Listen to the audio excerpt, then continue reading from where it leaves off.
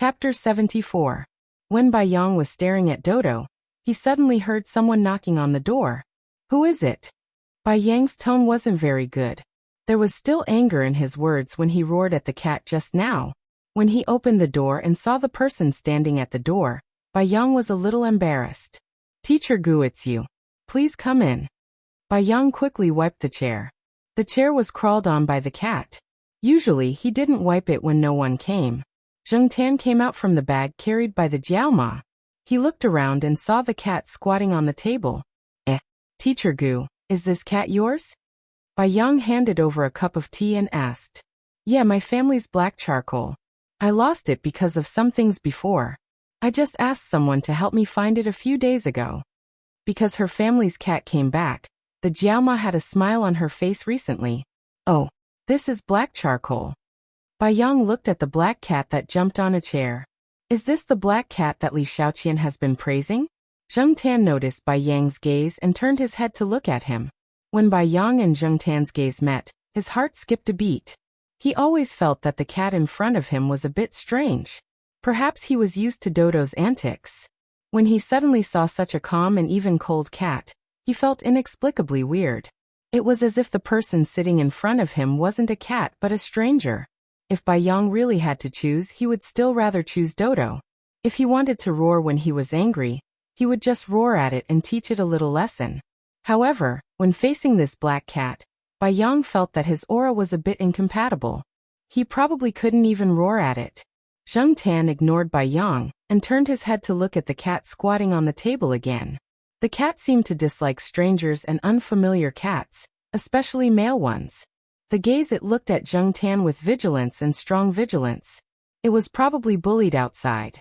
Therefore, Zheng Tan just sat on the chair and didn't go up to greet him. After wandering outside for a while, Zheng Tan was more sensitive to the psychological emotions of many people and cats.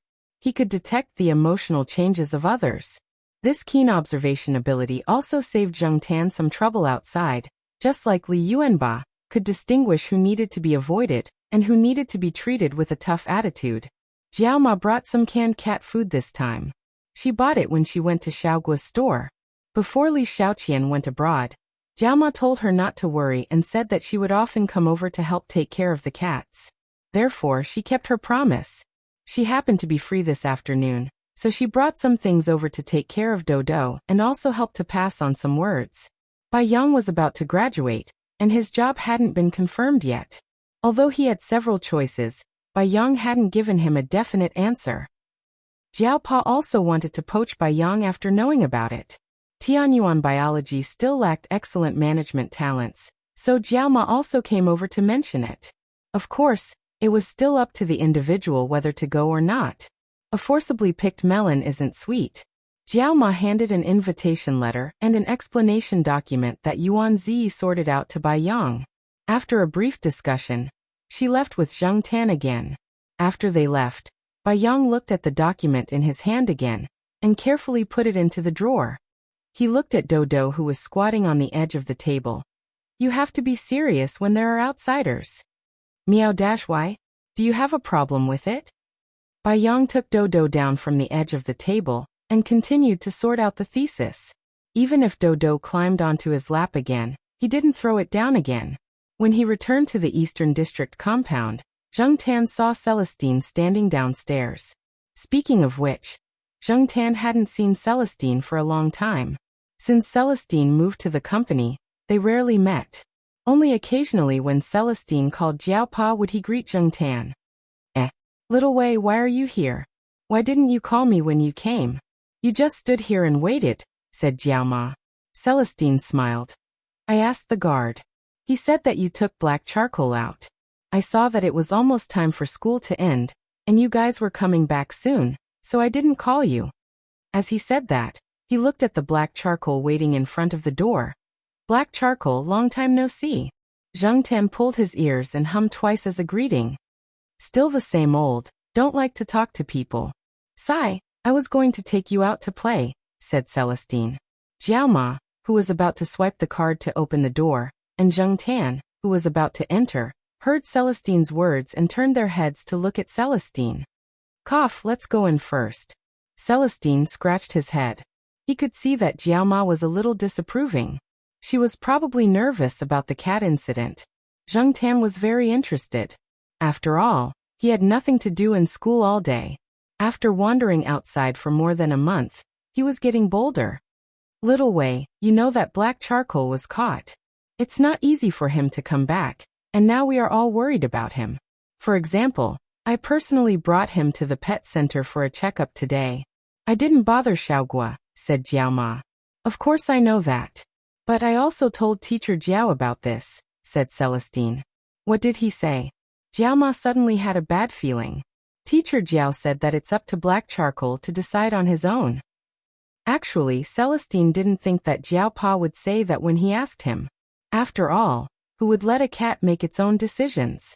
Even if this cat was different from other cats, it was still just a cat. Jiao Ma thought for a while and said, "Where do you want to bring him to play?" "Don't worry about that. It's in the city. It's the territory of one of my buddies. We're going there so that they can recognize him. If black charcoal runs away or something happens in the future, they can help. I've asked them to look for cats before. The cat traffickers' secret transportation line was provided by them.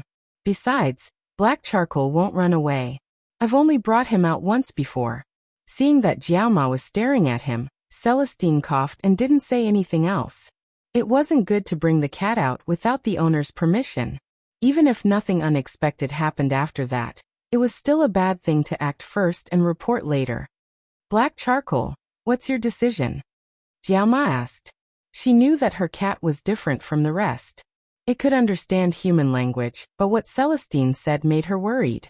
Her cat had finally come back, and it hadn't even been quiet for a few days. If it had to go out with these people again, what if it became wild? Zheng Tan, who was squatting on the coffee table, looked at the Jiao Ma on his left, and then looked at Celestine on his right. He lowered his head and moved to the right, again and again. Zheng Tan didn't need to look to know that the Jiao Ma must be feeling bad. However, he really didn't want to be locked up forever. After all, he was still a human and a young soul. Sometimes he would be as lazy as a cat. He could stay in the courtyard and bask in the sun for a while, but he didn't want to be locked up here forever. He had to admit that the trip outside had stimulated his restlessness. When he was still a human, Zheng Tan liked to drive around when he was bored. Even now he was a cat, and it was the same. Jiao Ma was silent for a while, and then waved her hand. "Okay. It chose to do what it wants. Will it come home tonight?" "Don't worry about that. I'll be following it. Even if it can't come home tonight, I'll bring it back the next day. I won't leave it outside all the time. Also, I won't take it out every day," Celestine promised. Jiao Ma nodded. "Stay here for dinner. It's dinner time anyway." Celestine didn't stay this time.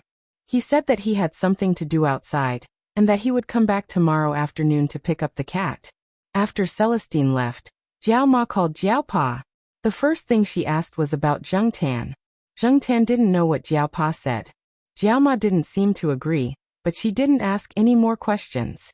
At that moment, Associate Professor Jiao was sitting in his office. After hanging up the phone, he rubbed his eyebrows. He knew that Celestine must have something he needed his cat's help with. He was going to reject it, but he remembered the phone call he had with Fang Xiaokong 2 days ago. When Fang Xiaokong found out that he had a company with Yuan Ziyi and a few others, he also helped a little and promoted a business deal. With third young master Fang as the middleman, the other party gave Tianyuan Biotech a lot of face, and the two parties quickly reached a cooperation agreement. Yuan Ziyi was excited for a long time.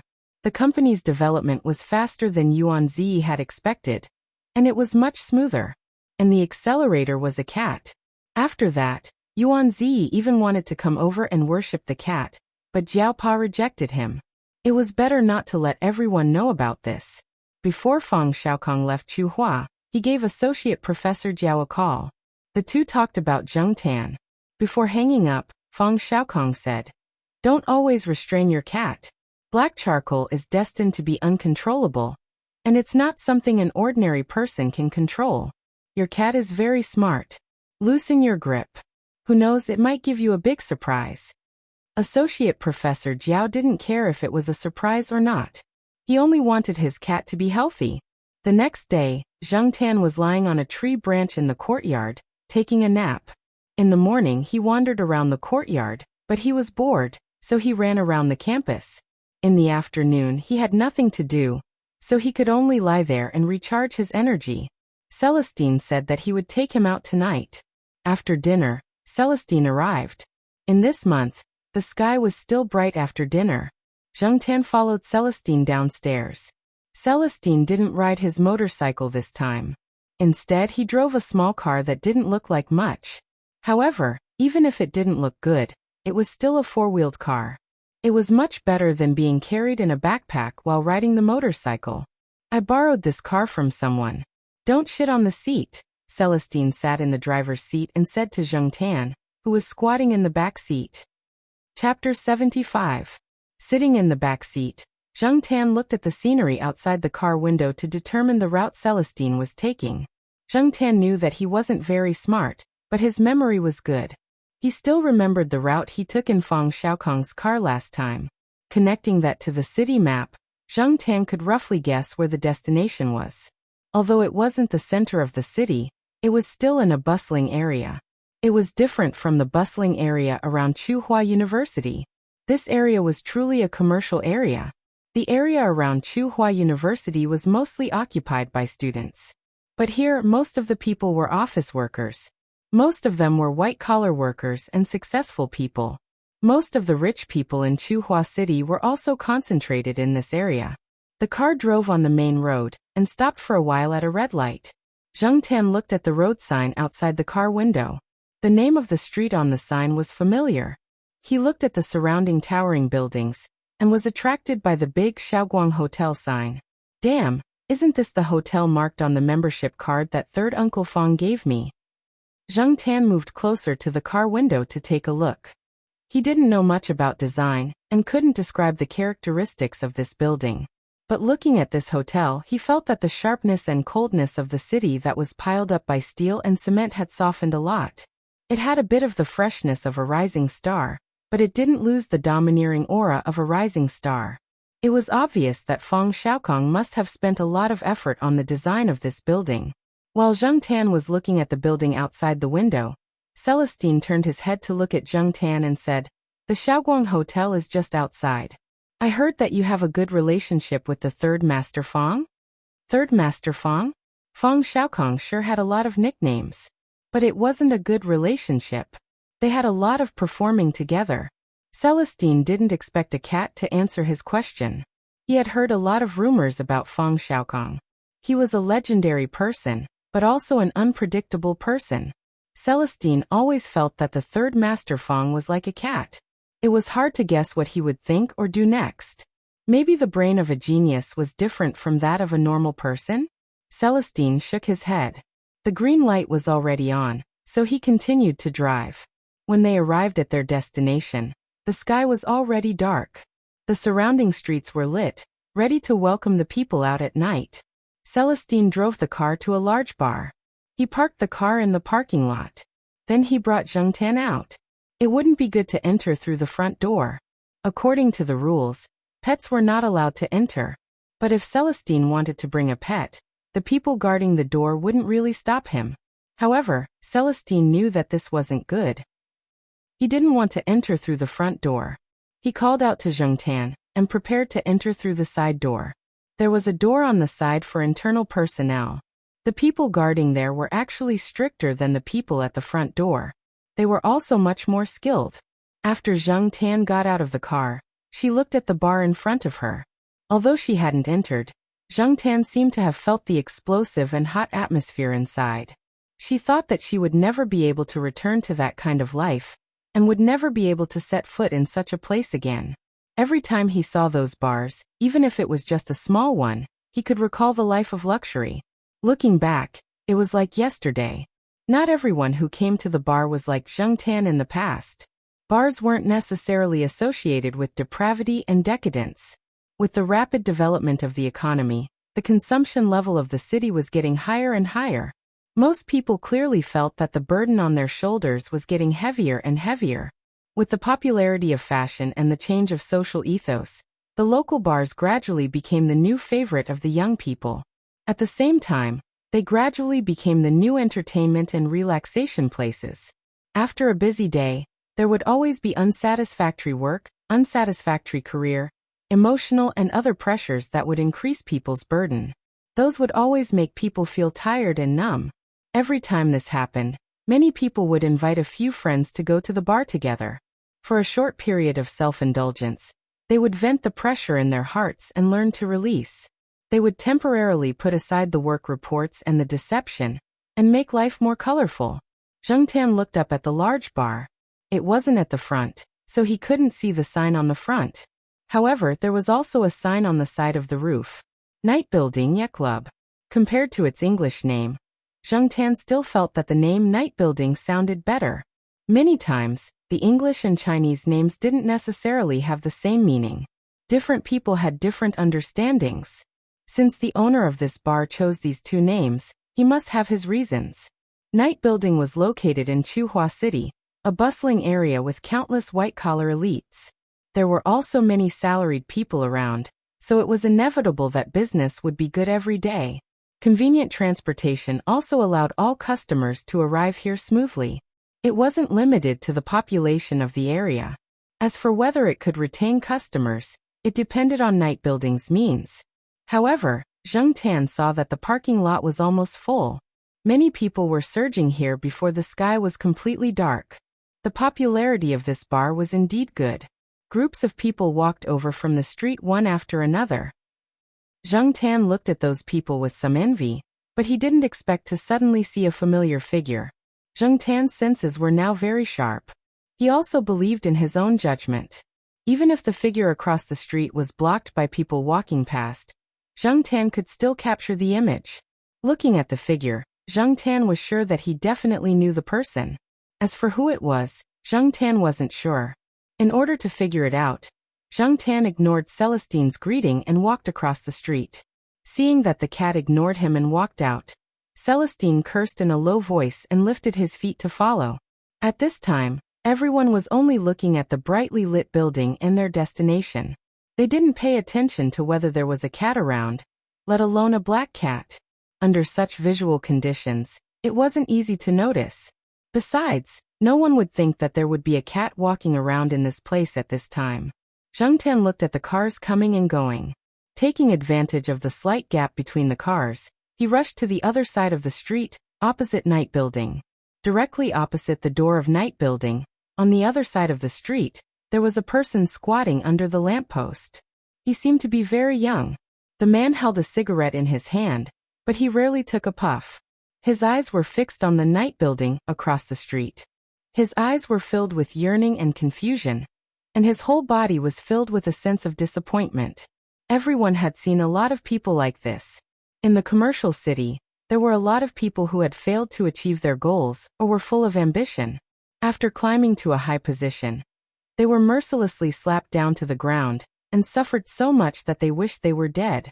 There were a lot of people like this in the city every day. The people around them were already used to it.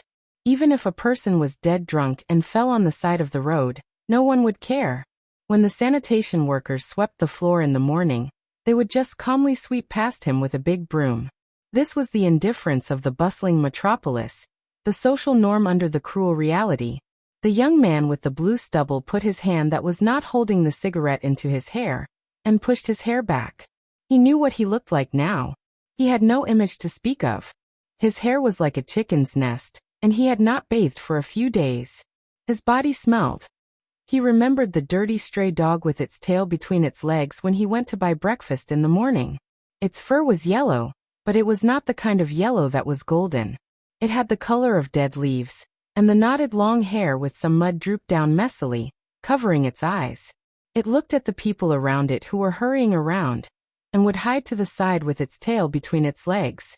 When it ran, it was obvious that it was limping. When it stopped, it would look at the people walking around, as if it was looking for something or looking forward to something. He remembered that when he pushed away the hair that almost covered the dog's eyes from its forehead, he saw a pair of eyes. With expectation and pleading, it was so piercing that he did not even have the courage to look at it for a second more. In the end, he only left a small bun with little meat and ran away in embarrassment. He was afraid that he would become like this stray dog. It was just that the stray dog still had a bun from him. But what about himself? Perhaps the way he looked now was the original taste of being a stray. Did he make the wrong choice? He did not know the immensity of heaven and earth, and he had hit his head until it was bleeding. Should he turn back? But he was really not reconciled. The young man was thinking with his head down when he suddenly felt the cigarette in his hand being pushed. He looked up and saw a pair of black cat claws. He looked up again and saw a pair of cat eyes with curiosity. Blinking, the young man was stunned for a few seconds. Apparently, he had not recovered from his contemplation. After he finally reacted, he was puzzled again. They had passed through several big cities and seen many black cats. Those cats were only similar in appearance but not in spirit. However, the cat in front of him was real. It was very similar to a certain idiot who knocked on the bottle. Was his eyes playing tricks on him? Was he hallucinating because he did not eat dinner, and his brain was not supplying enough energy? Black charcoal. Why are you running around? If something really happens to you, how am I going to explain it to your cat parents? Wei Ling walked over angrily. He was so scared when he saw the cat crossing the road that he broke out in a cold sweat. Damn. Black charcoal, it's really you. The young man's eyes flashed with surprise, and the gloominess from his contemplation faded a little. Oh, you know him? Celestine looked at the sloppy young man squatting on the ground and looked at Zheng Tan. Zheng Tan ignored Celestine. He was just curious about how Ajin made himself look like this. Where were the other 4 people? Where did they go?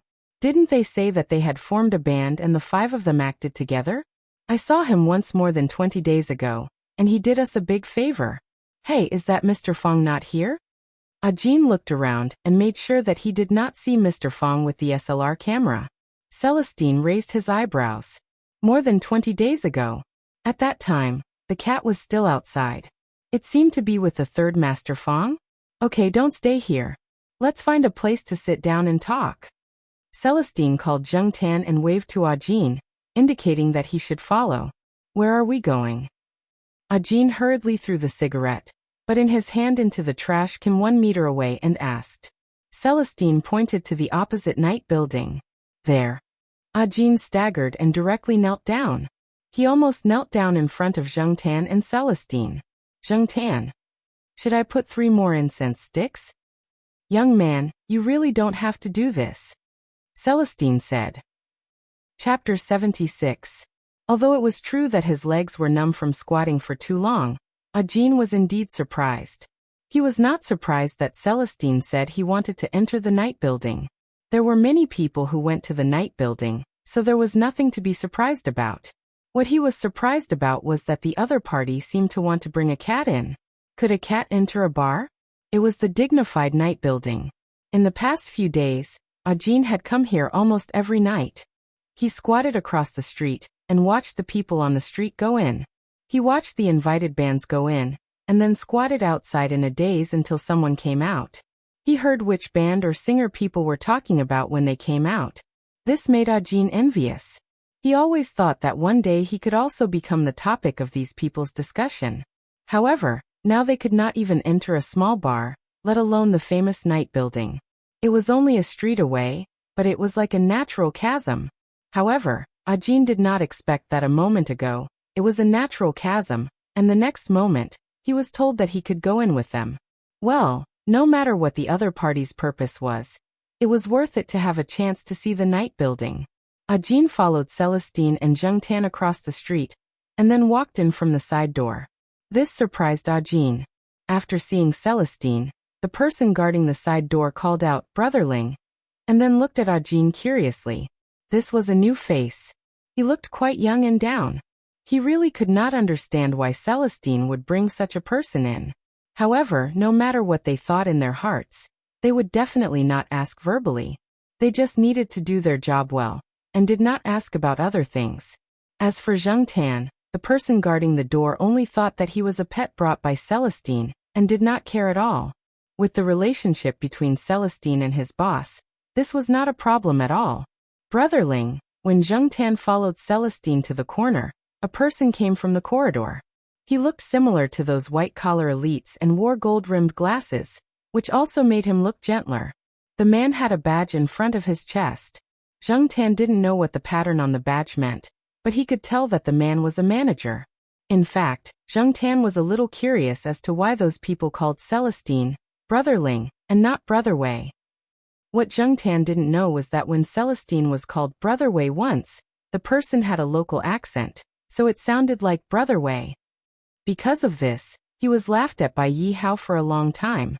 Since then, Celestine had an idea to not let people call him Brother Wei in the future but Brother Ling.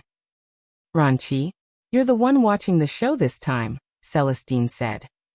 "Well, Brother Hao had something to do at the last minute, so he left with Leopard. He said that if Brother Ling came over, he would let me entertain you." The man named Ranqi glanced at Ajin, who was standing behind Celestine. His eyes were suspicious, but he didn't say much. He led the two people and the cat upstairs. The third floor was a top-secret VIP area. Only people with special permission could enter. There were many private rooms here. Obviously, it wasn't the first time Celestine came here. There was a private room here for Celestine and others, so Ranqi didn't ask too much and directly led them there. Ajin seemed a little restrained. After wandering for so long, he still had a little bit of knowledge. No matter what the identity of the two people in front of him was, they were certainly not people that he could provoke. The strangest thing was that in addition to these two people, there was also a mysterious cat. No matter how he looked at it, it was strange. "Sit down, don't be restrained." Celestine patted the leather sofa next to him and said to Ajin. He didn't care that Ajin's clothes were already a little dirty. Ranqi wouldn't say anything. He was just accompanying the guests now. However, Ranqi also felt strange. Why would Celestine bring such a person here? With Ranqi's eyesight, this young man was definitely not from the underworld, and he wouldn't have the same background as Celestine. Although Celestine had just explained that he brought him here at the last minute. With Ranqi's understanding of Celestine, Celestine must be trying to get information from him now. He just didn't know what this young man knew that could make Celestine so interested. Celestine and Ajin were talking, and Zheng Tan didn't care about them. He walked around the private room, and his evaluation of this private room was not bad. After walking around, Zheng Tan jumped on the solid wood tea table in front of the sofa. There were some snacks on the plate. Zheng Tan had already eaten. He sniffed and didn't have any appetite. Bored, he continued to look at the layout of the private room, and found that it could also be used as a KTV. Zheng Tan was very regretful. If he was still the same as before, he would definitely sing. Unfortunately, he was just a cat now.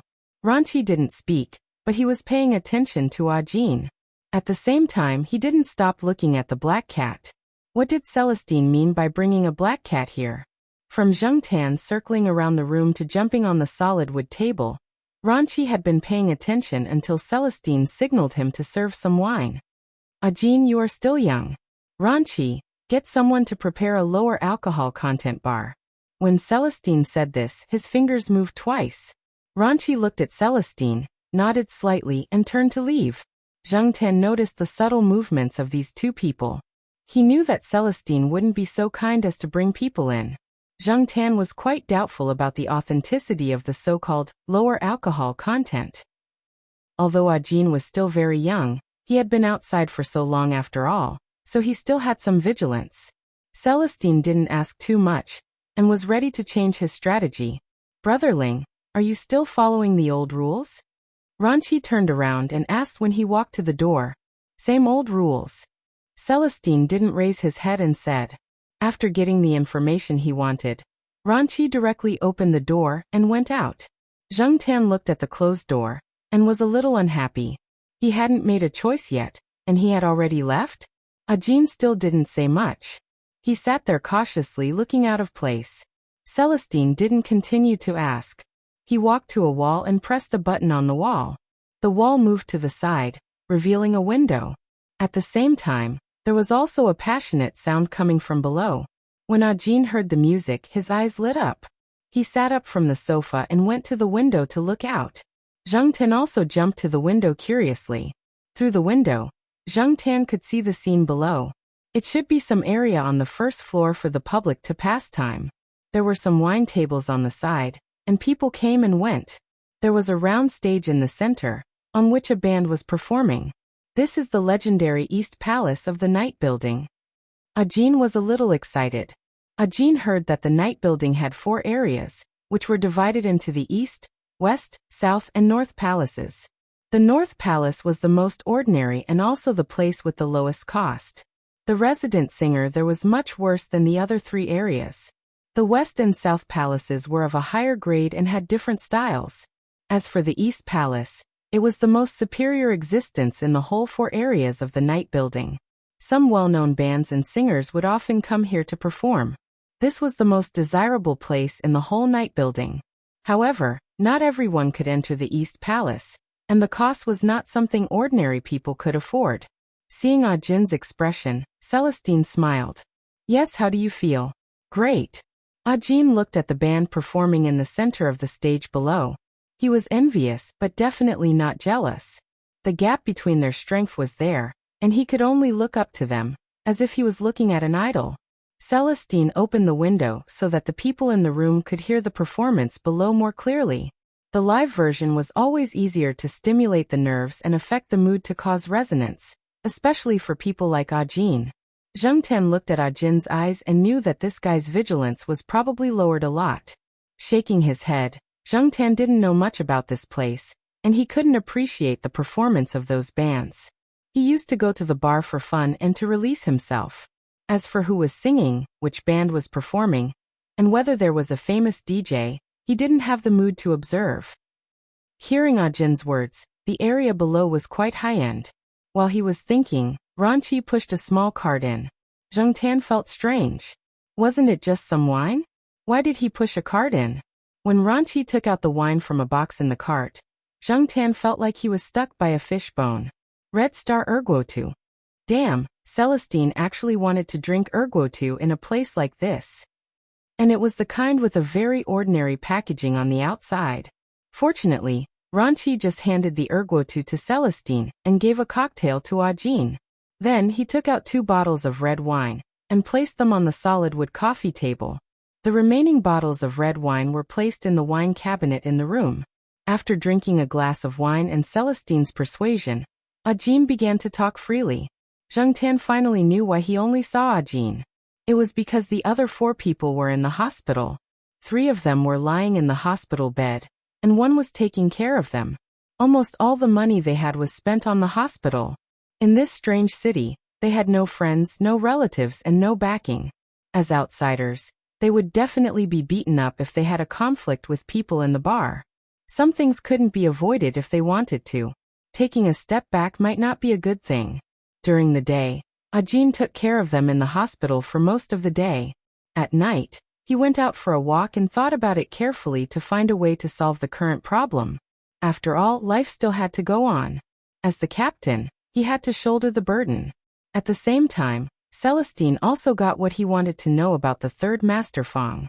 Celestine felt that he seemed to have found out something incredible. The dignified chairman of the Shaoguang group actually went to sing. And he was selling it with a cat. If this got out, the Fang family would probably have the idea of silencing him. As Wei Ling listened, he opened a bottle of red wine and filled Ajin's glass. He picked up a small bottle of Red Star Erguotu and drank it. While Celestine was trying to get information, Ranqi had nothing to do. He opened a bottle of wine and poured himself a glass. He sat next to him and drank with his head lowered. At the same time, he was thinking about how to solve the problem that his boss had mentioned recently. As he was drinking, he found that a wine glass was pushed in front of him. Looking up, Ranqi saw the black cat squatting on the solid wood coffee table. Zheng Tian couldn't stand it anymore. If he didn't take the initiative, he would probably be completely ignored. So he pushed an empty wine glass to Ranqi. The man and the cat stared at each other for half a minute before Ranqi looked away and looked at Celestine. Celestine just glanced over and didn't pay any more attention. It seemed that he was not going to care. Ranqi looked at the cat in front of him again. The cat's paw knocked on the wine glass, as if urging him. Ranqi was happy. He pulled out the cork and added some wine to the glass pushed over. Chapter 77. When Zheng Tan put its head into the red wine glass, it found that the rim of the glass was still a little small. It could only pull its ears back, or else it would feel uncomfortable with its ears stuck in the rim of the glass. It had to pull its ears when drinking wine. It was better when it was a human. Zheng Tan put its head into the glass and drank while thinking, the tip of its tail wagging. Ranchi was curious. A cat could drink? It was the first time he had seen it. Ranchi had heard from a friend that his cat could drink wine, but his cat would rather die than submit. It just wouldn't open its mouth. Later, he put some wine on the cat, and the cat would lick its fur. After a lick, it would stick out its tongue and shake its head for a long time. After a while, it would lick its fur again. In the end, the cat directly fell asleep. When the friend brought the cat to the vet, he was severely criticized by the vet, because many cats were allergic to alcohol. If they drank too much, it could lead to poisoning or even death. This kind of joke could not be made. But Ranchi looked at Celestine again. Celestine was inquiring about the details of the third Master Fang's performance. It was listening enthusiastically and laughing. It was not afraid of being hunted down by the fangs. Occasionally, it glanced over and saw that the cat was drinking. Celestine also wanted to stop it. Celestine was not worried, but Ranchi was. If something really happened, he would definitely be responsible. He did not think that the cat in front of him was just an ordinary cat. Otherwise, Celestine would not have brought it here. Even if Celestine did not restrain the cat, he was still watching it all the time, afraid that something would happen to the cat. It was a headache. Would the cat have diarrhea after drinking? Would it vomit after drinking? Should he ask someone to get a vet to prepare it first? Ranchi's thoughts had just turned when he heard the sound of the cat's paw knocking on the glass again. He looked up and saw the black cat on the solid wood coffee table staring at him again. The wine in the glass had been finished. However, Ranchi did not pour the wine so quickly this time. He was still hesitating. Zheng Tan had just tasted a little of the wine and missed the days of the past. He praised the wine in his heart, but now the person in front of him was not going to pour the wine? How could this be? He raised his paw and knocked on the wine glass again. This time he knocked harder and more hurriedly. It was obvious that he was urging them to drink. Ranchi looked at the cat in front of him. He did not expect this cat to be so different.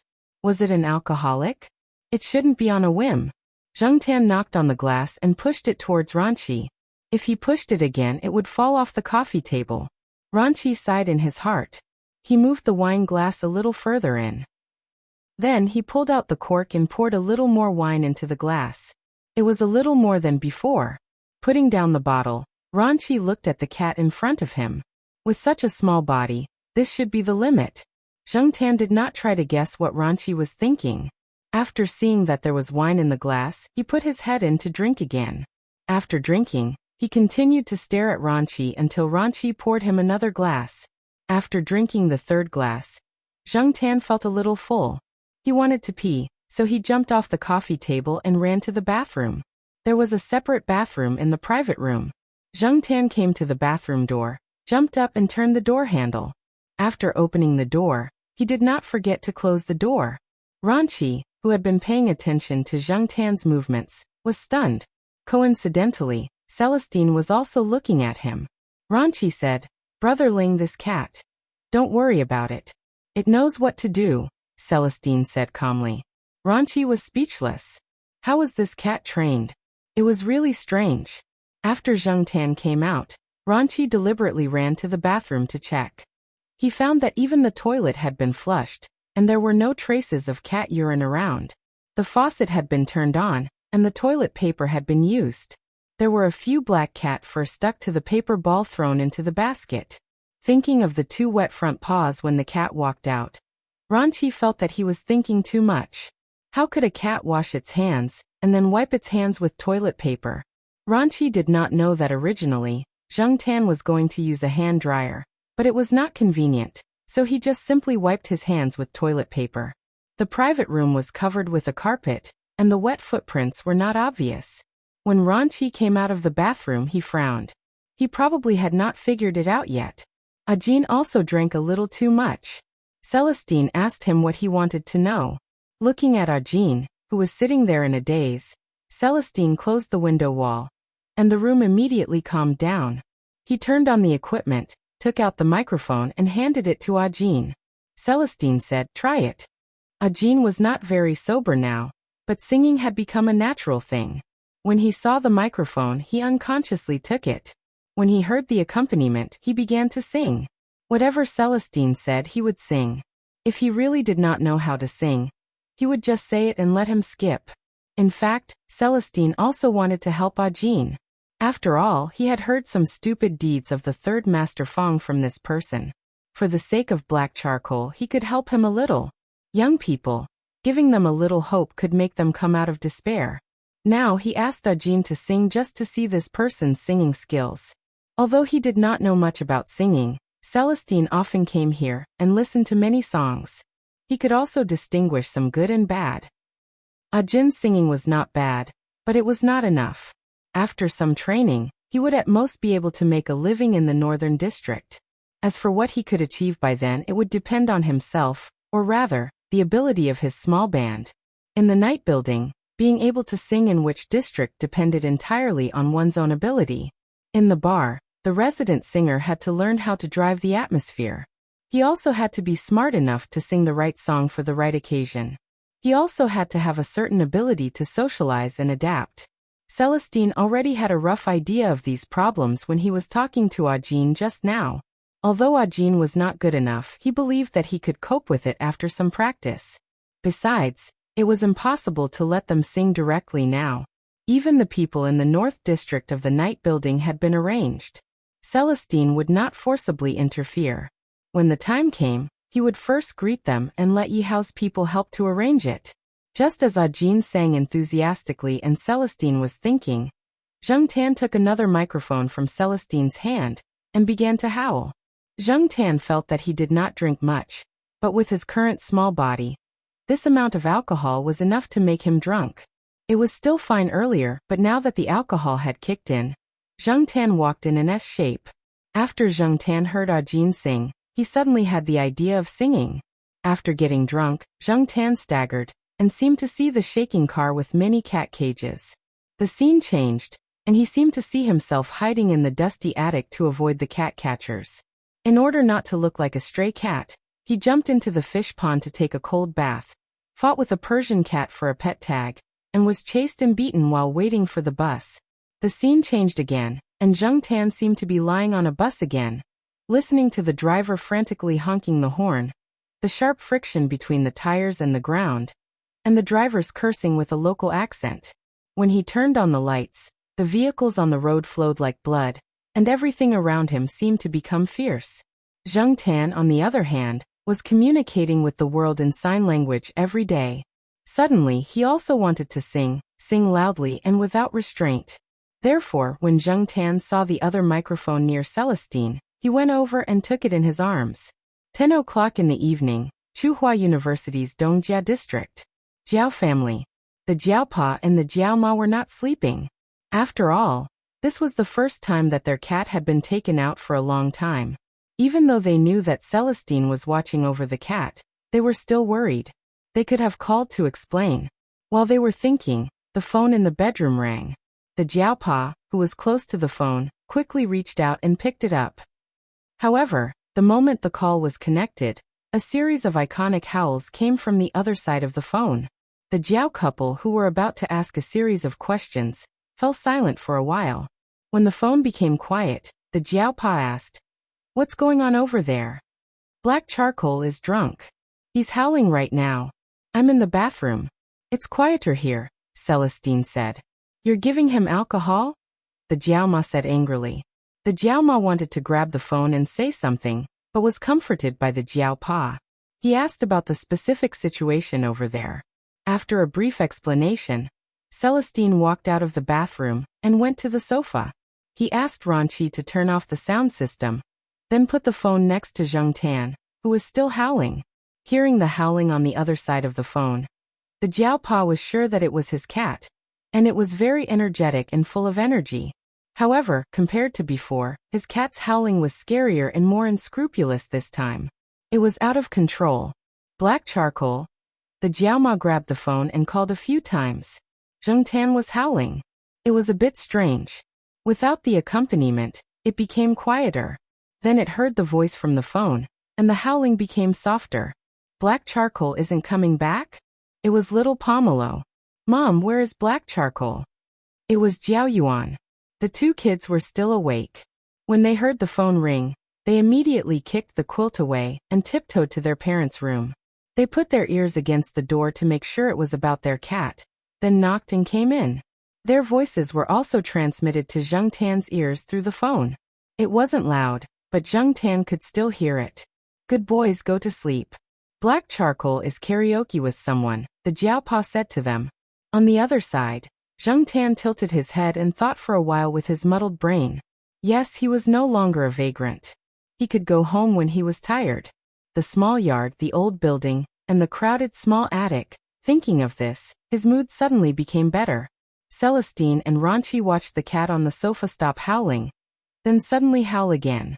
It became more excited. The hysterical voice that crossed 2 octaves but was not in tune at all made Celestine and Ranchi want to bang their heads against the wall. They were now very envious of Ajin, who was already drunk and asleep. That way, they wouldn't have to endure this kind of torture. Without the equipment on, without the accompaniment, and without the microphone working, this cat could still howl so loudly. For this reason, Celestine and Ranchi made a decision at the same time.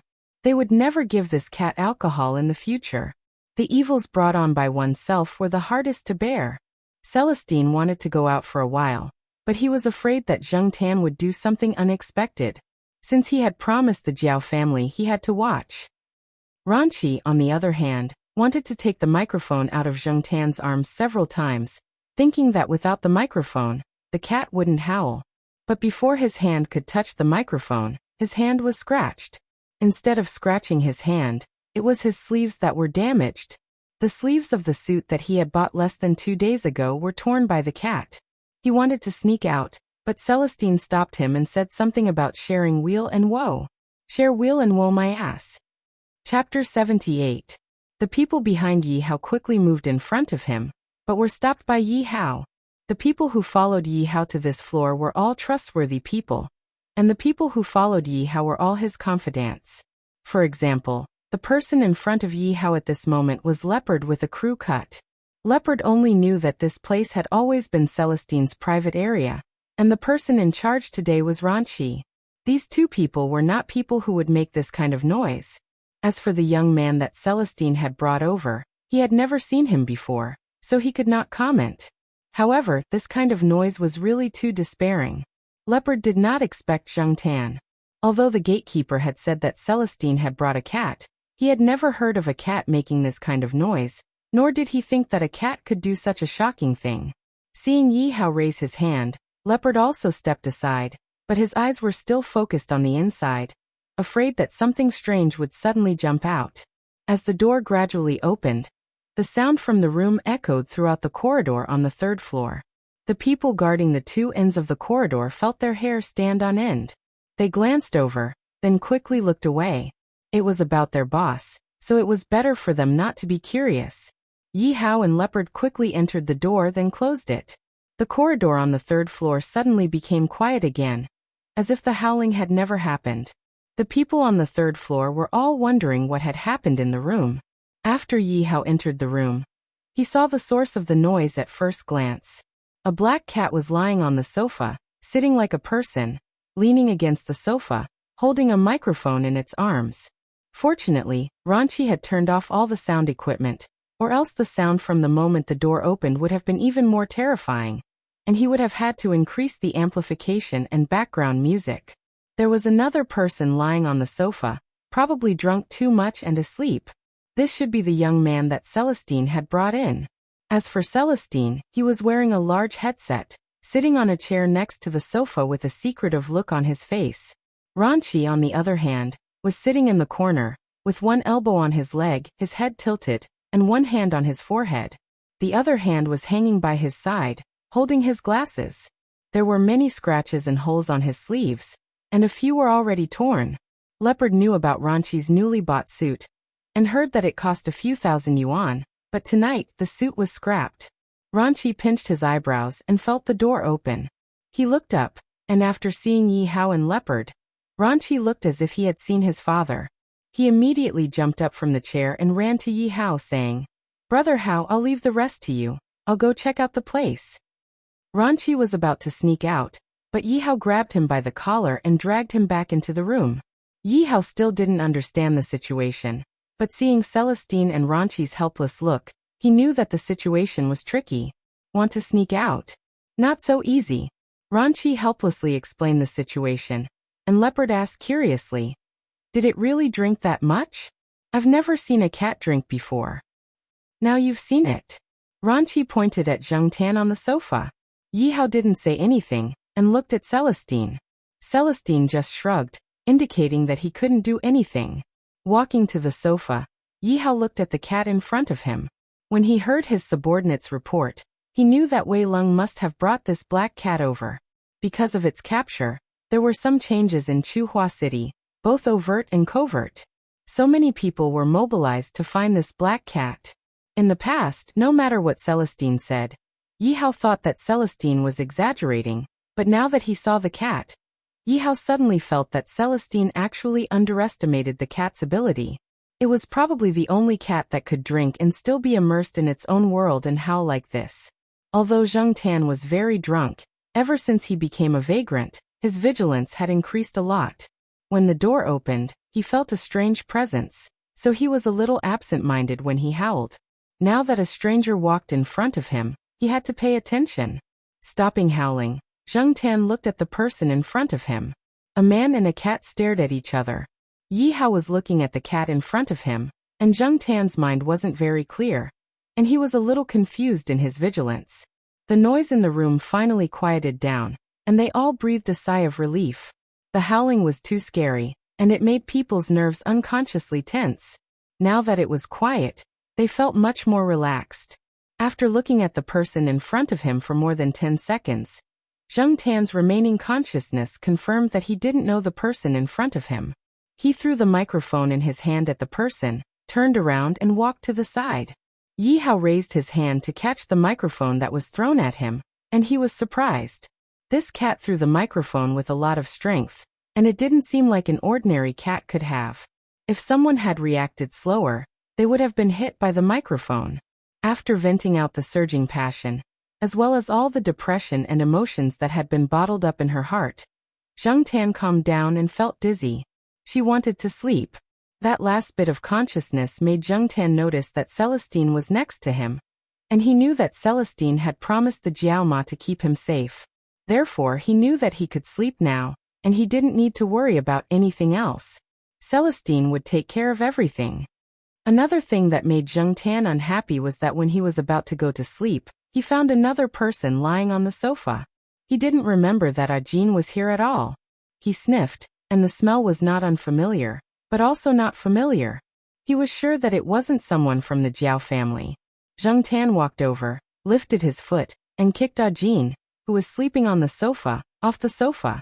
He walked around the sofa, and when he felt that the sofa was spacious enough, he lay down in the middle of the sofa and adjusted his position to make himself more comfortable. The room was silent. Ajin, who had been kicked off the sofa, was still asleep. Maybe it was because the floor was covered with carpet, so it didn't hurt. Even if it hurt, Ajin was so drunk that it was unlikely that he would wake up. The 4 people in the room, including Celestine, were shocked by Zheng Tan's actions. Celestine knew that this cat was stronger than ordinary cats, but he didn't expect it to be so strong that it could directly kick Ajin off the sofa. Even his master's cat wouldn't be able to do that, right? As for Yi Hao, Ranchi, and Leopard, all kinds of guesses and ideas began to emerge in their minds. God, cat demon, monster, mutant, or a secret weapon of a special department. This cat. Yi Hao pointed at the black cat lying in the middle of the sofa and looked at Celestine. Celestine waved his hand. It's just a little special. Just keep it to yourself. Don't tell anyone. What the F***ck, was this just a little special? Ranchi looked at Ajin, who had been kicked to the floor, and then looked at his sleeves, regretting. If he had known that this cat was special, he wouldn't have blindly grabbed the microphone and ruined his suit. Yi Hao dragged a chair over, lit a cigarette, and took 2 puffs. After a moment of silence, he said, "You mean we can ask this cat for help with that matter?" "That's an idea." Celestine nodded. From the moment he brought the cat to the night building and entered the private room, Celestine had seen the movements of the black cat and Ranchi. He brought the cat over because he really did hope that the cat could be of help, and also because he hoped that the cat could be more familiar with Ranchi and the others. These people were all people that Celestine trusted. Yi Hao was a buddy that he grew up with, and Leopard and Ranchi were Yi Hao's confidants. They had been with Yi Hao for a long time. If the two parties could be familiar with each other, even if the cat was in trouble in the future, Celestine, He Tao, and the others wouldn't be in Chuhua City for the time being. Or if they couldn't free themselves to help, they could ask these people to help. After all, in the city, the ones that caused trouble for cats were mostly people. If he could make Yi Hao owe him a favor, this cat could also have more protection. However, whether this cat will agree to cooperate or not, we'll have to wait until it wakes up. I've already called its family. We'll let it sleep here tonight and ask for its opinion tomorrow, Celestine said. If Celestine had said this before tonight, Ranchi and Leopard wouldn't have believed that the cat could help solve that matter. But now they kept silent. At the same time, they were also curious about the cooperation that Celestine mentioned. Also, Celestine raised his head, his face more serious. About this cat, I hope that everyone can keep it a secret. Of course, I understand. Yi Hao tilted his head. Leopard and Ranchi behind him immediately said, "We know, Brother Ling. We definitely won't tell anyone." Okay. After Celestine agreed, he turned his attention to Ajin, who was lying on the floor and didn't know anything. He shook his head and said to Yi Hao, "This child and the cat are quite fated. They have a band, and they are all underage children. When the time comes, let them come here first to familiarize themselves with it and learn." Without being too specific, Yi Hao knew the general meaning of Celestine's words. "Okay, Ranchi, you arrange it when the time comes." "Okay, Brother Hao," Ranchi replied. After finishing the matter, Celestine changed the topic and talked about the third Master Fang's performance. "So, it may not be bad for you to have a relationship with this cat. Think about the recent actions of the Xiaoguang group. You should know that," Celestine said. The recent actions of the Xiaoguang group were indeed very big. After the return of the third Master Fang, as many people expected, every time he returned, there would be big actions. Ranchi took Ajin out of the room, and Leopard guarded outside the door. In the room, except for Celestine and Yi Hao, there was only the black cat lying on the sofa, sleeping soundly. The next day, when Zheng Tan woke up, he shook his head. His mind was still a little numb, and the memory of last night was slowly coming back to him. Zheng Tan secretly scolded himself. Last night, he was like a psychopath, an idiot. It really ruined his image. Fortunately, the Jiao family didn't see it, or they would definitely think that his cat was crazy. After drinking, the protein in the body was seriously lost. Yi Hao asked people to prepare a very rich breakfast. Celestine and Ajin sat at the table. Ajin was going to go to the hospital first, but Ranchi said that he had already sent someone to help transfer him to another hospital and take care of the rest of the things. He told Ajin to eat breakfast first and not to worry too much. Zheng Tan stood at the table and asked Celestine to put whatever he wanted to eat on the plate in front of him. Celestine felt that the cat was almost becoming a master now. He even had to be served for breakfast. Chapter 79. Yi Hao did not immediately come over to talk to Zheng Tan, and he did not appear in the night building the next day. He left first when he heard that he had something to do. Ajin and his friends were now transferred to a nearby hospital, which was much better than the small hospital they had been in before. It also allowed them to receive better treatment. It was not because they were seriously injured, but to ensure that there would be no other sequelae when they performed in the future. It would be more secure if they went to a better hospital. Celestine was driving. Only Zheng Tan was in the back seat of the car, and Ajin was sitting in the passenger seat. Originally, Ajin was going to sit in the back seat, but he found that he did not know how to treat the black cat. He knew that he could get help because of the black cat. Celestine had already said that he would help them for the sake of the black cat. However, Ajin did not understand. Wasn't it just a cat? Even if it was special, it was just a cat, wasn't it? In addition to Celestine's attitude, the people in the night building were also the same. Ajin recalled what had happened in the morning. When they came out of the night building, they met Ranchi, who was talking to someone on the first floor. When Ranchi saw him and Celestine, he greeted them with a smile. It was normal, but when he saw the black cat, his expression was not so natural. Ajin had been out for so long that he had worked hard to read people's expressions. Therefore, even if Ranchi's expression only flashed for a moment, he still noticed it. As for Celestine, Ajin was a little afraid. Yesterday he was drunk, but he still remembered some things. Celestine got too much information from him. He even got the hospital addresses and ward numbers of the other 4 people. Although Celestine did not mean any harm, Ajin felt that he was still not vigilant enough. Yesterday, he was too impulsive in the night building. Especially when he saw the performance in the East Palace, he immediately let down his guard. It seemed that he still needed to train. As for Mr. Fong, Celestine told him not to talk about Mr. Fong to others in the future, or he might get into trouble. Sure enough, they were not ordinary people. Even the cat was not an ordinary cat. After parking the car, Celestine took out his backpack, unzipped it, and shook it before looking at Zheng Tan. Zheng Tan felt helpless, but he could only jump into the bag. Ranchi had already told them their ward number. Celestine and Ajin went straight to the ward. It was not a single ward. There were 4 beds in each ward. However, there were only 4 of Ajin's friends in this ward. 3 of them were bedridden, and one of them could sleep on the remaining hospital bed when he was on duty. Seeing Ajin come in, the 4 of them had a lot of questions to ask, but because Celestine was present, they didn't ask too much. They were still puzzled. A stranger had come last night, but it was only this morning that they were going to transfer to another hospital. After a lot of trouble, they were transferred to this new hospital. They didn't have to worry about anything else. Someone had already taken care of it. There was no free lunch in the world. They who had experienced a wandering life knew better. Therefore, the other party's behavior made the 4 of them even more uncertain. They hoped that Ajin would come back soon so that they could figure out the reason. After listening to Ajin's simple explanation, the 4 of them looked at the black cat that had crawled out of Celestine's backpack in disbelief. Was this cat a big deal? No matter how big its background was, they could live here and have the opportunity to enter the night building to learn the singing skills. Even if it was only in the north of the night building, it was great news for them. Originally, they had made all kinds of plans for the worst. They were even ready to pack up and go home. They didn't expect that things would turn around. Everyone wanted to return home in glory, instead of escaping when they were in a desperate situation. Zheng Tan glanced at the people in the hospital.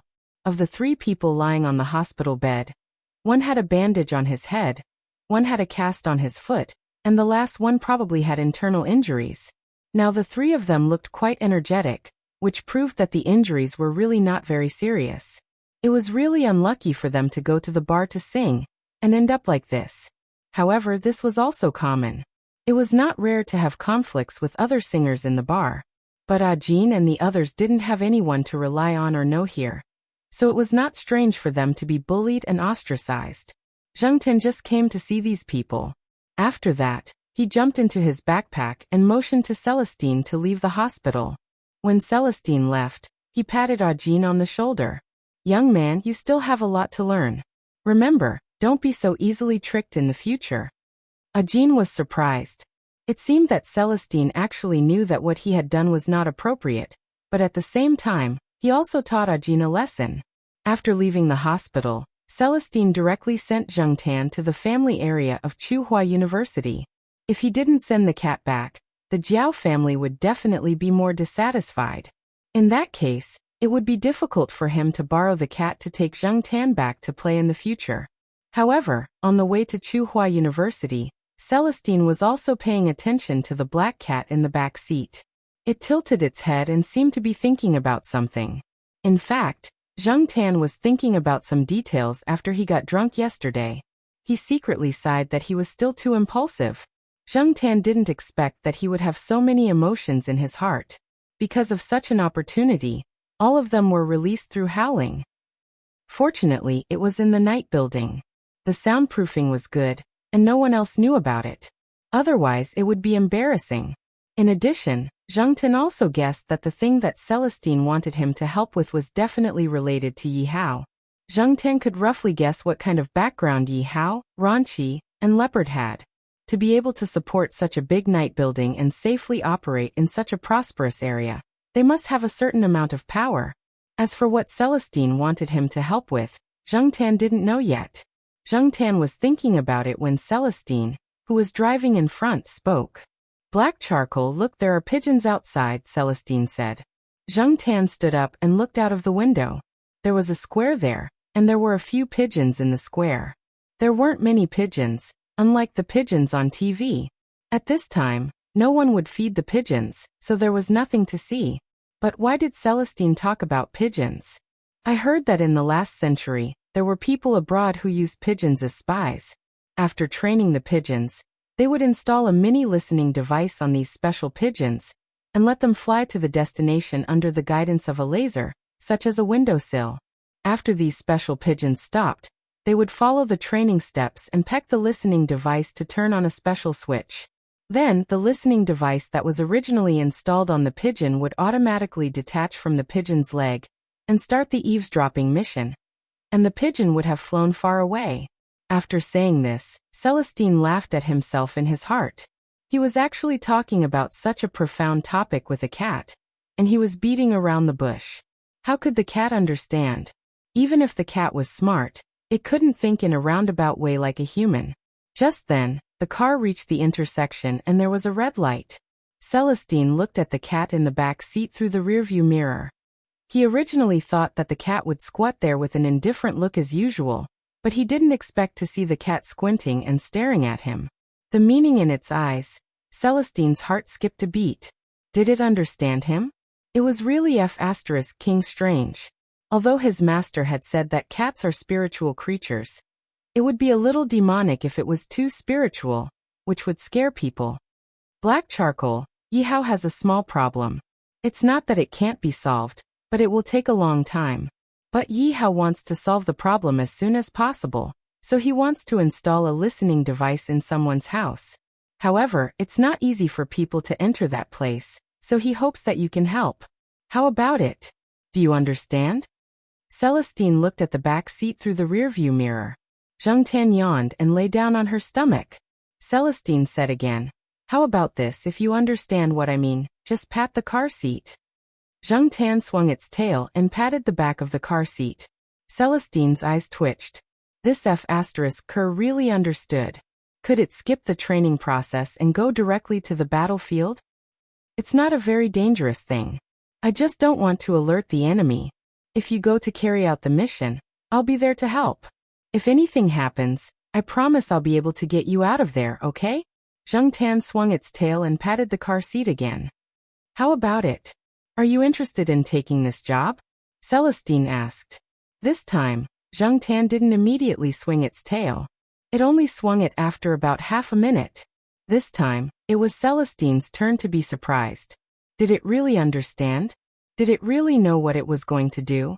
Could it be that this cat actually didn't understand anything and was just swinging its tail to tease people? According to Celestine's original plan, training, cooperation, etc., it would take at least a week to let the cat know what it was going to do and how to do it. But the current situation was a little out of Celestine's expectations. Anyway, think about it first. I'll pick you up the day after tomorrow, Celestine said. His tone didn't sound like he was talking to a cat, but more like he was talking to a person. Moreover, the conversation was so smooth that Celestine was worried. Did this cat really understand, or was it just pretending?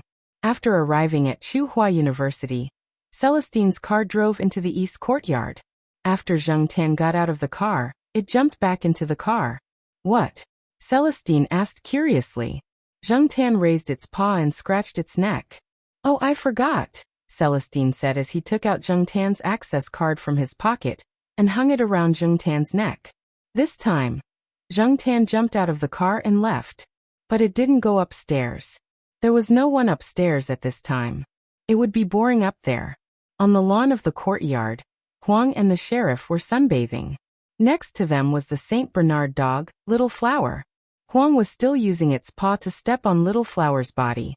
Zheng Tan didn't have time to pay attention to them. He was thinking about something now. This time next year, Jiao Pa would probably go abroad for at least a year. By then, the Jiao family wouldn't have a backbone. What if Jiao Yuan and little Pomelo got bullied?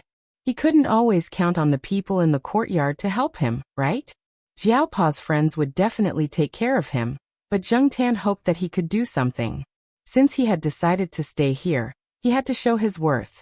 If someone really bullied him, and the proper channels didn't help much, it would be more convenient to ask Yi Hao and the others for help. Sometimes, violence could solve problems more directly. Therefore, Zheng Tan didn't want to give up on Yi Hao. Chapter 80. After Celestine left, he didn't come back the next day. Zheng Tan was a little disappointed. He had been mentally preparing himself for the whole night, imagining all kinds of high-end Secret Service scenes. But when Celestine showed up, he didn't believe it. Zheng Tan even suspected that Celestine's calls to Jiao Pa, Jiao Ma had been rejected. The Jiao family was the happiest about Celestine not coming back for 2 days. After Zheng Tan came back that day, Jiao Ma immediately took Zheng Tan to Xiaoguo's place for a physical examination. The result was that he was healthy. To be exact, he was in very good condition. Auntie Jiao and Xiaoguo's brother didn't quite understand this. If this cat had really drunk too much wine, it shouldn't be fine, right? At the very least, he should be dispirited or throwing a tantrum. What they didn't know was that Zheng Tan took advantage of this drunken madness to release the pent-up anger in his heart for a long time. Perhaps it was hard for them to imagine how a cat could have such a psychological barrier, but it was the truth. For humans, when their psychological barriers were not released over time, they would develop into mental illnesses, such as ADHD and anxiety caused by inattention, depression and anxiety caused by the pressure of studying, OCD and mania caused by setbacks, and so on. From a 10-year-old child to a 70-year-old man, every age group had different psychological barriers. Zheng Tan's psychology was still that of a human. Even if he had no choice but to accept the reality of becoming a cat in order to survive, it wasn't that easy to get over the psychological barrier. Although drunken madness ruined his image, it was indeed a good way to release his anger. Zheng Tan didn't know how long he would still be in his cat form, nor did he know when this psychological barrier would completely disappear, but at least now he had found a relatively good way to release his anger. It was a way to relax his mind without spending a dime. Well, when he felt depressed again, he would go to the night building and let out a drunken howl. Anyway, the Jiao family couldn't see it, nor could the people around him, so they wouldn't know that he had ruined his image.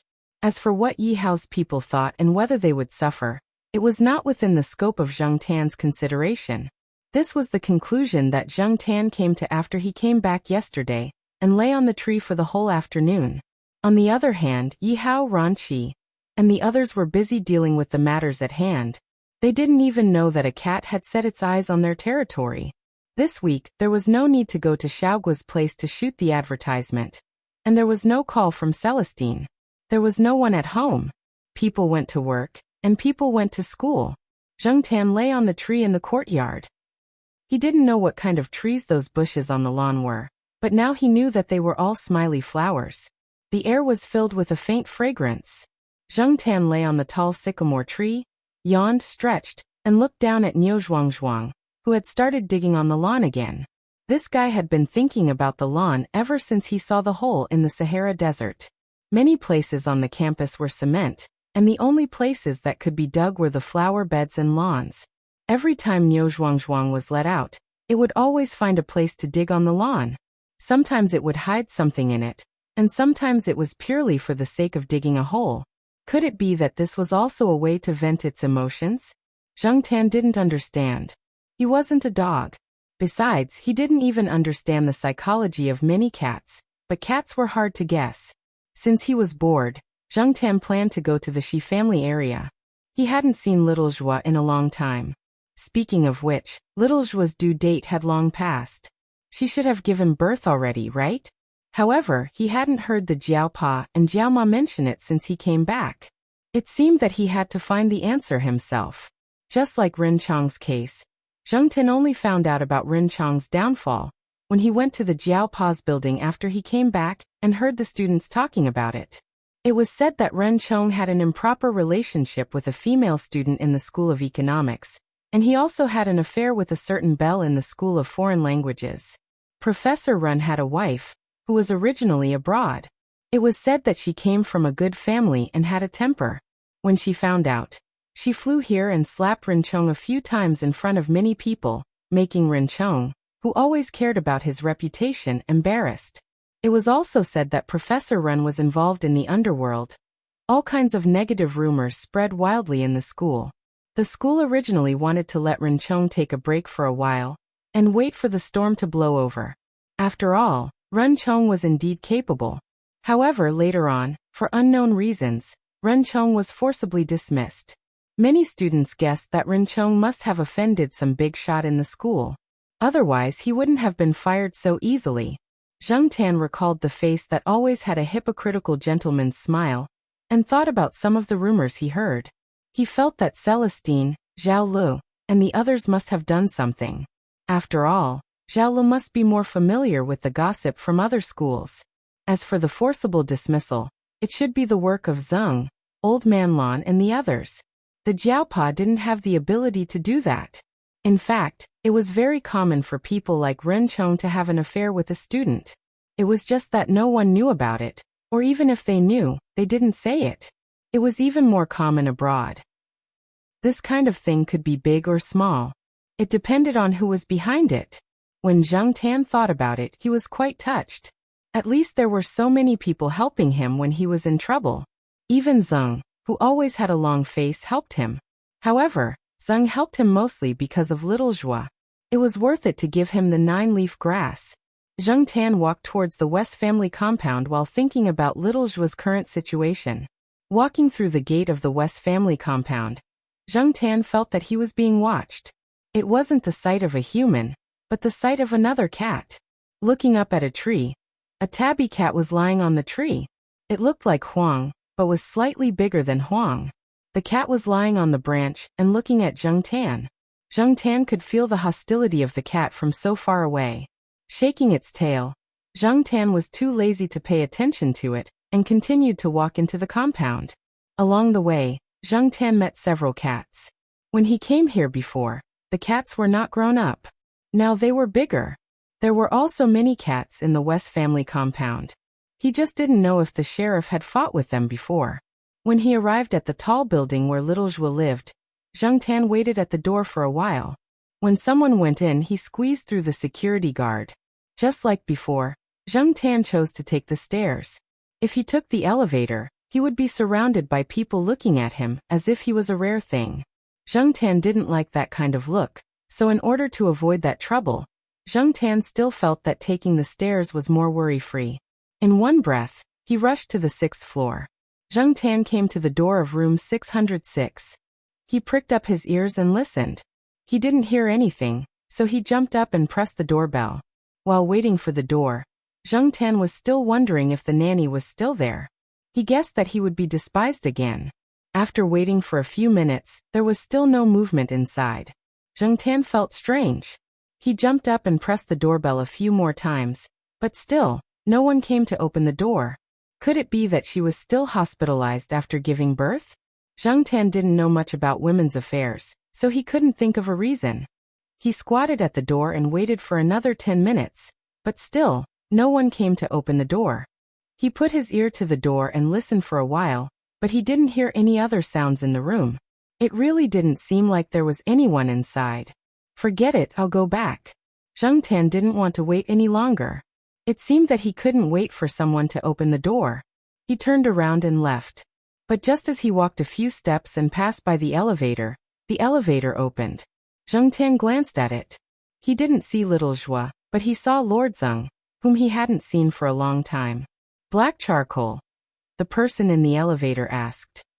Lord Zheng was holding a folder in his hand and looked a little tired.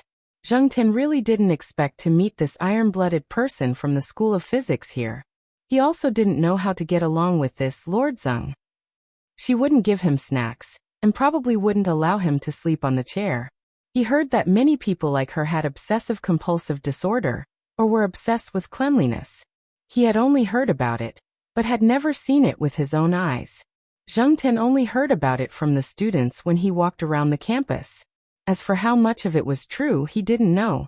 After all, you couldn't guess the thoughts of the big shots. "Are you here to see little Zhua?" Lord Zeng asked. The tip of Zheng Tian's tail twitched. He didn't know how to answer. Lord Zeng didn't wait for Zheng Tian to answer. He looked at the watch on his wrist, turned around, and walked into the elevator. He waved to Zheng Tian outside. "Come in, let's go down together." Zheng Tian stood in place and thought for a while. Then he lifted his foot and walked in. When the elevator went down, Zheng Tian felt that the atmosphere inside was a little strange. It was too serious. The enclosed environment always made people inexplicably nervous. Or maybe it was because Lord Zeng's aura was too strong. In short, Zheng Tian felt very uncomfortable. In the future, he'd better take the stairs. The space was more spacious and he felt more comfortable. Originally, Zheng Tian thought that Lord Zeng would just walk him out of the building. However, after leaving the entrance control, Lord Zeng didn't mean to return to the building. "I heard from little Zhua that you can understand. Let's take a walk." With that, Lord Zeng lifted his foot and walked in the direction of the west side compound. Zheng Tian was stunned. He didn't understand what Lord Zeng meant. However, he still lifted his foot and followed. The guard at the side gate of the west side family compound had just made a phone call and talked with someone for a long time. He didn't even take a nap. He was a little tired. He stretched his arms and yawned. When his mouth was wide open, he saw Lord Zeng walking over. Before he finished his yawn, he forcibly stopped. The guard hurriedly sat down and looked serious. He wanted to make himself look very energetic and professional. The guards here all had a scale in their hearts. They knew which people were easy to talk to and which people they couldn't afford to offend. Otherwise, they wouldn't be able to do this job. And Lord Zeng was someone they couldn't afford to offend. Everyone knew the identity of Lord Zeng. They also knew that Lord Zeng had his own way of speaking and doing things. Don't even think about flattering him. However, today the guard felt strange. Recently, Lord Zeng only came here to take a nap or to rest after being busy. Today, it didn't seem like he had taken a nap. Moreover, the famous Lord Zeng was accompanied by a cat. Did Lord Zeng like cats? He had never heard of it. However, this possibility couldn't be ruled out. Chapter 81. Zheng Tian followed Lord Zeng out. The west side family compound was close to the west school gate, and there were more people coming and going. Fortunately, Lord Zeng didn't mean to leave the school. She turned a corner and walked along a small path towards the campus. Although they were indeed walking towards the campus, there were many people who knew Lord Zeng at the gate of the west side compound. Zheng Tian didn't know how many people stared at him. Some people were whispering behind him about whether the cat belonged to Lord Zeng, and why Lord Zeng was in the mood to walk her cat. If she wanted to avoid these people, it was actually very simple. She just had to walk along the relatively deserted gravel road from the other gate of the west side compound. There was no need to walk towards the school gate. Zheng Tian didn't understand what Lord Zeng meant. Telling others that this cat actually had a backer? And the backer was the famous Lord Zeng of Tsinghua University? Zheng Tian followed Lord Zeng into the campus while thinking about this big shot's thoughts. At the same time, Zheng Tian was also curious. He didn't see little Zhua when he went there just now. Did little Zhua move? This house did belong to Lord Zeng. But since Lord Zeng let little Zhua live there was absolutely no reason for her to take it back now. Besides, little Zhua was a student that Lord Zeng valued very much. It had to be said that Lord Zeng had a strong aura.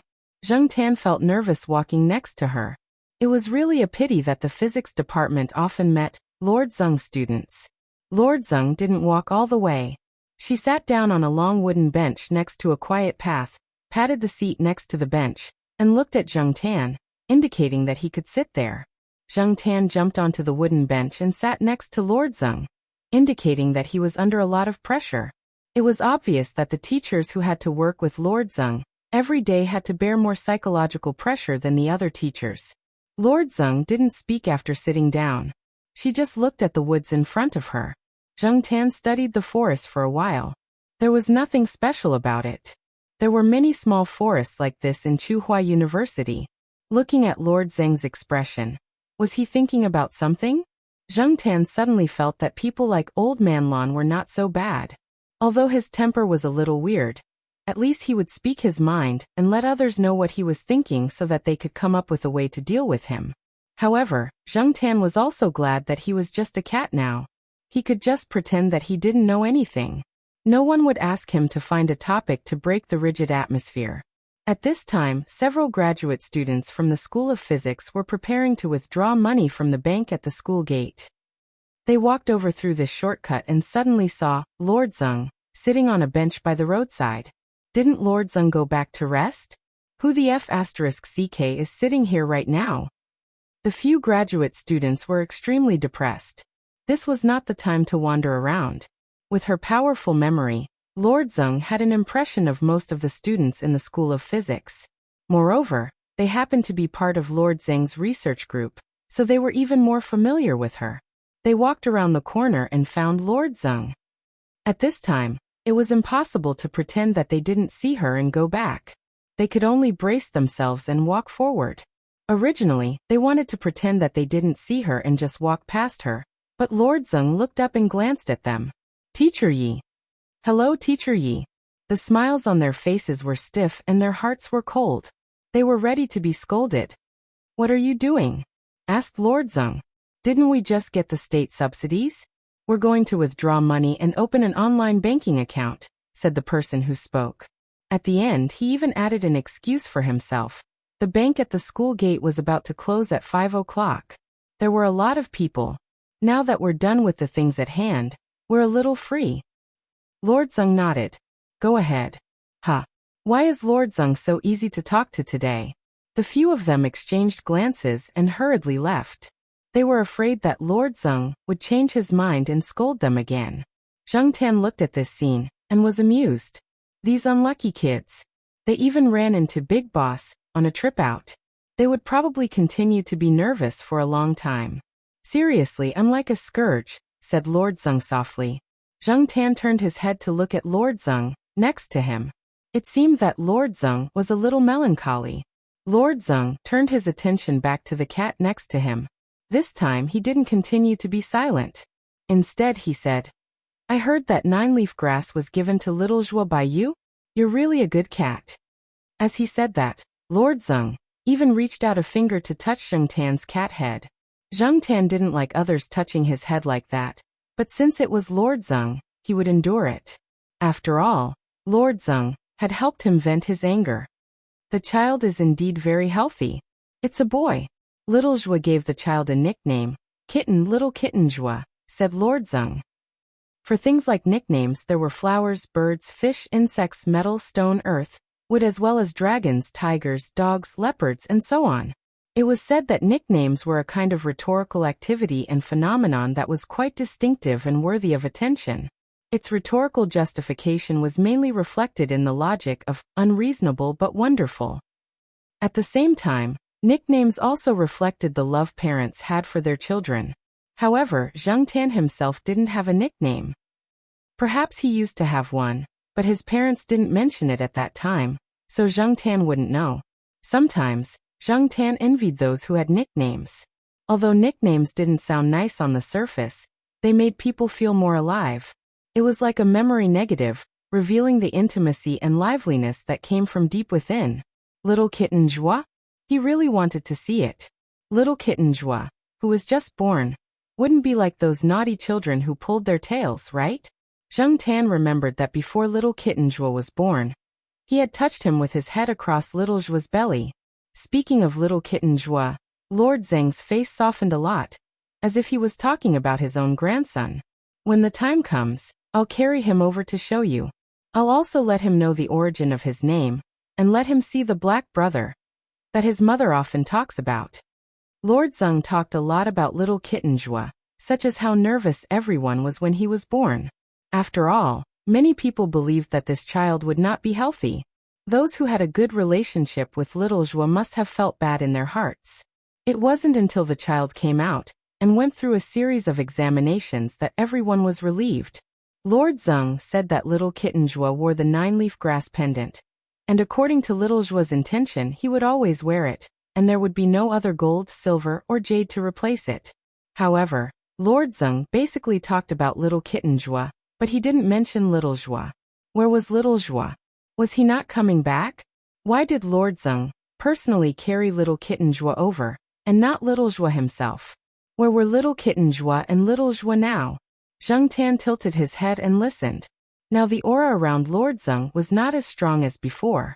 In addition, Zheng Tan was also quite interested in this topic.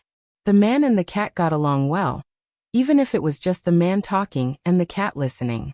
When Lord Zeng talked about little kitten Zhua, he also observed the cat in front of him. Although the cat did not make any sound in response, it was enough to let people know that it was listening and that it understood. It was no wonder that old man Lan was furious with Ren Cheng over this cat. Lord Zeng was not as prejudiced against black cats as little Zhua's previous nanny, even if the cat in front of him was a little strange. Lord Zeng did not make too much of a fuss. Having reached his current status and reputation, he had seen a lot of strange things, and this was not one of them. He wondered what Lord Zeng would think if he knew that the cat in front of him had a human soul. Pay attention to people in the future. Don't get caught again, said Lord Zeng. Zheng Tan's ears twitched. That shouldn't be the case. He had learned from his mistakes. He wasn't that stupid. After sitting in silence for a while, Lord Zeng sighed. There are two kinds of people, those who can think things through and those who can't. Coming out with you for a walk really made me think through some things. Forget it. Everyone has their own ambitions. There are always things that they have to do. I can't interfere. Zheng Tan did not think that he had done anything that could make Lord Zeng think things through. He also did not know what Lord Zeng had thought through. Seeing Lord Zeng get up, he knew that Lord Zeng was about to leave, so he also got up from the bench. You don't have to go there in the short term. They're not there, said Lord Zeng, as he was leaving. Lord Zeng did not know if the cat could understand the meaning of his words. He just wanted to try and say what he wanted to say. The house in the Western District was often empty.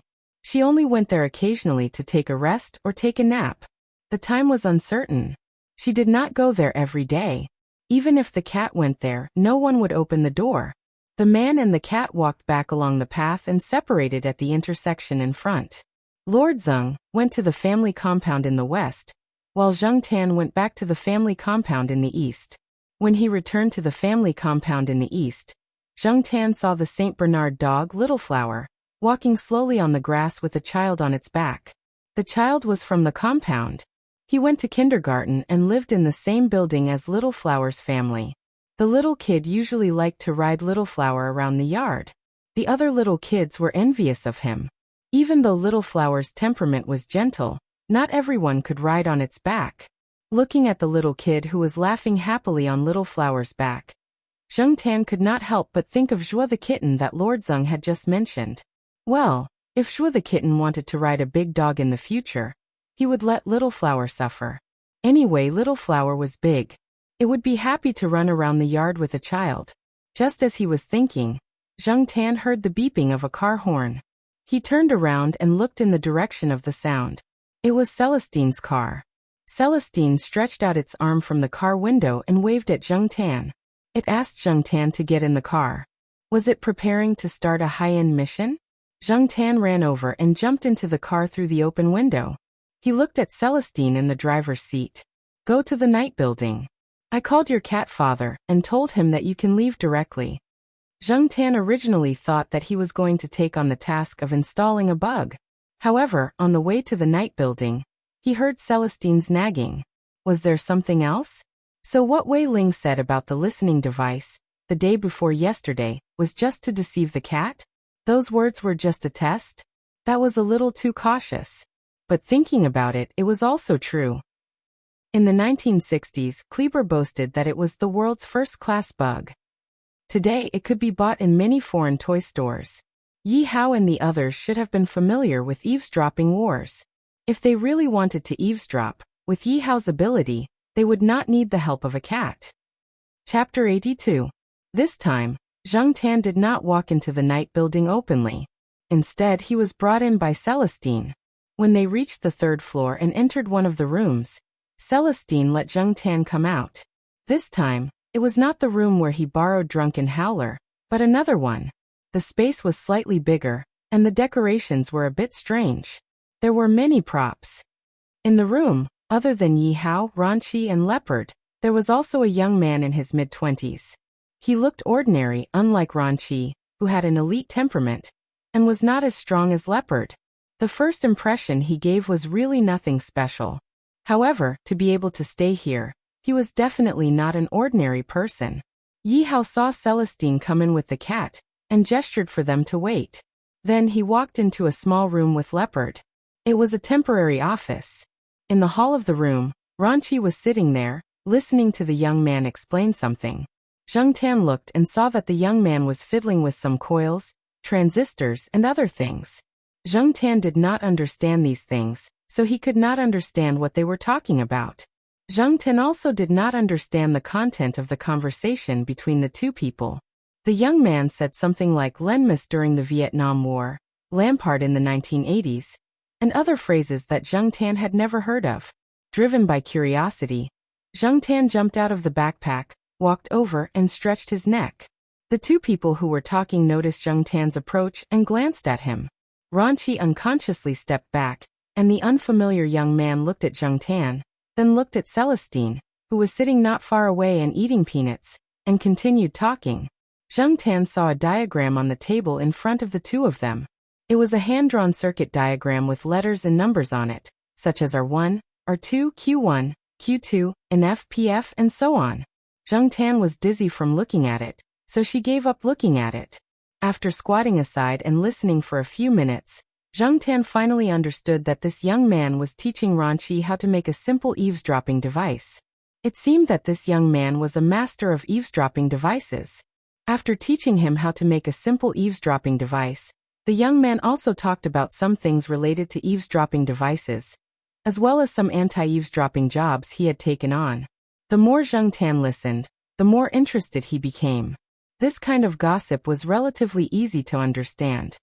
He didn't expect that so many officials in Chuhua City had asked this person to remove their listening devices and secret recording devices. Officials would also use such spy-like equipment to collect dirt on each other, spy on each other, and climb up the ranks by grabbing onto their opponents' weaknesses. In particular, those who held the power of approval were the targets of many people's prying eyes. There could be all kinds of eavesdropping devices in air conditioners, power sockets, cars, and so on. This world was F***king crazy. So many people say that these things are bugs. In English, eavesdropping devices and bugs are the same word. They are both bugs. Many times, they would directly ask me, "Are there any bugs here?" The young man joked as he talked about the things he had encountered. However, he didn't reveal the names and identities of the customers at all. It seemed that he was more professional. In this way, Zheng Tan also understood that he couldn't help with the eavesdropping device. With an expert around, it wouldn't be his turn to take the risk.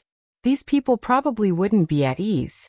The difference in ability was there, so Zheng Tan had nothing to be unhappy about. Sometimes Zheng Tan also admired people like this.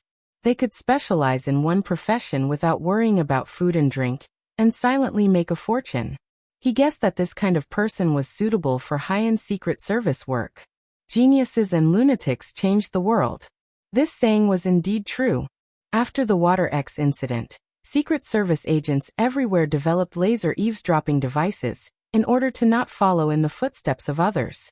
Later, they developed sensor eavesdropping devices. Those spy technicians were really F***king geniuses. Let me tell you the principle of laser eavesdropping. Installing this kind of eavesdropping device doesn't require you to sneak into a room. This also avoids the risk of being caught red-handed. Between the two types of light produced by the laser generator, the invisible infrared laser is chosen and used for invisibility. Later, the young man and Ranqi began to talk about some professional topics. Zheng Tan couldn't understand, so he returned to Celestine's side. He scooped out a few peanuts from the plate and pushed them in front of Celestine. He asked Celestine to help him peel the peanuts. "You still eat peanuts?" Celestine didn't know if other cats ate peanuts or if they would have diarrhea if they ate them, but since the cat in front of him wanted to eat peanuts, he peeled a few for him. Originally, Celestine peeled peanuts, eating one peanut and giving the other to Zheng Tan. In the end, all the peanuts were taken away by Zheng Tan. Celestine curled his lips. This was AF * King Master. He had to be served by others just to eat peanuts. After about half an hour, Yi Hao and Leopard finished talking and came out of the small office room. The young man who was talking to Long Qi raised his head. Seeing that everyone had come out, he stopped talking and put down the pen in his hand. He then patted some crumbs stuck on his sleeves and stood up. Have you reached an agreement? Then let's get to work. I'll help you disinfect, at the same time. Thanks for your hard work, Barger, Yi Hao said. You're welcome. I can still help with this. After saying that, Barger left with Leopard. Zheng Tan stopped chewing peanuts and looked at the young man who walked out of the room. This name was really special. No wonder he was in the field of espionage. He just didn't know if this was a real name or a code name. Yi Hao sat down on the sofa and looked at Celestine. How was it? You didn't get scolded over there? Every time I go over there, the children at home are wary of me like I'm a thief. Even if I helped them before, now the two children treat me like I'm an enemy. It's not easy for me to help you. Celestine sighed. Yi Hao snorted and didn't bother with Celestine's words. Did you tell it? Yi Hao asked, nodding his chin towards Zheng Tan. I mentioned a little, but didn't say anything specific. After all, the materials are all with you. I can't say much. Celestine spread out his hands. Yi Hao looked at the cat that was squatting on the low table and chewing peanuts. He still didn't quite believe it. However, even if it didn't succeed, it was just a cat. It wouldn't arouse any suspicion. Zheng Tan finished chewing peanuts and listened to Celestine explain what he needed to do. It was actually very simple. In summary, he needed to get a list of names for someone. Zheng Tan didn't know what the list was for Yi Hao and the others. He didn't need to know. It wasn't a good thing to know too much, even if it was just a cat. And the person that Zheng Tan needed to find was lurking in the other party's sphere of influence as an undercover agent. That person had some listening devices installed around him. And there were people monitoring him all day long. Yi Hao couldn't send people to get in touch with him. It was easy to be exposed at this critical time. Zheng Tan looked at the materials that Yi Hao had taken out. He was a man who was stronger than a leopard and had scars on his face. He looked a little ferocious. He was probably the kind of person that children should stay away from. Using the words that the aunties in the compound often used to describe him, he doesn't look like a good person. But this strong man, who could twist people's arms without blinking, liked cats since he was young. Zheng Tan almost choked when he heard Yi Hao's explanation. He really couldn't imagine that kind of scene. Even when he was undercover, this cat lover would go over to feed stray cats whenever he saw them. Once this person met a cat trafficker and beat the cat trafficker to the hospital on the spot. The trafficker was hospitalized for a long time and almost died. From this point of view, Zheng Tan's impression of this person was much better. After experiencing the incident of being caught, Zheng Tan hated cat traffickers. Hearing this person's deeds, he could only clap his hands and cheer. Sure enough, one couldn't judge a book by its cover. At the same time, Zheng Tan finally understood why Celestine wanted him to help. It was easier to get close to the undercover agent without arousing the other party's vigilance. After all, the undercover agent usually came in contact with dozens of cats, if not hundreds. And Zheng Tan wasn't an expensive cat breed now. It was black, which many people despised. In addition, Zheng Tan had experienced the life of a stray and knew the eyes that stray cats should have. So Zheng Tan was confident, and was very willing to help in this matter. Just treat it as an adventure game. Celestine also said that it would lurk nearby to prevent accidents from happening, so that Zheng Tan could rest assured that there would be no danger to his life. Since he had decided to help, the necessary preparations still had to be done. Zheng Tan and Celestine practiced for a while. To do this kind of contact work, they still had to have some acting skills. Zheng Tan also had some experience from filming the advertisement, so his performance also made Yi Hao and Celestine very satisfied. As for Ranqi, who was sitting far away, he looked at Zheng Tan as if he was looking at a monster. Zheng Tan found that Ranqi was wearing a pendant today, which was probably used to ward off evil spirits. TSK, it looked like an elite, but its ability to accept things was not as good as Xiaozhua and the others. Ranqi, who was originally sitting 10 meters away, saw the black cat's eyes and suddenly felt a chill on his back. That look was contempt, right? It was definitely contempt. After sitting for a while, Ranqi really couldn't sit still anymore, so he said goodbye to Yi Hao and left the room. Ranqi, this guy, hey. Celestine didn't finish his words. Everyone knew what he meant, but he could also understand. After all, this kind of extraordinary thing was not something that everyone could accept, especially those who often came into contact with some dark things. It was inevitable that they would think more. Right, since we decided to let Black Charcoal get the list, we have to be prepared, Celestine said. Zheng Tan didn't understand what the so-called preparation meant, but when Celestine opened a box, Zheng Tan's face froze. If it wasn't for the cover of the black fur on his face, he would definitely find that Zheng Tan's face was like **T. The box that Celestine took out contained makeup equipment, such as dust and some sticky liquid that he didn't know. Come on, makeup. A stray cat should look like a stray cat, Celestine said, reaching out to grab a handful of dust and sprinkling it on Zheng Tan. Chapter 83. After waking up in the morning, the flat-top guy opened the door of his room and went to the balcony to breathe in the fresh air. He raised his hand and looked at the rising sun. A hint of worry flashed in his eyes. He had a memory card in his hand. After he saved the information on the card, he had been waiting for an opportunity to give the card to the contact person. However, there had been a lot of activity recently. The higher-ups had begun to suspect him. The flat-top guy was also among the people who were suspected. The people who were suspected were closely monitored. The flat-top guy knew that there were listening devices in his house, and that there were people watching his surroundings. Therefore, he was quite anxious. However, he did not show it. As the flat-top guy was thinking, a warm and soft body pressed against him from behind. What's wrong? The person behind him asked. The woman's face was beautiful. She looked like the gentle type. I'm thinking that my injury has healed. When will I have work to do? The flat-top guy smiled. Take care of yourself. Don't leave any side effects, the woman said. Her words were filled with concern and worry. Yes. It's just that I've been a little bored recently, the flat-top guy said. He had been stabbed in the abdomen. In fact, he could have dodged the stab, but he didn't. He only avoided the stab to his vital parts in order to increase the trust of his superiors.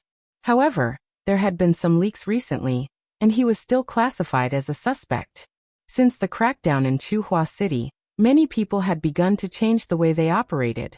At least, that was the case on the surface. However, there were rules in the underworld. There were wars in the business world.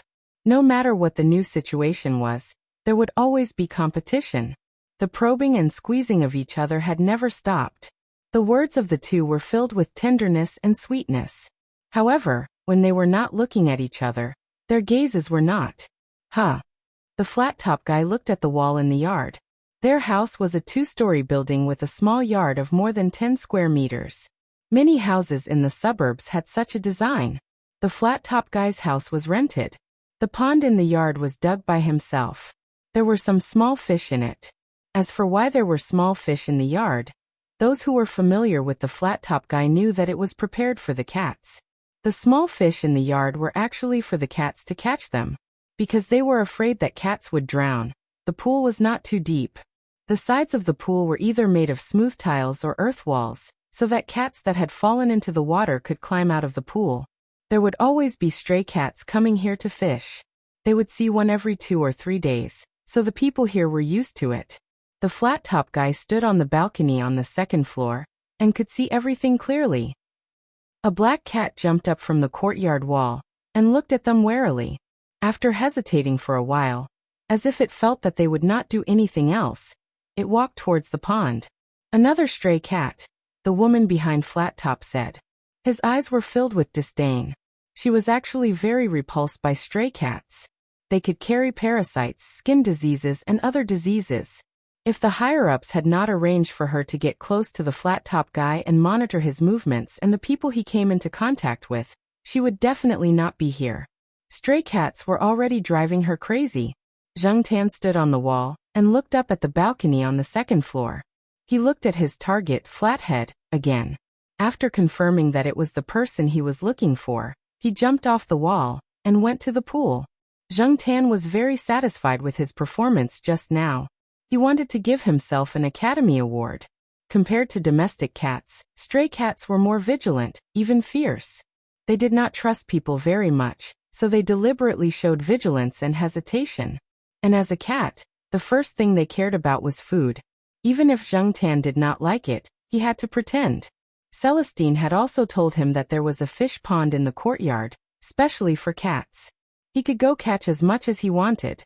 But Zheng Tan did not have much interest in catching fish. First of all, he was not interested in raw fish.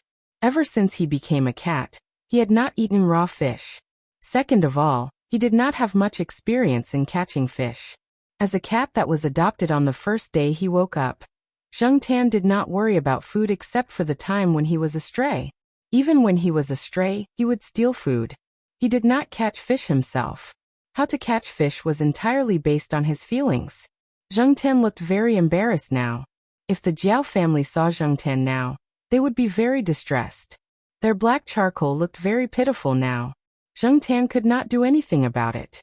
Celestine said that he wanted to put on makeup. If he did not put on makeup, it would not be easy. Although Zheng Tan had black fur, and was not as dirty as white or light-colored cats, there was not much luster to her fur. Perhaps it was because of the layer of dust on her fur. Some parts of her fur were clumped together in clumps, as if they were lumps. It had to be said that Wei Lung's makeup skills were amazing. The places that the cat could lick didn't have these lumps. Only the places that the cat couldn't comb would have lumps. This way, they were more careful and had an extra layer of naturalness to prevent suspicion. After finishing the fur, Celestine commented, "You are so strong. If you don't put on makeup, how can you look like a stray?" Couldn't stray cats be stronger? Zheng Tan remembered that when he was a stray, he had seen a few cats without cat tags wandering outside. They were all quite strong. If they were not strong, would they be able to snatch food and territory and survive safely? Especially in the wild. Not every stray cat was thin and weak. Zheng Tan felt like he was a homeless person wearing tattered and patched clothes. He came to the side of the pond and looked at himself in the water's reflection. He had mixed feelings. Retracting his attention, Zheng Tan looked at the small fish swimming in the pond and wondered how to catch them. The fish in the pond were not colorful ornamental fish. They were indeed very ordinary fish. There were some stones around and in the pond for cats to catch fish, so they could stand on the stones to catch fish. Zheng Tan knew that the two people standing on the second floor were paying attention to him, so he had to show the same preferences as other cats. This was normal. He circled the pond twice, then stood by the pond, raised an arm, and looked at a fish that was slowly swimming over. He stretched out his claws. He did not catch it. That small fish swam away in the blink of an eye and mixed with the other small fish. He could not tell which one it was. Zheng Tan shook the water off his claws, then changed to another place and waited for another opportunity. Maybe the fish here were often stimulated, so they were more delicate and not easy to catch. After not catching fish twice, Zheng Tan was also frustrated. If he did not catch a fish, Zheng Tan would be embarrassed to call himself a cat. When a small carp the length of a finger slowly swam to the side, Zheng Tan saw the opportunity and stretched out his claws. He bent his palm and accurately picked up the fish from the water, then threw it directly to the grass by the pond. The small fish that was thrown to the grass flapped its tail and jumped. Zheng Tan shook the water off his claws and walked over. When he walked to the fish, Zheng Tan hesitated. The fish was out. What should he do? He could not eat it, right? F***ck, I can't do it. Facing a raw fish, a fish that had not been scaled, had not been gutted, and was still covered in grass and mud. Maybe someone had even peed in the pond. How could Zheng Tan eat it? As picky as Zheng Tan was, he could not eat it at all. At this moment, Celestine, who was hiding in a nearby residential building, was using binoculars to observe the situation. He rubbed his forehead. He remembered that the Jiao family had said that the cat did not eat raw fish. Black charcoal, after you catch the fish, what should you do? Although he was a little helpless, Celestine felt that the cat should be able to handle this kind of thing. So he continued to observe. Zheng Tan looked at the fish jumping on the grass and thought for a while. It seemed that if Huang and the sheriff were not very hungry, they would first play with the prey they caught. They would play with the prey until it was about to die and did not struggle, then eat it. Or they would just leave the prey that was about to die.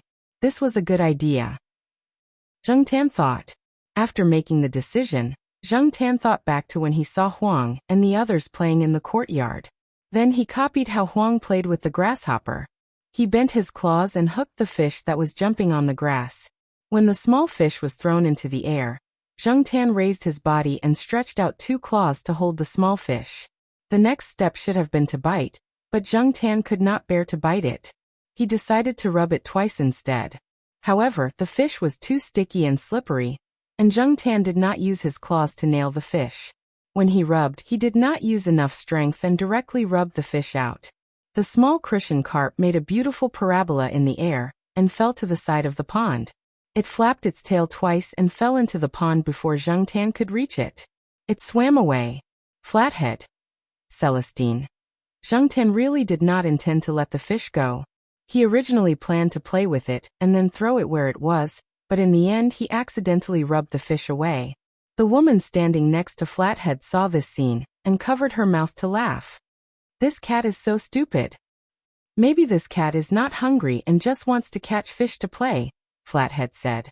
He had seen cats that would fish out fish to play with it before eating it, and some cats would immediately hide to the side to eat the fish after fishing it out. Looking at the black cat next to the pond, it did not look like it was hungry. It probably just wanted to play, right? The woman did not comment on Flathead's explanation. Anyway, she did not like stray cats. They were dirty, not only ugly, but also fierce. The cat in front of her had an additional trait: stupid. She wrinkled her nose in disgust. The woman was a little impatient to look at the cat there.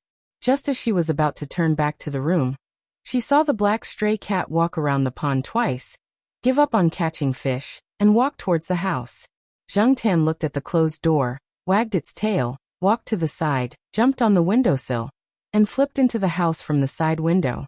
Windows were naturally like doors for cats. This was the result of not closing the window. Flathead and the others had similar situations before, but at that time, they did not close the door, so the cat could enter. The design of this house was not good. It was not ventilated, and the first floor always felt damp. Therefore, the windows were often open for ventilation. I still have cooked beef in the kitchen downstairs. Don't let the cat take it away. The woman shouted and quickly ran downstairs. Chapter 84. After Zheng Tan entered the house through the window, he roughly scanned his surroundings. The decorations were very normal, and there were no luxurious items. The sofa and other items were relatively old. Just as Celestine had said, these were all left behind by the original landlord. Therefore, even if Zheng Tan caused a ruckus, he wouldn't feel guilty. Due to the poor design, the first floor felt a little dark and damp. Zheng Tan hurried to understand the general layout of the first floor before the person upstairs came down. Then, even if he had to escape, he wouldn't be too flustered. Celestine had said that there were listening devices here, and there should also be cameras installed. Therefore, Zheng Tan had to act as natural as possible, more like a stray cat. He knew that there were cameras and listening devices here, but he still pretended that he didn't know. It was indeed a little weird. It was hard for the flat top to pretend that he didn't know anything when he was trying to understand the situation. He just didn't know what the flat top's mentality was when he was having sex with his current girlfriend. When the heavens were about to give a great responsibility to a great man, the first thing was to have a strong will. As expected, the people who did this kind of undercover work had a strong will. Sniffing the air, Zheng Tan followed the direction of the smell. Wasn't a cat going to sneak into someone's house to steal food?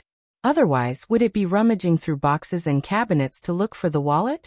As he walked towards the kitchen, Zheng Tan also paid attention to the electrical appliances and furniture from the living room to the kitchen. His ears twitched. The woman upstairs was about to come down. Zheng Tan quickened his pace. When the woman rushed to the kitchen, she saw the dirty, ugly, and stupid stray cat sniffing the plate of cut beef. Immediately, the woman's heart was on fire. Go away. Stinky cat.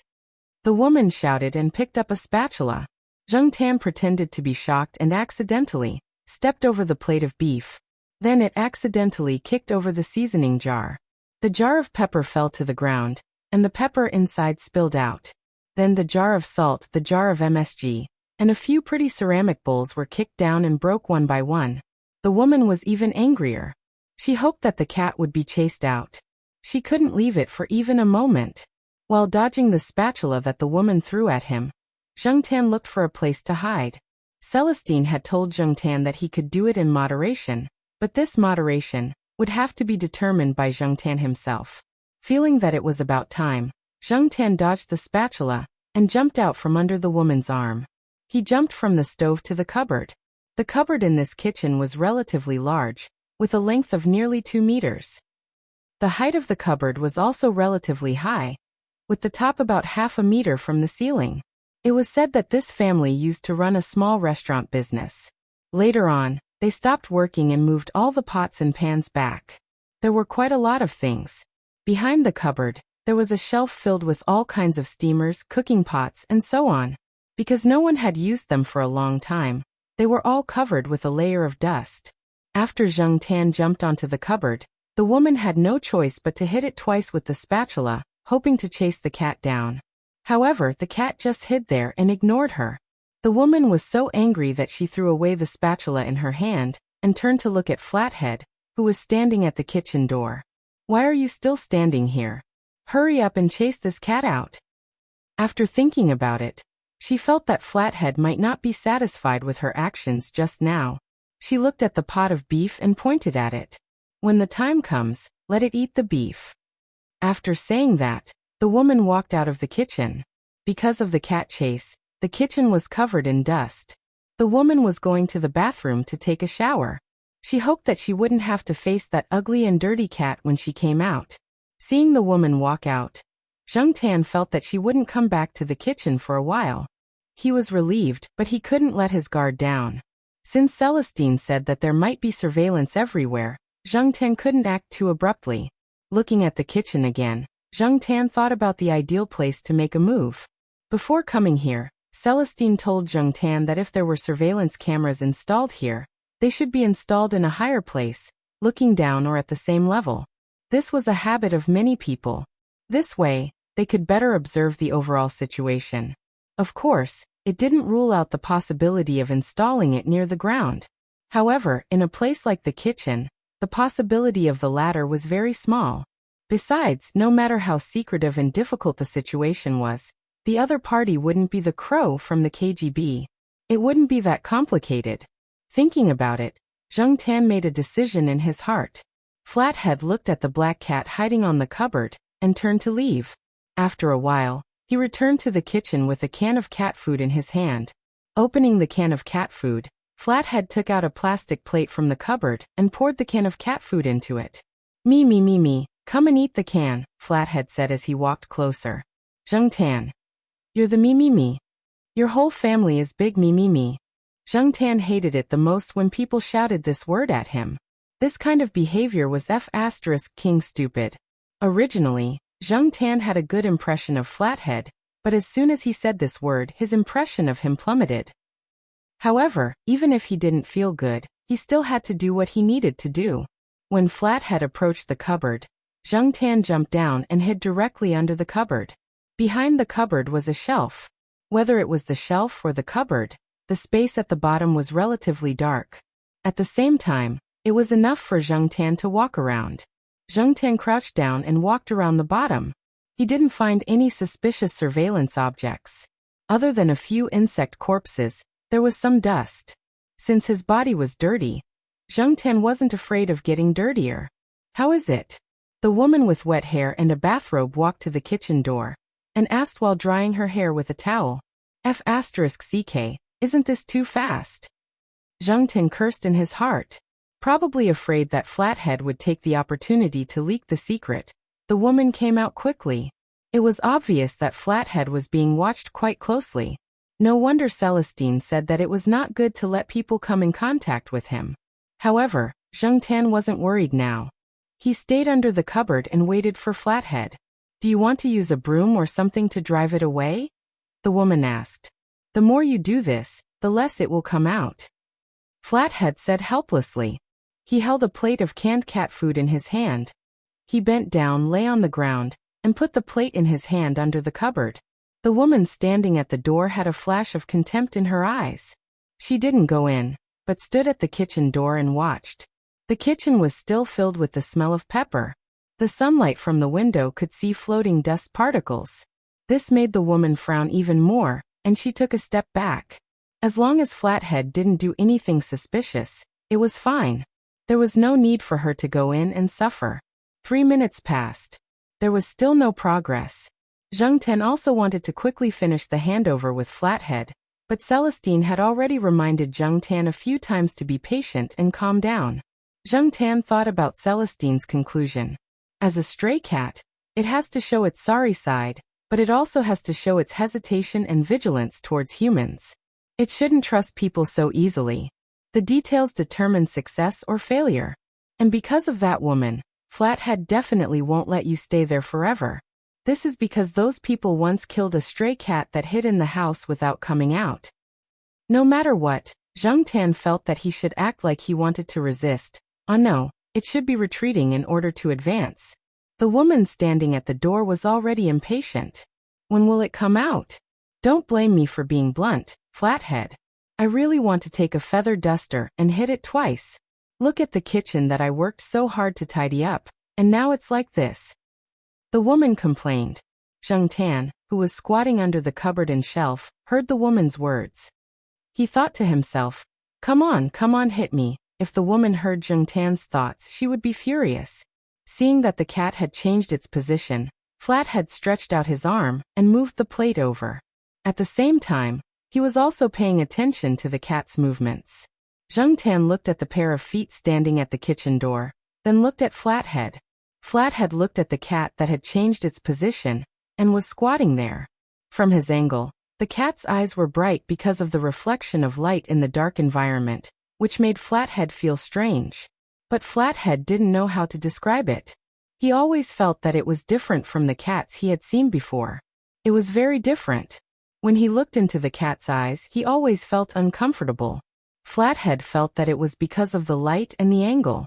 Just when Flathead felt that this method of tempting food probably wouldn't work, and that he should leave for a while, he saw the cat walk towards him and close to his hand. This made Flathead very happy. He decided to quickly catch the cat after it was full and release it. Otherwise, he didn't know if it would be poisoned by the rat poison if it kept staying here. Even if it scratched him twice, it wouldn't be a big deal. He had been stabbed with a knife, so scratching with a cat's claws was a piece of cake. But Flathead's mood didn't last long.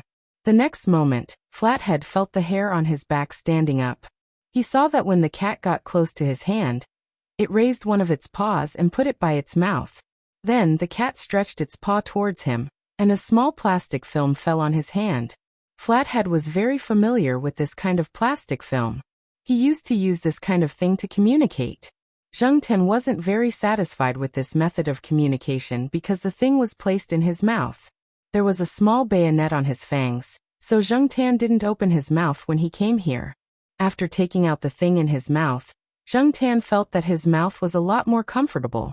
Zheng Tian was comfortable, but Flathead's mood was like a vertical roller coaster that swooped down dozens of floors. Moreover, this change in mood happened without any preparation. Contact? A cat? Damn, the contact was actually a cat. How did they find such a weirdo? Many people train pigeons, mice and dogs, but very few people train cats. Flathead had never seen any before. Chapter 85. Flathead flipped his hand, and the plastic film on his thumb fell off. Before the film fell to the ground, Flathead used his middle finger and ring finger to catch it. The friction between his fingers removed the cat's saliva on the surface of the film, and the touch became clearer. Flathead was sure that it was the kind of film he was thinking about. He then looked at the cat that was crouching next to the plate, and sniffing the can without eating it.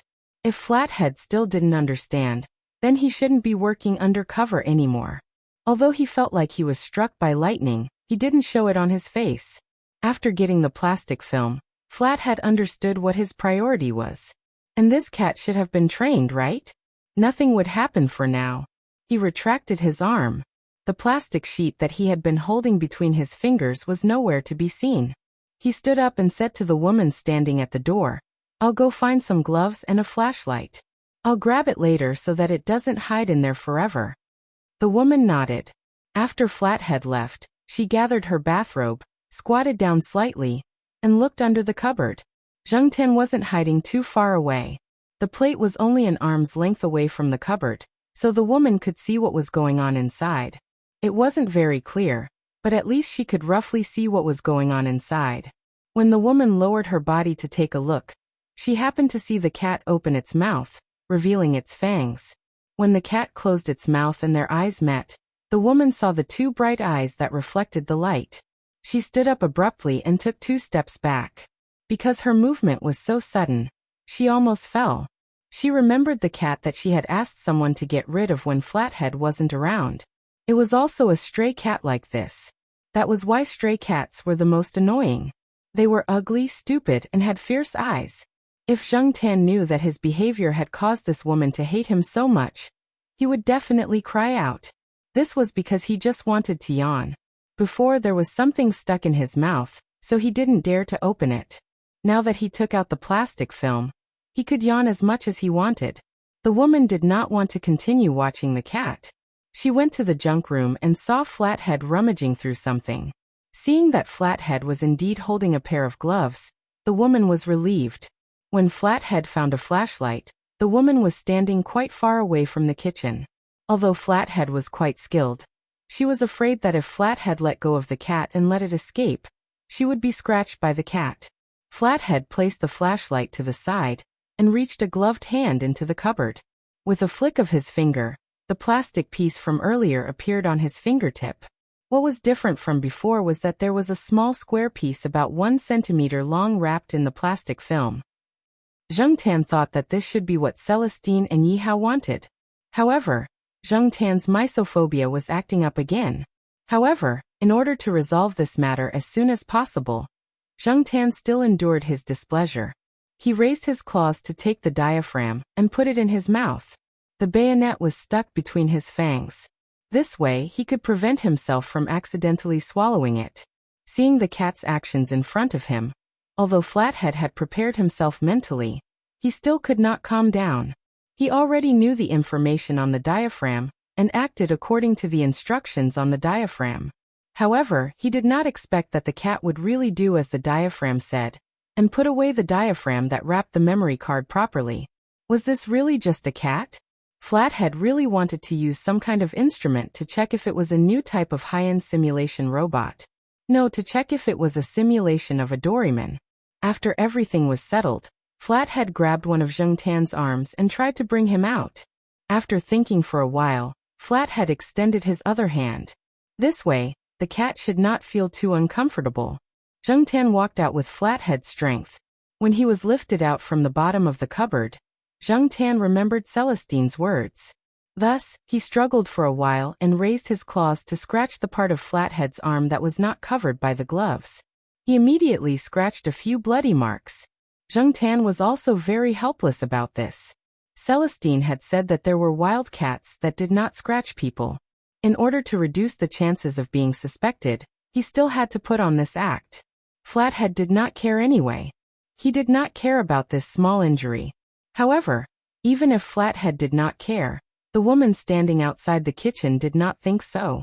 Once she saw the bloody marks on Flathead's hand, she took a few steps back. Suddenly, she thought of something. The woman quickly ran to the door and opened it. She signaled Flathead to throw the cat out quickly. Otherwise, there would be more and more bloody marks on his hand. It looked very scary. After leaving the house, Flathead let go of his hand. Zheng Tian ran out and jumped onto the courtyard wall. He immediately disappeared from Flathead and the woman's sight. Flathead looked at the empty wall. Although he did not show it on his face, he felt a lot more relaxed. At least he had handed over the thing. Thinking back to the situation when he saw the black cat, Flathead felt that the cat was strange. He also admired the people over there. He really did not know where they found such a cat. Oh, quickly treat the wound. That cat might have some disease on it. The woman looked at the wound on Flathead's hand and said. Flathead smiled indifferently and turned to go into the house. Zheng Tan, who had jumped over the courtyard wall, ran all the way to a more secluded meeting place that Celestine had mentioned. After waiting for a while, Celestine came over. Zheng Tan jumped into Celestine's backpack and was then taken out of the place by Celestine. They came to the side of the road and stopped a taxi. After 5 minutes, they got off at a large supermarket. Celestine's car was in the supermarket's parking lot. After getting back into the car, Zheng Tan came out of the backpack. Sometimes, Zheng Tan felt that Celestine was too cautious and thought that problems were too complicated. He felt that his actions were superfluous. Wei Lung drove the car onto the main road and looked at the rearview mirror. He saw that the cat couldn't wait to get out of the bag with an impatient look on its face. He joked, "Many things are like that. You can just go straight to the point, but foreplay adds to the fun and makes things more natural. When the conditions are right, success will come naturally. In order to get a better result, some things are unavoidable. Forget it. Even if I told you, you wouldn't understand." Zheng Tan. I understand, but this analogy is King wretched. It does not match the situation at all. How is it? Is it going well inside? Although he had already gotten what he wanted, Celestine was in a good mood and seemed to be a chatterbox. He did not want to get any answers from a cat, so he started to ask and answer his own questions. Although Flathead likes cats, he has never raised one himself. So he doesn't know much about cats' temperaments and habits. Oh, I heard that he used to raise cats, but after the cat got into an accident, no one heard of him raising cats anymore. They only know that he often buys cans of cat food for stray cats. Actually, everyone can understand. After all, it is difficult for Flathead to settle down in this industry. Raising cats and dogs is a burden. It's okay now, but a few years ago, Celestine was helping Flathead improve his impression of him. After that, he picked up his phone and called Yi Hao. Zheng Tan looked at the person in front of him, who was talking on his phone while driving.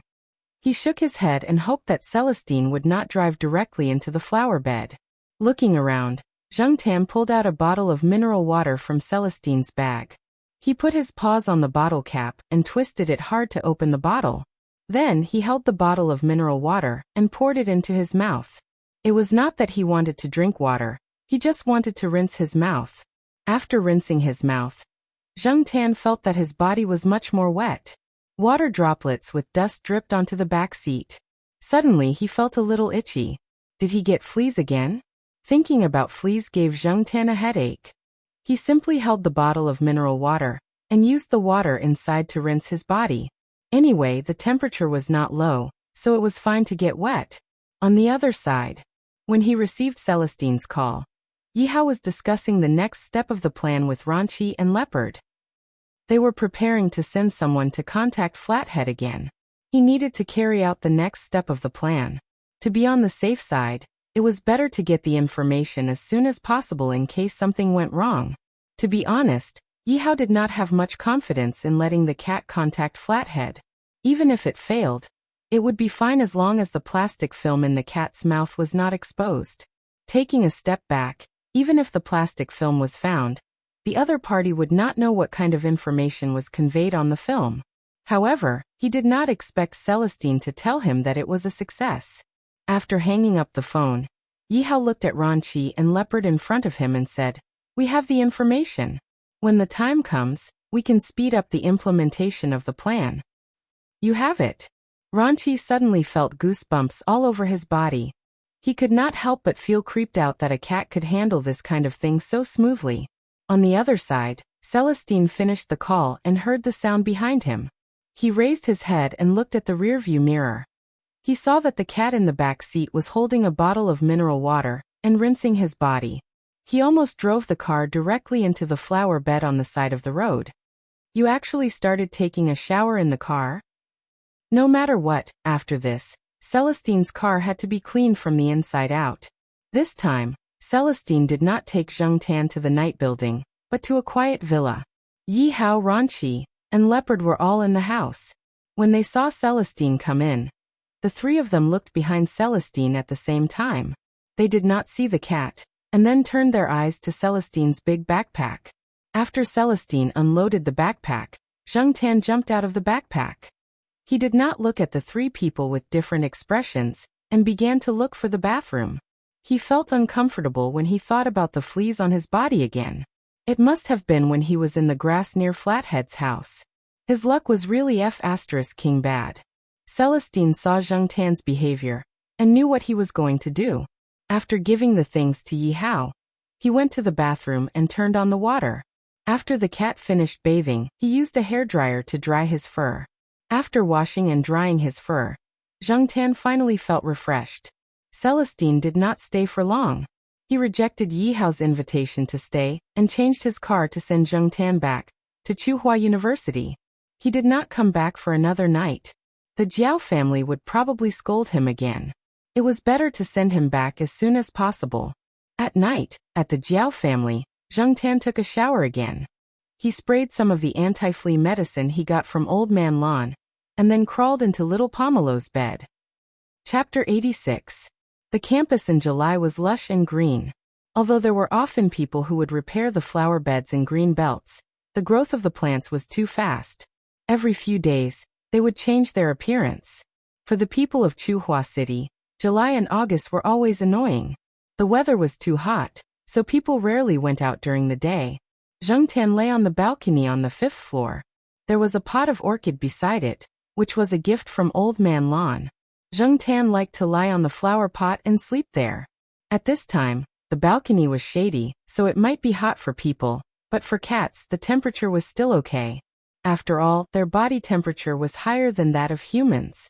Therefore, Zheng Tan preferred the balcony to the indoor air conditioning. In the blink of an eye, he had been here for more than a year. Zheng Tan didn't notice it before, but when he found out that Jiao Yuan and little Pomelo were on summer vacation, Zheng Tan realized that it was summer vacation again. At this time last year, Zheng Tan had not been here for long. He was repulsed by everything. He felt insecure, lost, helpless, and had other complicated feelings. Now that he thought about it, his feelings back then were a little blurry. However, he could still remember everything that had happened since he came here. As he was thinking, he felt a little itchy under his chin. Zheng Tan rubbed his chin on the protruding edge of the flower pot, yawned, and squinted his eyes to look at the people walking around with umbrellas. Jiao Yuan was still crazy outside on such a hot day. Jiao Yuan and Xiong Xiong had been going out to play recently. Today they went to the swimming pool, and tomorrow they went to play basketball. Their schedule was full. Except for meals, they weren't at home much during the day. Anyway, the children in the courtyard were all together, and there were always some parents around. They were all familiar with each other, so the parents of the other families weren't worried. Jiao Yuan, who had left elementary school, was always inexplicably excited. Even in the hot summer, he always had a silly smile on his face. He was already tanned after graduating from elementary school. Thinking about little Pomelo, who was staying in her room to do her homework, Zheng Tan couldn't help but sigh. Little girls were quieter. After sleeping for a while, Zheng Tan was woken up by a sound. Meow meow. 2 cat meows came from downstairs. It wasn't Ah Huang, it wasn't the sheriff, and it definitely wasn't Fatty. Just by hearing this voice, Zheng Tan knew it was Peanut Candy without even looking. Candy Peanut had been following Li Yuanba around the streets ever since it was little, so it was familiar with the surrounding terrain. It often walked from the pet center to Tsinghua University. Unlike dogs, when cats went out for a walk, the distance they could walk was much further than people could imagine. Of course, cats that had no sense of direction were not worth mentioning. For example, Huang's furthest place was still within Tsinghua University, and it was always with Zheng Tan and the others. If Huang was alone, it wouldn't even leave the courtyard. Zheng Tan used to think that Huang was afraid of people outside and other pet dogs that it didn't know. However, after taking this guy out a few times, Zheng Tan realized that this guy didn't really remember the way. Perhaps after it lost its power, it stopped peeing everywhere. Without road signs, it couldn't remember the way. As for why Candy Peanut was walking alone now, it was mainly because Li Yuanba was sick.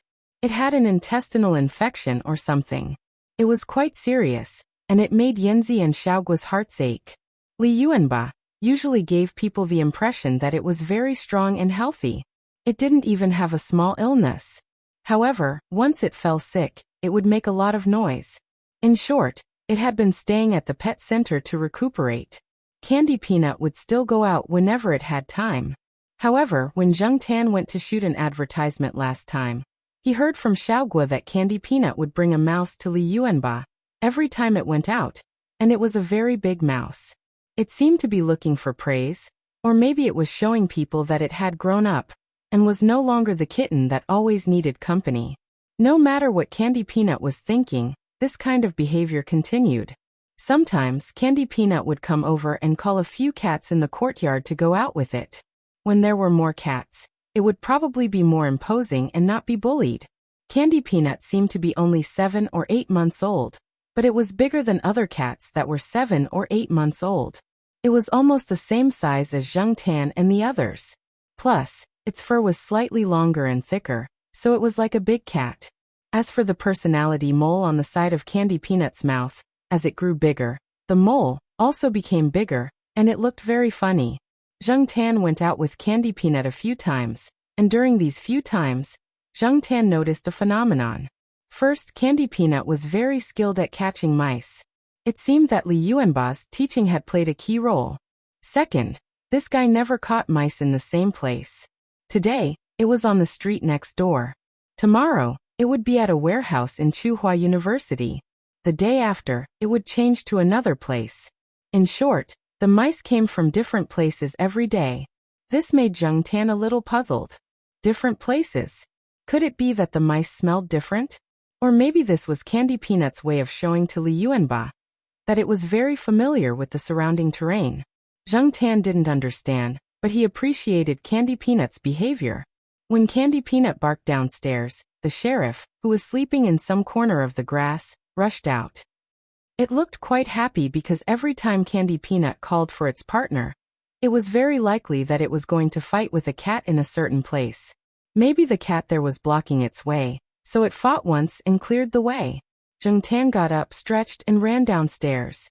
Huang had been locked up at home recently, and Depang wouldn't be far away from its old lady. Therefore, only Zheng Tan and the sheriff accompanied Candy Peanut to walk the streets.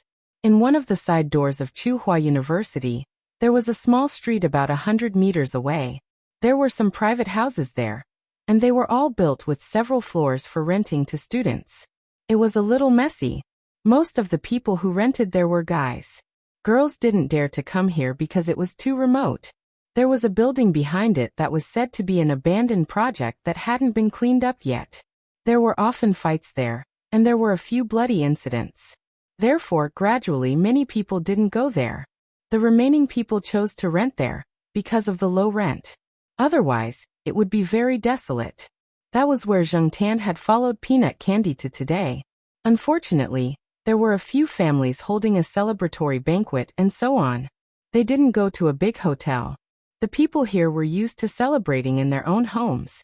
Anyway, their houses were all 4 or 5 floors high, and there was a lot of space. They just needed to tidy it up a little. If it was just one house, it wouldn't be so bad. Now there were a few houses. There were cars parked everywhere, and many people came and went. It was already past 4 in the afternoon. Zheng Tan saw a cat squatting by the wall of a house. It was quite big, and its fur was quite similar to the sheriff's. Other than this cat, Zheng Tan also saw a cat with long fur lying lazily under a car. After looking around, Candy Peanut didn't go any further. It probably didn't expect to encounter such a situation. After wagging its tail, it turned around and left. The sheriff was about to rush over and fight, but he was pulled back by Zheng Tan. There were too many people here. It was fine for cats to fight, but it wouldn't be so easy if people got involved. Moreover, this was other people's territory. It was better for cats to fight at night. That way, there wouldn't be people involved. However, Candy Peanut didn't come out every night. It all depended on the swallow's mood that day. Looking at Candy Peanut's decision today, it probably wouldn't come out at night. If it could come out at night, it wouldn't come here during the day. When Zheng Tan returned to the courtyard, he heard a voice coming from inside the house before he even entered the door. Lord Zheng. Why did Lord Zeng come over at this time? Zheng Tan was confused. After entering the house, Zheng Tan saw Lord Zeng holding a baby and talking to Jiao Ma.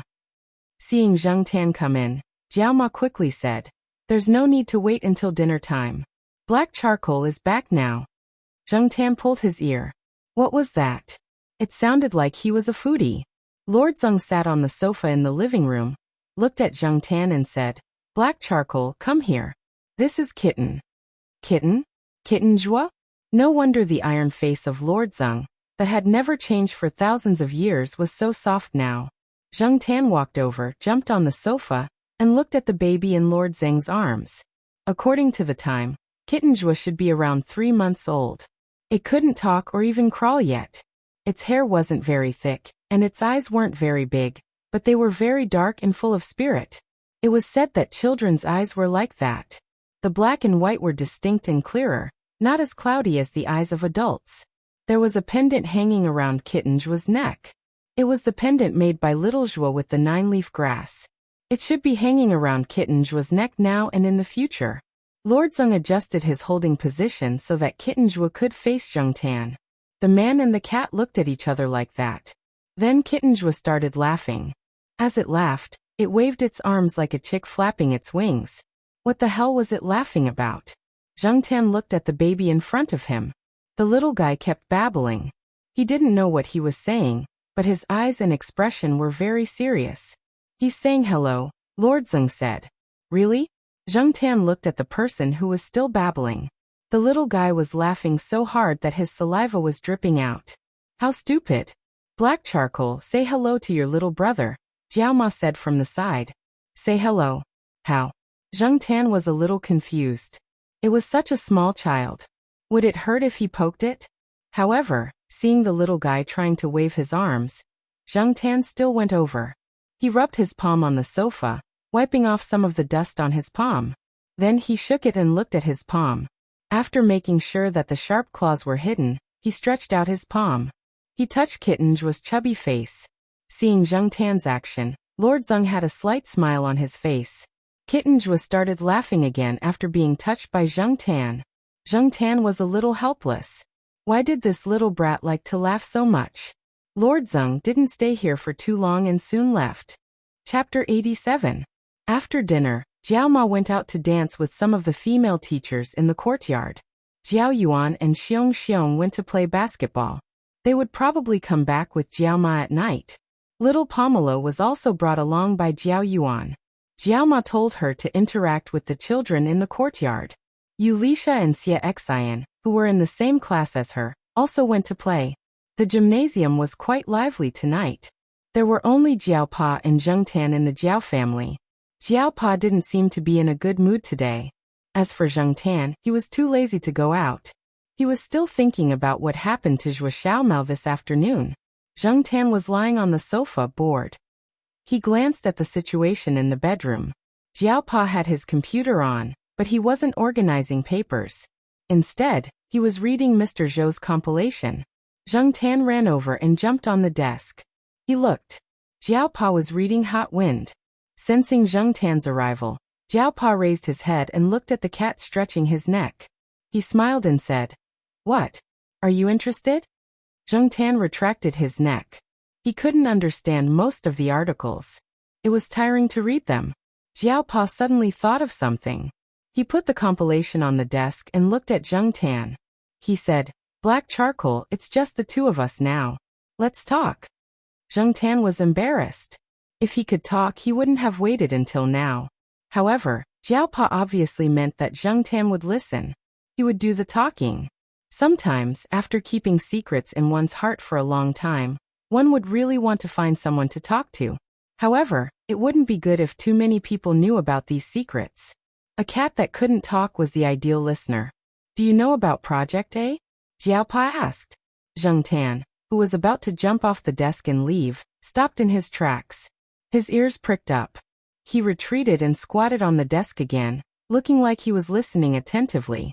Jiao Pa rubbed his forehead and said, "In the future, if Lord Zeng brings Zhua Kitten here again, you should accompany her more. After all, we don't know if little Zhua can come back safely." Zheng Tan still didn't quite understand what the Jiaopa was saying, but he didn't say anything. He continued to squat there obediently and listen to the rest of the Jiaopa's words. Although many people think that little Zhuo went abroad to follow up on the project, and that's what the school said, it's actually not the case. Perhaps some people who were as experienced as Lord Zeng would know a little about it, but they certainly wouldn't say anything. Little Zhuo went to participate in Project A, which was a very secretive project. The participants not only had to go through an identity check, but also had to be tested on their ability and sign a confidentiality agreement. I don't know much about that. I heard it from my old mentor, Old Master Yuan, when he was drunk. At that time, he happened to know a physics professor who was participating in the project. Old Master Yuan was quite emotional and couldn't stop talking. After he sobered up, he even made us swear not to tell anyone about it. However, you're not human, so I only told you this. Zheng Tan. Not human? That was a stab to the chest. However, Zheng Tan really wasn't human.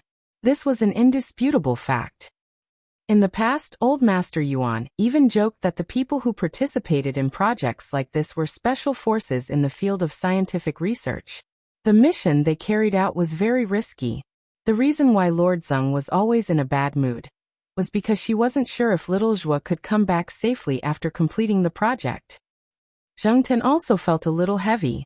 To be honest, he really hoped that little Zhuo could come back safely, and he didn't want her to participate in this troublesome project. When we found out about this kind of project back then, we were actually a little against it. However, after thinking about it, the existence of this kind of project must have its own meaning. Those projects can't be made public, at least not in recent years. Many things will definitely cause public dissatisfaction once they are made public. However, from a higher point of view, it is necessary for it to exist. There are so many countries in the world, and many of them have their own secret research projects. On the surface, they say they are against XX research, but in fact, they are secretly carrying out projects.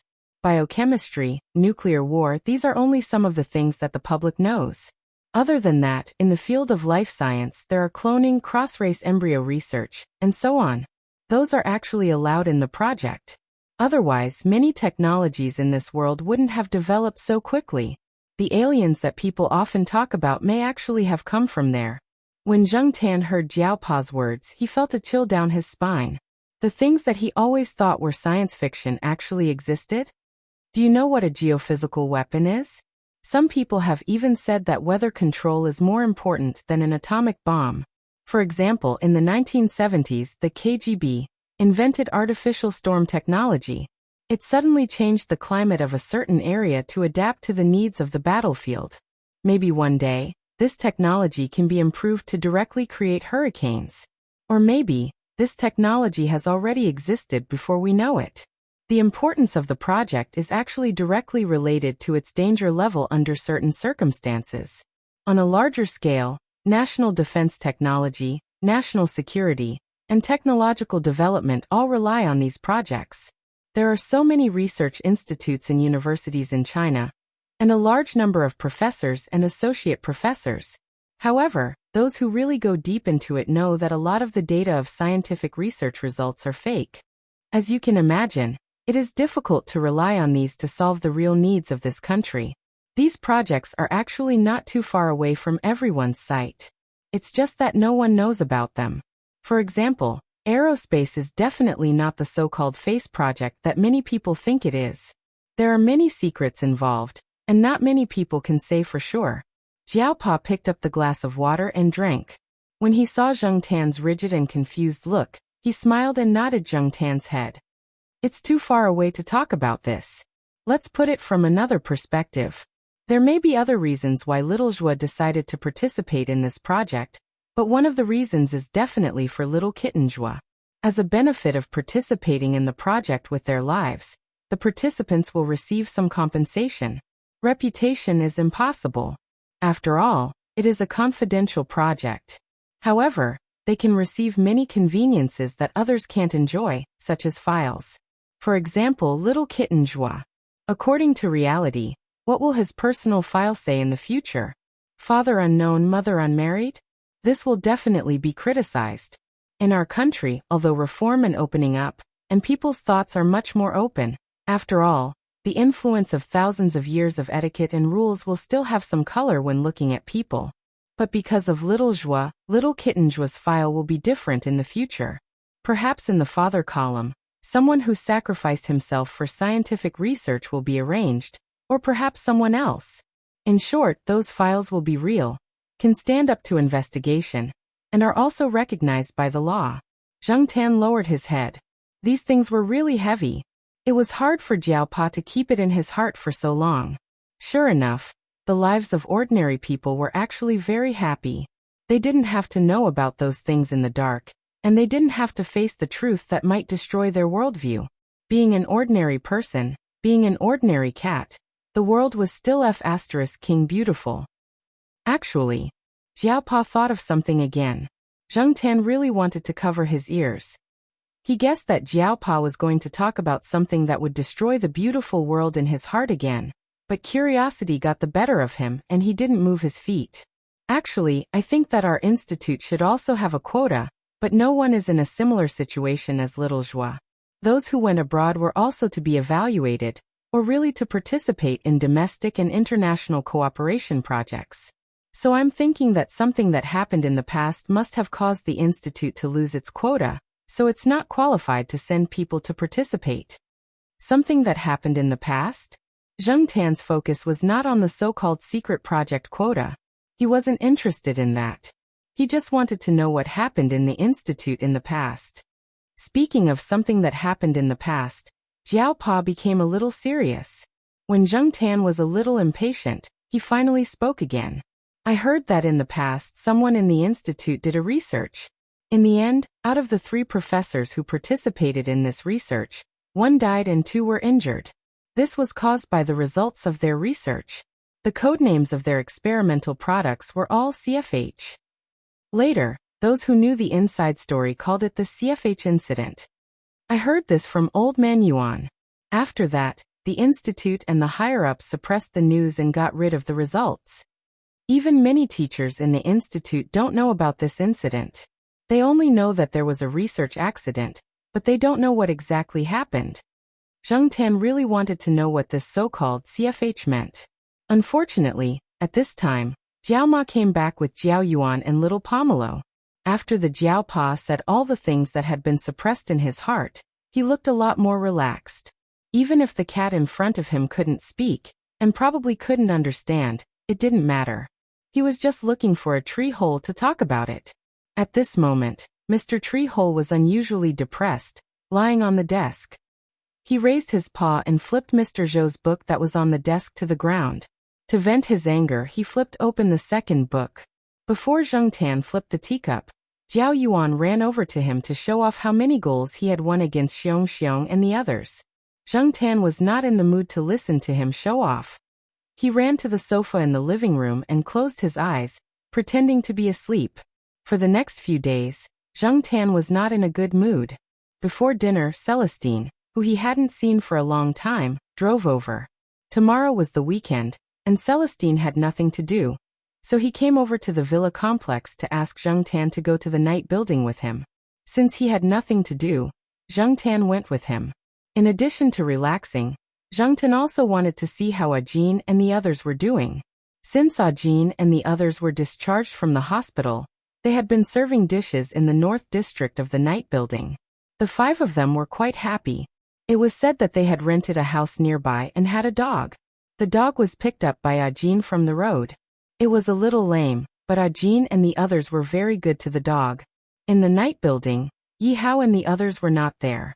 There was only an unfamiliar manager-like person in charge of the place. Yi Hao and the others seemed to be very busy recently. Zheng Tan had not seen them several times when he came here.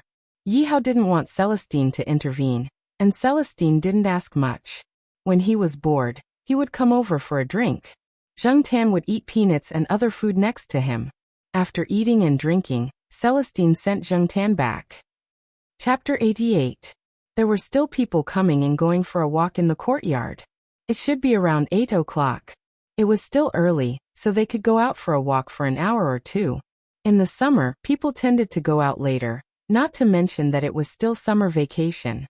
The sheriff was probably locked up at home tonight, so the only person who could go out with peanut candy was Zheng Tan. Since there was nothing else to do, Zheng Tan followed peanut candy out. There were still students going in and out of the side door, but they didn't pay attention to the two cats. There were many cats around the school, so it was common to see them. This was a small street, and it was a private residential area. The control was relatively lax, and most of the people were doing business with students. The peddlers who had set up stalls outside were doing well. The light bulbs hanging from the stalls lit up the street. As they walked past, their ears were filled with the conversations between the peddlers and the students, as well as the sizzling sound of frying. Zheng Tan sniffed the rich aroma of food and turned to look at peanut candy. Other than occasionally raising his head to sniff the air, he didn't seem to be affected by the smell. As they continued to move forward and walked out of the area where the stalls were set up, they suddenly felt a lot more deserted. Moreover, because this was a private area filled with commoners, no one would pay for a street lamp. They could only see the road with the light from the private buildings. Therefore, after 10 o'clock, many people here gradually fell asleep, and there were a lot fewer people walking around here. It was only 8 o'clock, and the surroundings were still very bright. At least, it was still quite bright for Zheng Tan and peanut candy. Occasionally, they would encounter pet dogs squatting outside. If they had a leash, Zheng Tan and peanut candy wouldn't run away. They would maintain their original walking speed and be very calm. If an unleashed dog chased them, the two of them would jump on the wall and let the dog bark. After all, it wouldn't be long before someone came to call the dog. No matter what the situation was, they wouldn't run around. Zheng Tan had to admit that peanut candy's IQ was indeed higher than many cats. He just didn't know if this was taught by Li Yuanba, or if she was born with it. When they arrived at the place where peanut candy had brought Zheng Tan and the sheriff 2 days ago, before they could declare war, Zheng Tan heard a woo sound. Looking towards the source of the sound, Zheng Tan saw a cat standing on top of a short stone pillar. It was the cat that looked quite similar to the sheriff. Now it was arching its back and looking in his direction, purring in warning. Soon the long-haired cat that Zheng Tan had seen ran over, its fur standing on end. In addition to these two cats, Zheng Tan also heard the movements of other cats around, but it was clear that the other cats were not as hostile as the two in front of him. Peanut candy must have fought with these two cats before. Otherwise, these two cats wouldn't be so vigilant when they saw peanut candy. It looked like they were about to rush up, but they had some scruples. However, none of them flinched. There were two cats here, and they looked like the more outstanding cats in the area. Otherwise, the other cats would have dared to approach. Peanut candy's size was similar to Zheng Tan's, but she was only 7 or 8 months old. Compared to the cats that had been free for a few years, she was still a little immature. Therefore, no matter how good peanut candy's fighting skills were, even if she didn't get hurt when she fought with these two cats, she definitely didn't win. While Zheng Tan was thinking, peanut candy had already rushed over to the stone pillar. With a leap, she quickly waved her paw at the cat standing on top of it. Peanut candy didn't want to catch the cat, but only wanted to force it down from the stone pillar. After a few moves, the two sides were in a stalemate. They arched their backs, purred in a low voice, and wagged their tails twice. Then they fought again, scratching, biting, kicking, and chasing. This was how cats fought. The battlefield might be wider.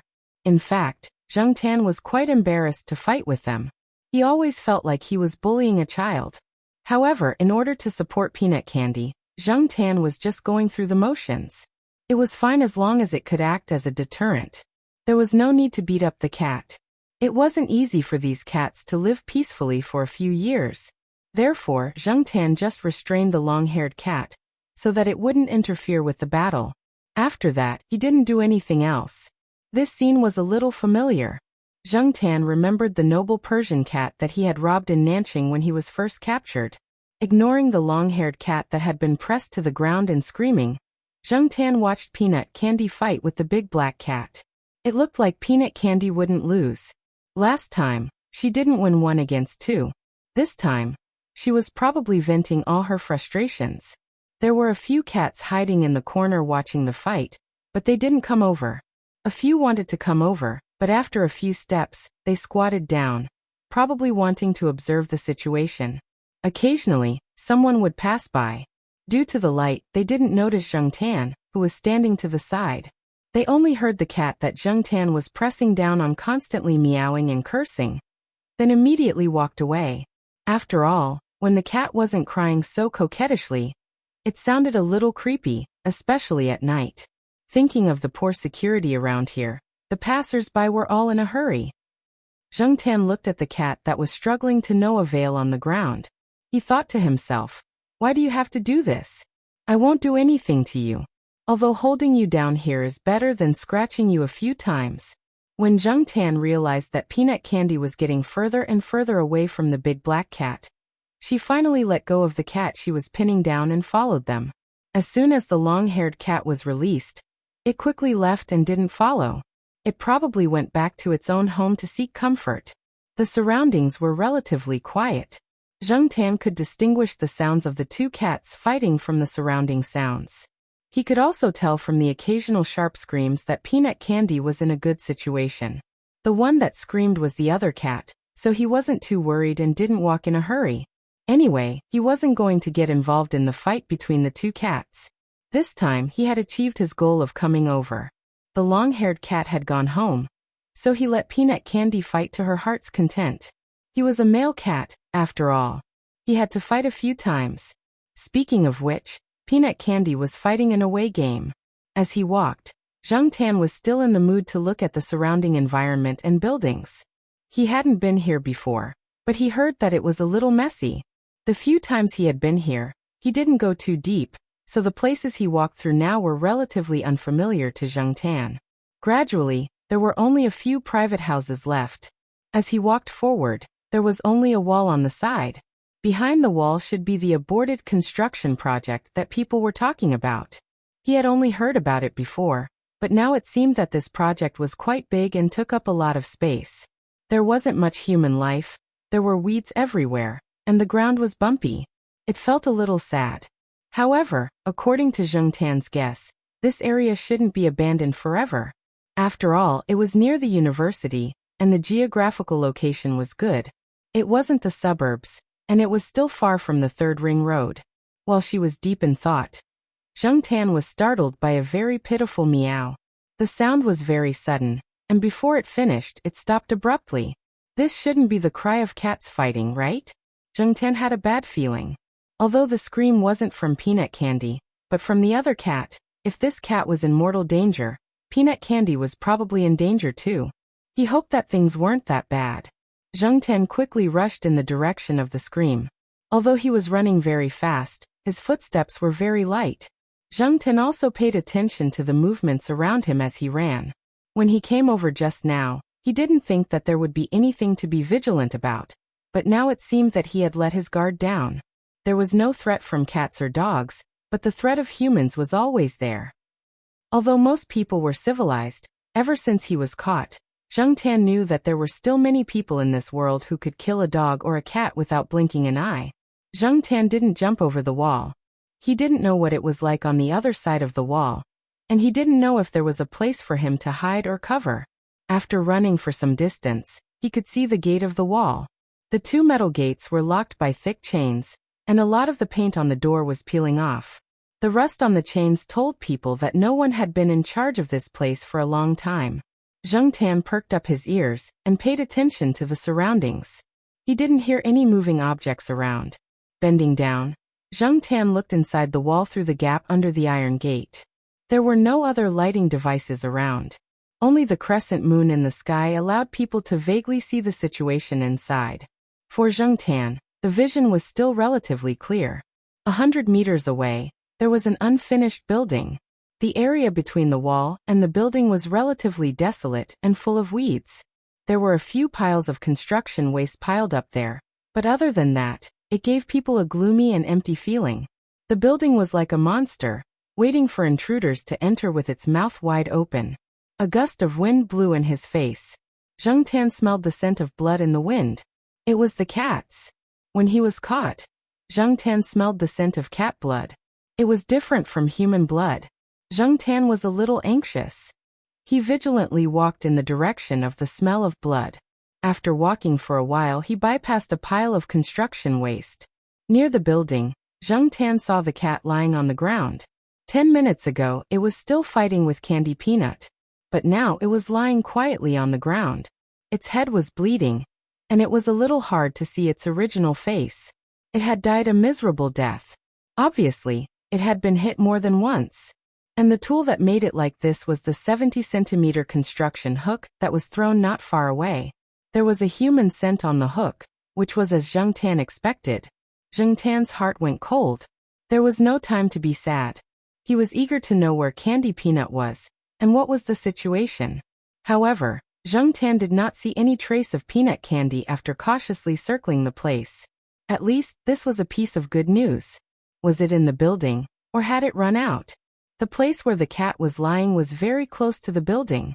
He couldn't rule out the possibility that Candy Peanut had escaped into the building. If it had already escaped, with Candy Peanut's intelligence, it should have barked a few times to let him know, right? It seemed that it was very likely that the kid had entered the building, and was probably hiding in a corner. Chapter 89. The building was not finished and there were no windows or doors, so it was easy to get in. Zheng Tan walked in carefully, avoiding some of the debris on the ground, and making sure that his movements did not make any noise. At the same time, Zheng Tan was also distinguishing the smell in the air, and his ears were also paying attention to the movements around him. A cat's sense of smell was about 20 times sharper than a human's, and they could also hear at least 2.5 octaves higher than a human's. They were used to seeing everything in the dark, and their bodies were smaller. These were all advantages that Zheng Tan had now. No matter what had happened in here, what kind of secret deal had been made, or who the grudges between people were, Zheng Tan was not interested at all. What he wanted most now was to find the peanut candy and retreat safely. Bang!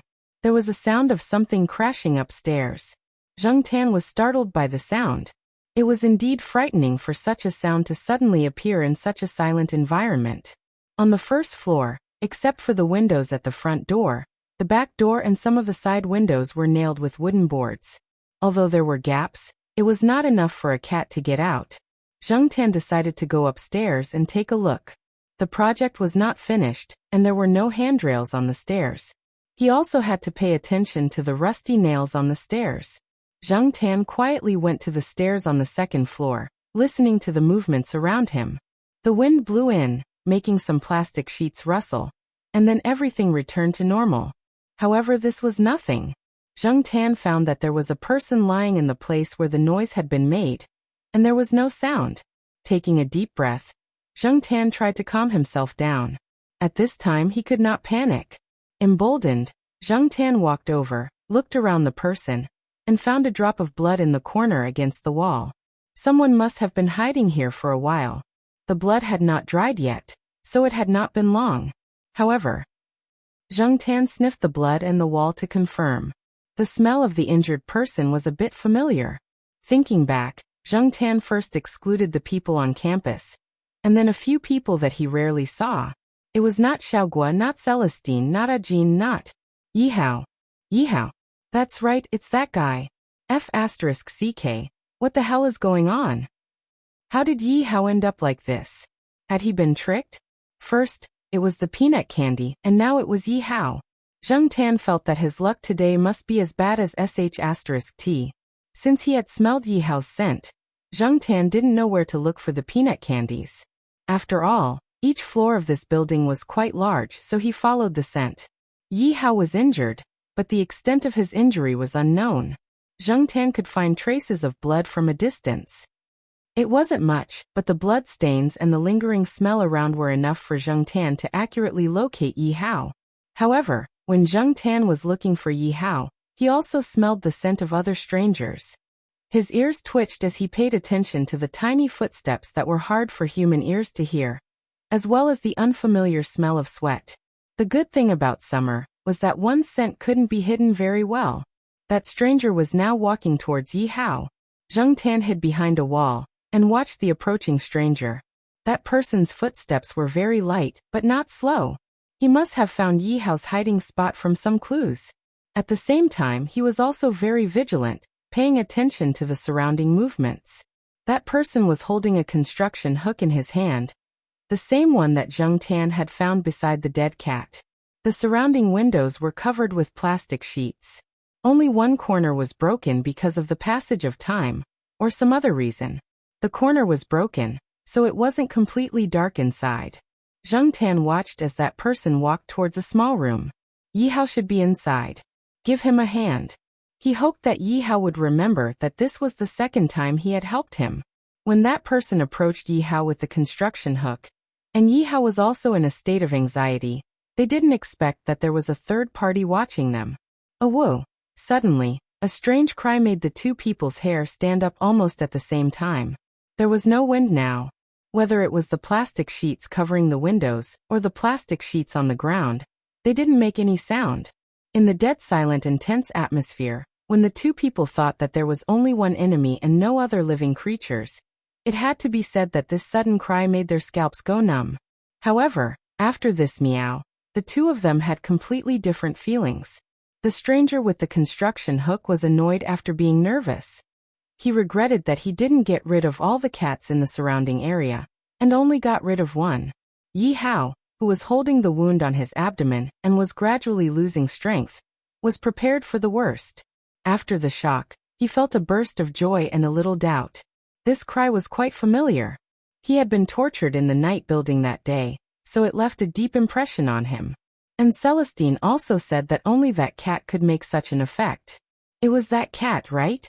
After the cry, Zheng Tan moved to another place. He bent his paws and picked up a nail on the ground. Then, he threw it when that person continued to approach Yi Hao. His aim was good, and it hit that person's back. After throwing the nail, Zheng Tan retreated to the corner. He only dared to shout because he noticed that there was no one else around except Yi Hao and this person. Moreover, he was now far away from this stranger. Even if this person was skilled in martial arts, he couldn't possibly attack from a distance of more than 10 meters, could he? Just as he retreated, Zheng Tan heard banging sounds and the sound of metal falling. So fast. Zheng Tan poked his head out and saw that the stranger had fallen. Yi Hao was also leaning against the wall, holding a dagger in his hand. The dagger was still dripping with blood. He had probably attacked when the other person was distracted and paying attention to his back. Zheng Tan pulled his ear. In fact, he was still fantasizing about making a move when Yi Hao and that person were locked in a fight. Now he realized that he was ridiculously wrong. People like these all tried their best to kill with one blow. Every second they lasted would put their lives in danger for another second. Yi Hao held the dagger in one hand and covered his abdomen with the other. He leaned against the wall and slowly sat down, panting.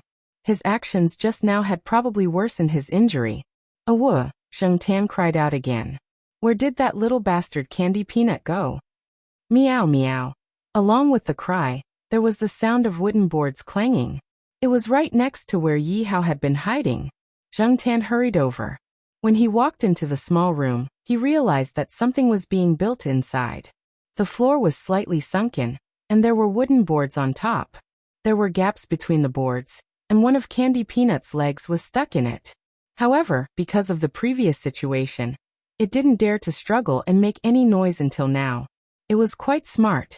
Before Zheng Tan could lift the wooden board, Candy Peanut had struggled out by itself. However, it seemed that this guy's leg was still injured. It was unknown if it was temporarily sprained or fractured.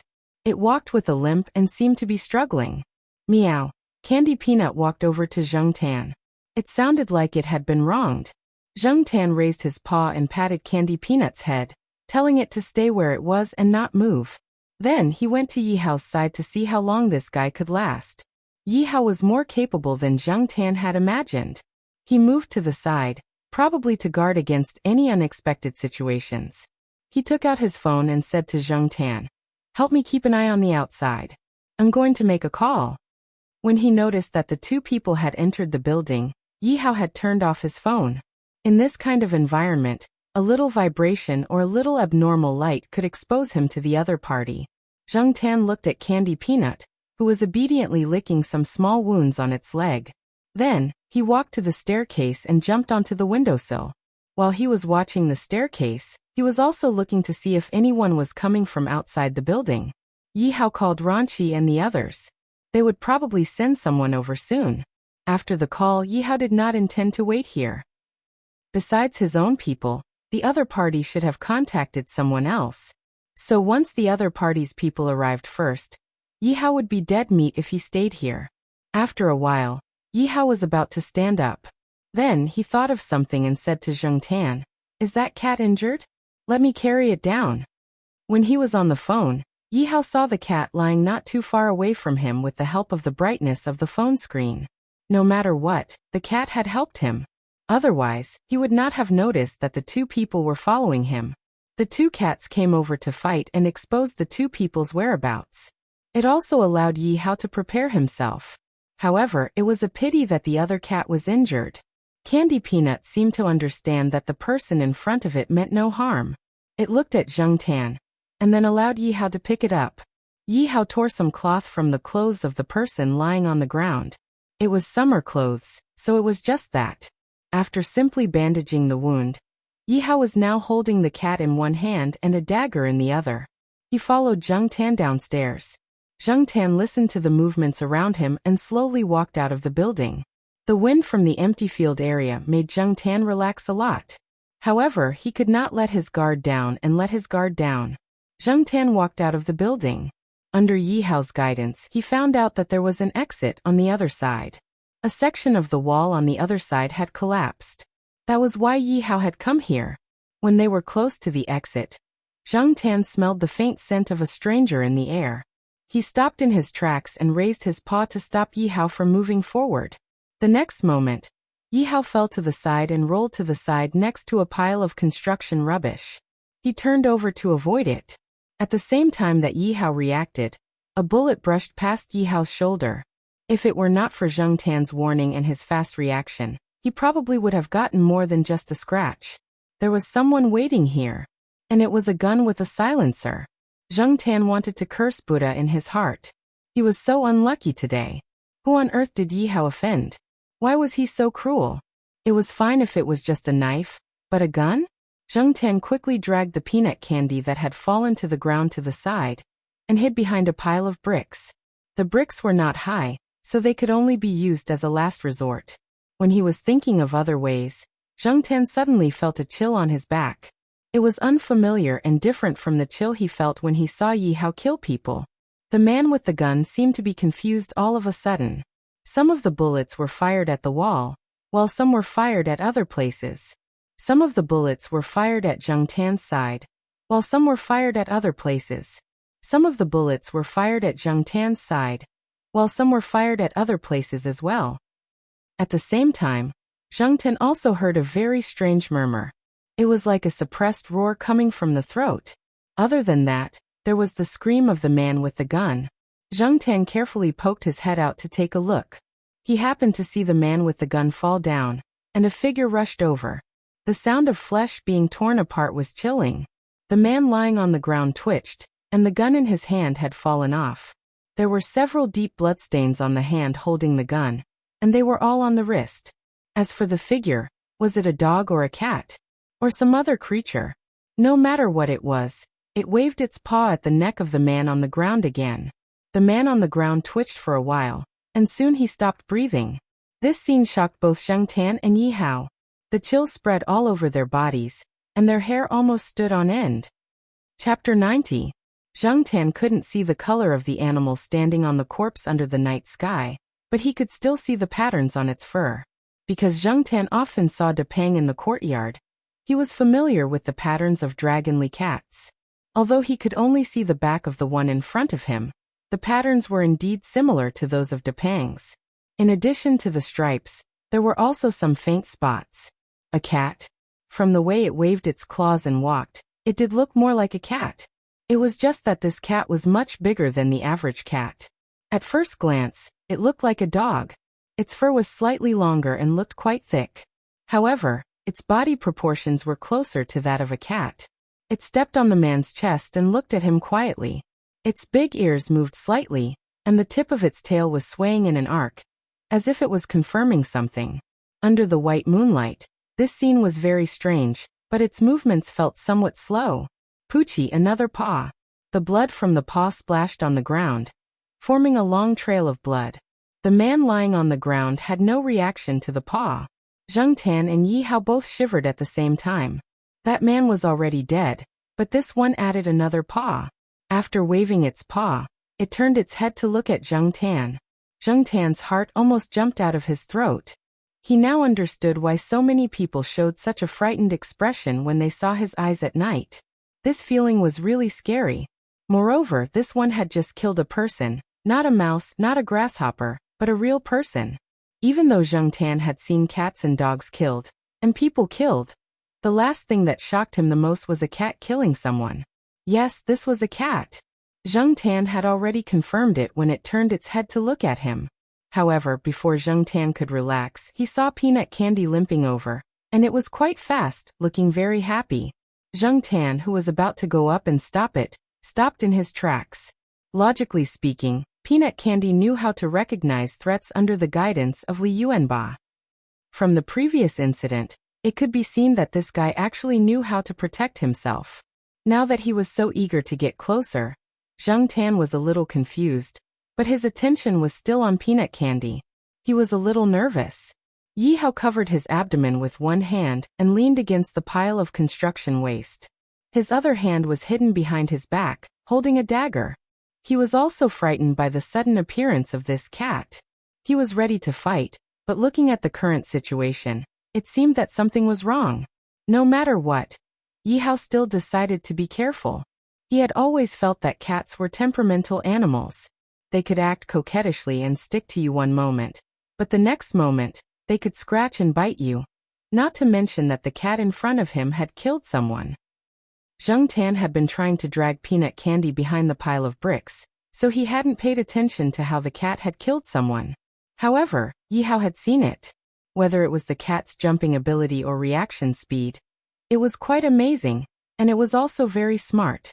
Yi Hao was only guessing at the beginning, because at that time, he had just hidden behind the pile of construction waste. The cat must have taken advantage of the time when the gunman was aiming at him, and scratched his wrist. Although it didn't make the gunman drop the gun immediately, his hand was not enough to maintain the accuracy of the gun. Before the gunman could change his hand to hold the gun, the cat's second claw had already attacked, grabbing the man's neck from behind. When the man raised his hand to touch the back of his neck, it jumped up and clawed at the man's eyes again. Then it clawed at the neck near the pulse. Finally, it clawed at the same spot on the neck again, and again, until the man stopped breathing. The grass on the ground had traces of the cat's sudden burst of strength when it moved. It was hard to imagine that a cat could do this. However, what kind of breed was this? He thought that the cat that Celestine had introduced was strange enough, but he didn't expect that there would be something even stranger than that. While Zheng Tan and Yi Hao were looking at Peanut Candy with different feelings, the cat with blood on its claws turned around and faced them. After seeing Peanut Candy, the murderous look in the cat's eyes faded a lot, and it raised its feet and walked towards Peanut Candy. After Peanut Candy went over, it tilted its head, squinted its eyes, and rubbed against the cat's body. It also made a meow sound, as if it was acting coquettishly. The cat also lowered its head and licked Peanut Candy's fur. Zheng Tan looked at the interaction between the two and suddenly remembered something. When Li Yuanba was pregnant, he had wondered what kind of cat would be able to take down the cat. Now, it seemed that it was the cat in front of him. When Peanut Candy stood next to the cat, it was obvious that it was much smaller. However, Peanut Candy could still grow. Even if it couldn't grow this big, it would definitely be bigger than the average cat. If his guess was correct, then the reason why Peanut Candy was bigger than the average cat from birth could be explained. Not only was it bigger than the average cat, but it was also strong and smart, and its fur was longer and thicker than the average short-haired domestic cat. Moreover, looking at Peanut Candy's appearance, it was obvious that it wasn't the first time it had seen it. This meant that they had met a long time ago, and it was very likely that they had met more than once.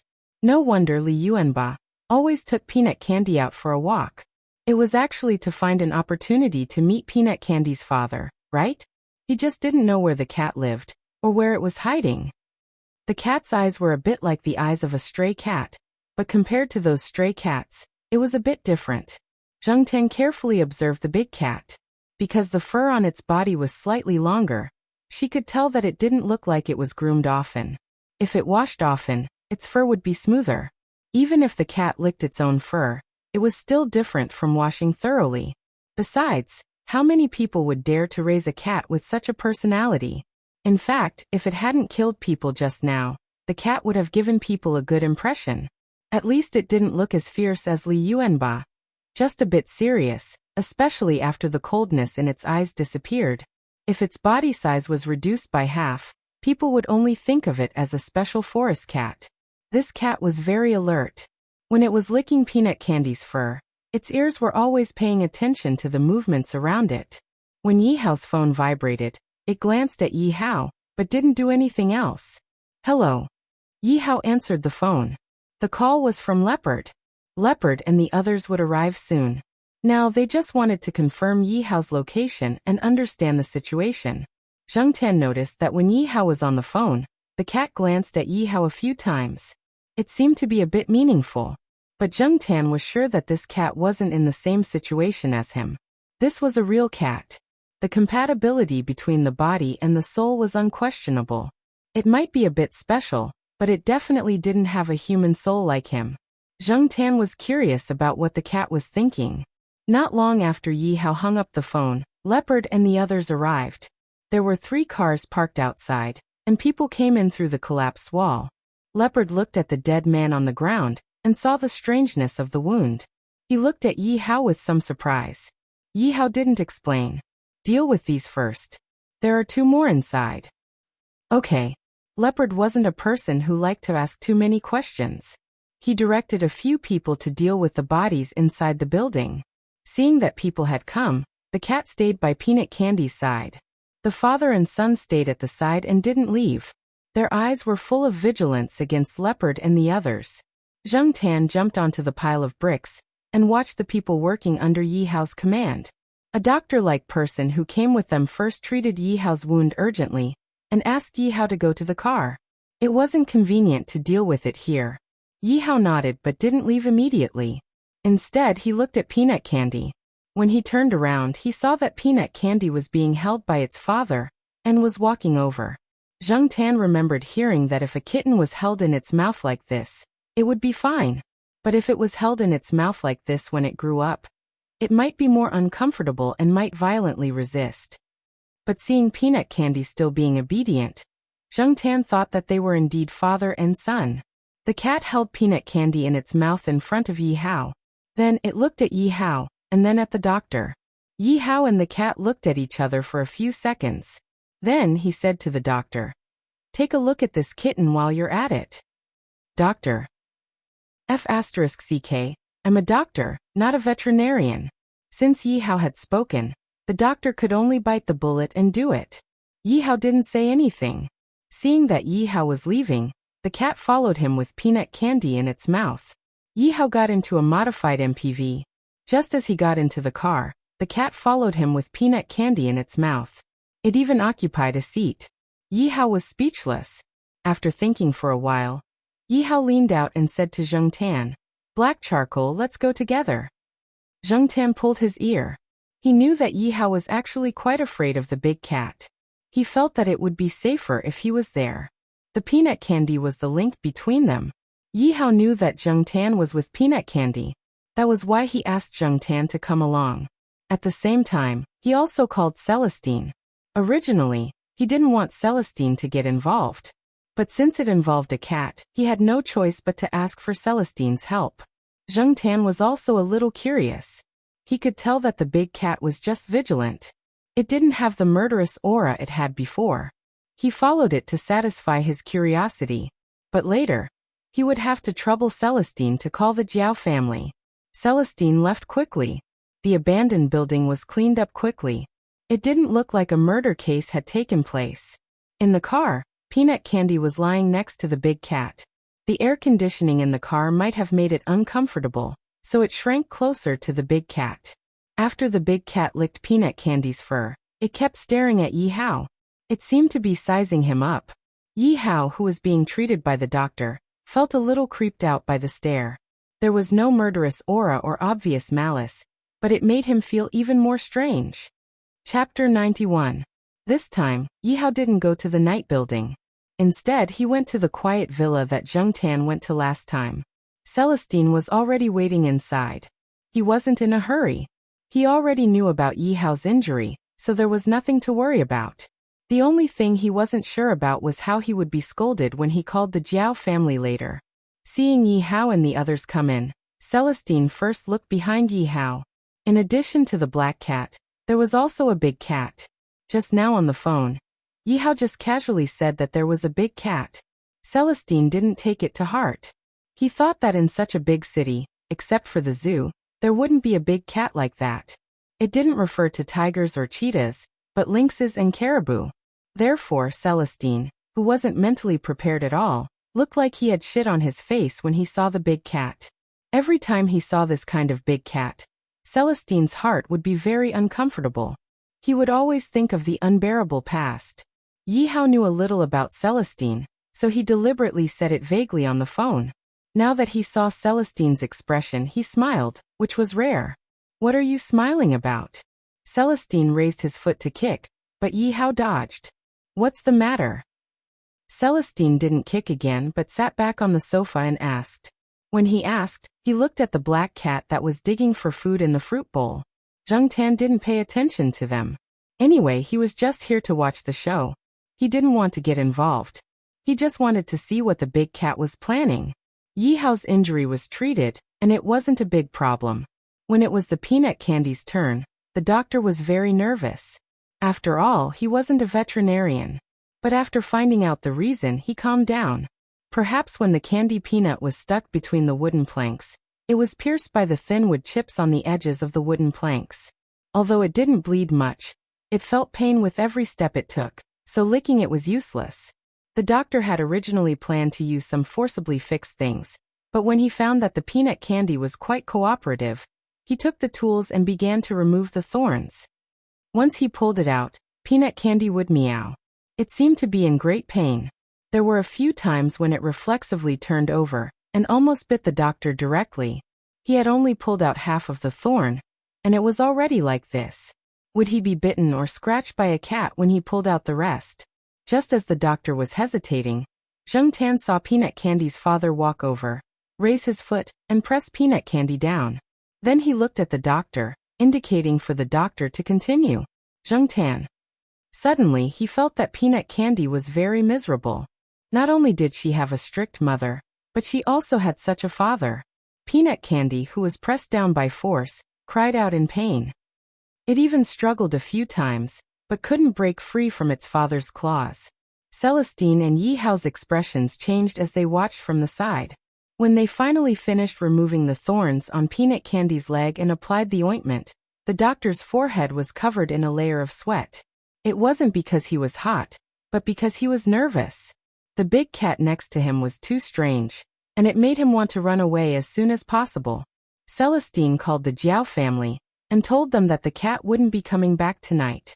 The Jiaoma wanted to hear Zheng Tan's voice to confirm that the cat was safe, so Zheng Tan howled into the phone.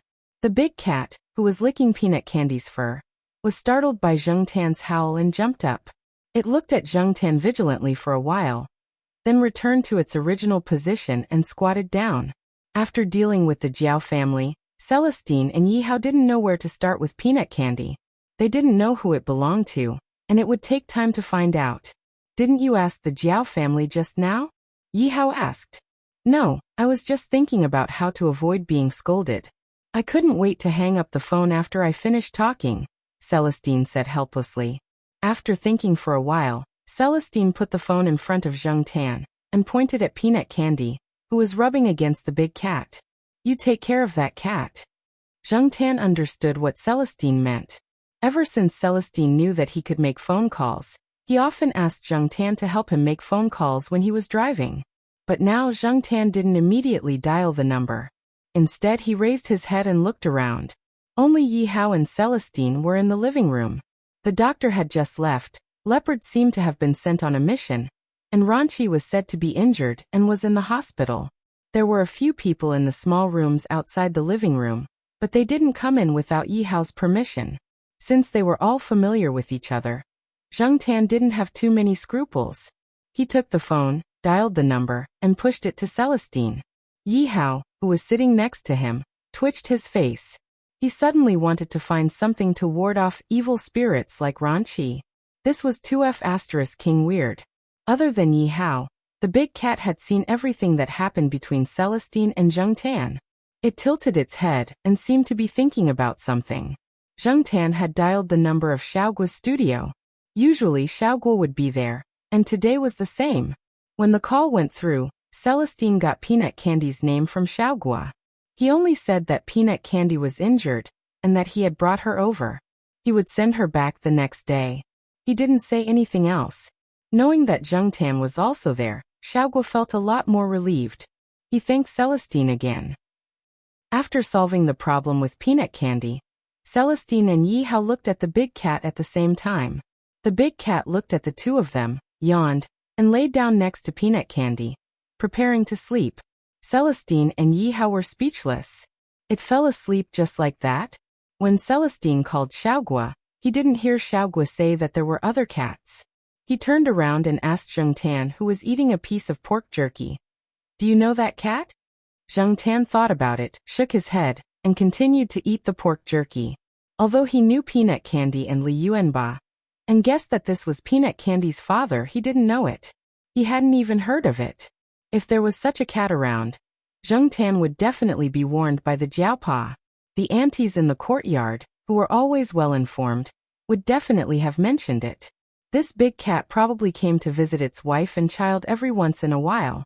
It usually hid in a place that was deserted and suitable for its survival. As for where this cat usually hid, Zheng Tan recalled the map that he had seen. Chuhua City Botanical Garden and a park with mountains were not far from Chuhua University. Actually, there was a small road from the pet center to Chuhua University that passed by the abandoned project. However, there was a construction site in the middle of the road. Plus, the small street was very safe, so Zheng Tan didn't go there. So, the only possibility was that this cat had secretly gone to the pet center to see its wife. When it was on its way back, it happened to see someone trying to kill Yi Hao, and Yi Hao was holding Peanut Candy in his arms. That was why it attacked. No matter what Zheng Tan guessed, the big cat was already here, and it didn't seem to want to avoid people. Thinking of something, Zheng Tan stopped eating the pork jerky. He looked at the father and son lying there, and then looked at Yi Hao, who was discussing things with Celestine. He narrowed his eyes. Could it be that this big cat wanted to stay? Thinking about the big cat's style, and then thinking about Yi Hao's identity, which was already clean, but still couldn't escape from some shady business, Celestine, who was discussing things with Yi Hao, wanted to drink some water, but when he picked up the cup he inadvertently looked at Zheng Tan. He saw that the black cat was holding a piece of pork jerky that had already been opened. It maintained its eating posture, squinted its eyes, and seemed to be thinking about something. "Black charcoal, what are you thinking about?" Celestine asked. He knew that the cat couldn't speak, so he wanted to call its attention back. The cat's behavior just now was too strange. If they hadn't known each other for so long, Celestine would have been scared like Ran Qi. Zheng Tan stopped thinking about it, looked at Celestine, and then looked at Yi Hao. He lowered his head and continued eating the pork jerky. What was he thinking about? In fact, he was thinking that if this big cat really wanted to stay, because it had saved Yi Hao wouldn't refuse. Yi Hao was a very loyal person, and he shouldn't be too bad to the cat. Thinking about that scene, he was happy to see it. Why do I feel that the black cat is waiting to see me make a fool of myself? Yi Hao frowned. You're thinking too much. Celestine could only comfort him like this. The next morning, Zheng Tan squatted on the chair next to Yi Hao and ate the sanxian soup. The people here like to make sanxian soup with pork liver, kidney and lean meat. Zheng Tan had always liked it, and Jiaoma often made it. He didn't expect to eat it here. In front of the father and son, there was a big bowl. No, in front of the big cat was a bowl. There was sanxian soup and rice in it. Yi Hao had never raised a cat before, so he didn't know what to feed it. Seeing that Zheng Tan was eating, he directly fed them the same thing. The good thing was that the father and son were not picky. Originally, The father and son's bowls were placed on the ground. Seeing Zheng Tan squatting on the chair, the big cat couldn't stand it. It jumped onto a chair and stared at Yi Hao. Yi Hao wanted to pretend that he didn't know anything, but the big cat started to howl. With Zheng Tan in front, even if it howled very loudly, it sounded more like a cat, unlike Zheng Tan's ghostly howl. Even so, it was really unbearable. Yi Hao gestured to the servant who made breakfast. Bring the bowl up. The big cat was originally bigger than Zheng Tan, so the bowl was also big. One chair couldn't fit it, so the servant brought another one. She also put the peanut bowl on the chair. Looking at this situation, Yi Hao thought to himself, "Get out of here after you finish eating." While eating, there was a sound at the door. Hearing the sound at the door, Celestine, who was drinking soup, choked.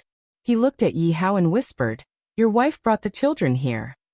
Yi Hao originally wanted to reply, "What's so surprising about that?" Suddenly, he realized that there were 3 cats here.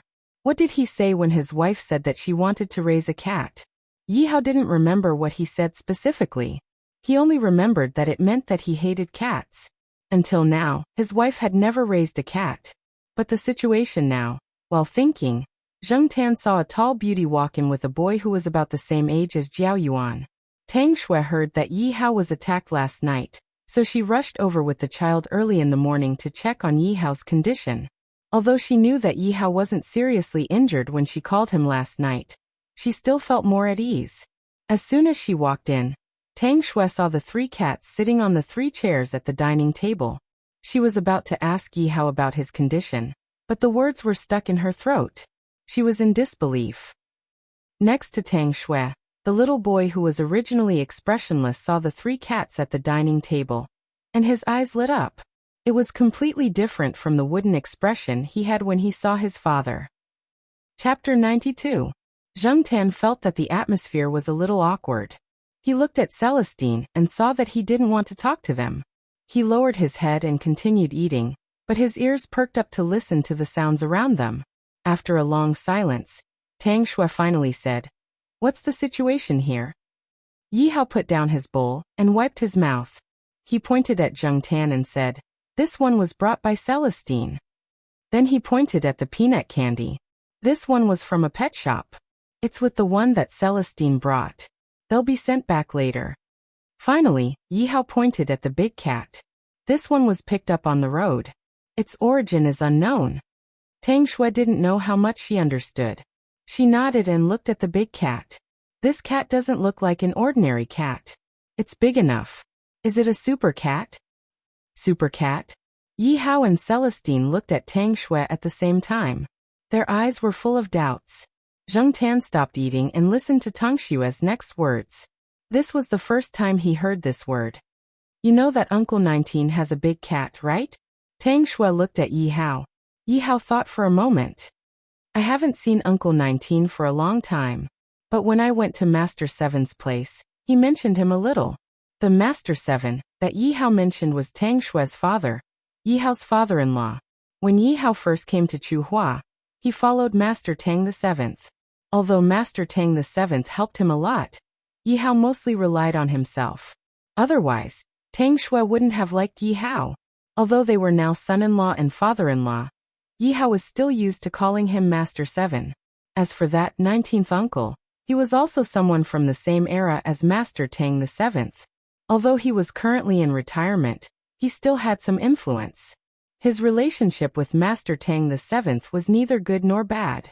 However, there were not many people from that era left today. The 2 old men would sometimes have a heart-to-heart talk. When Yi Hao went to visit Master 7 last week, he heard Master 7 mention it. He didn't think too much about it. In Yi Hao's mind, the so-called big cat was just a slightly bigger pet cat. It was like a forest cat, but it wasn't that big. In a big city like China, who would raise such a big cat? But now, it seemed that it wasn't that simple. Uncle 19 asked a friend of his abroad to help him get a descendant of a super cat. The so-called super cat is a hybrid between a domestic cat and a bigger wild cat from Africa or South America. It's just that it's not easy to get a first-generation super cat. The management there is strict, so they won't give it to you. Uncle 19's friend got the descendant of the first-generation super cat. I heard that the second-generation super cat might not be as big as the first generation, but it's still much bigger than the average pet cat. Now Uncle 19's big cat is already more than 20 pounds, almost 15 pounds. It's very strong and will continue to grow. It looks smaller than this one, but Uncle 19's cat only has short hair. The one you have has long hair. Zheng Tan listened to Tang Shui's story, then looked at Peanut Candy's father, who was squatting on the chair with a serious expression. Super cat. Yi Hao frowned. His focus was not on the long hair, short hair, or the size of the cat that Tang Shui mentioned. Does Uncle 19's cat kill other small animals? Yi Hao originally wanted to ask if the cat killed people, but he changed his mind. Why not? I heard that a few pet cats around were killed, and a small dog was also killed. Every time Uncle 19 brought the cat over, it would stare at Dad's two gray parrots. Dad said that the two parrots started to pluck their feathers because of the pressure. Zheng Tan was speechless. It wasn't easy to be a bird. Not every bird could be like that stupid bird, General, who was always looking for fun. While they were talking, the big cat had finished the food in the bowl and was licking its paws. Zheng Tan always thought that cats might be careless when eating, but they were very serious when licking their fur and paws. Even licking their balls was more serious than eating. Yi Heng, back off! Yi Hao shouted. Tang Shui didn't notice that her son had moved closer to the cat when she was explaining. She didn't realize that her son was a few meters away from her, until Yi Hao shouted. Cats were always very alert to strangers, and could even be aggressive. Tang Shui knew this very well, but she usually let her son play by himself when she came here, so she ignored the big cat just now. When Yi Hao shouted, Yi Heng was only a few steps away from the big cat, and he didn't stop after hearing Yi Hao's shout. Instead, he sped up and approached the cat. Not only Yi Hao, but also Celestine's face was a little pale. They were too careless. They regretted not locking the big cat in a cage, or tying it up with a chain. That way, they wouldn't have to be so worried. Yi Hao didn't dare to move.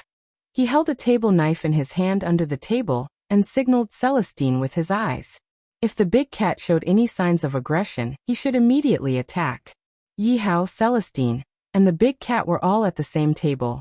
It was too late to stop Yi Heng now. Tang Shui also realized that something was wrong with Yi Hao and Celestine's reactions. Yi Heng didn't care about his parents' reminders. He came to the big cat and looked at it. The big cat, who was licking its paws seriously, didn't have any special reaction when it sensed someone approaching.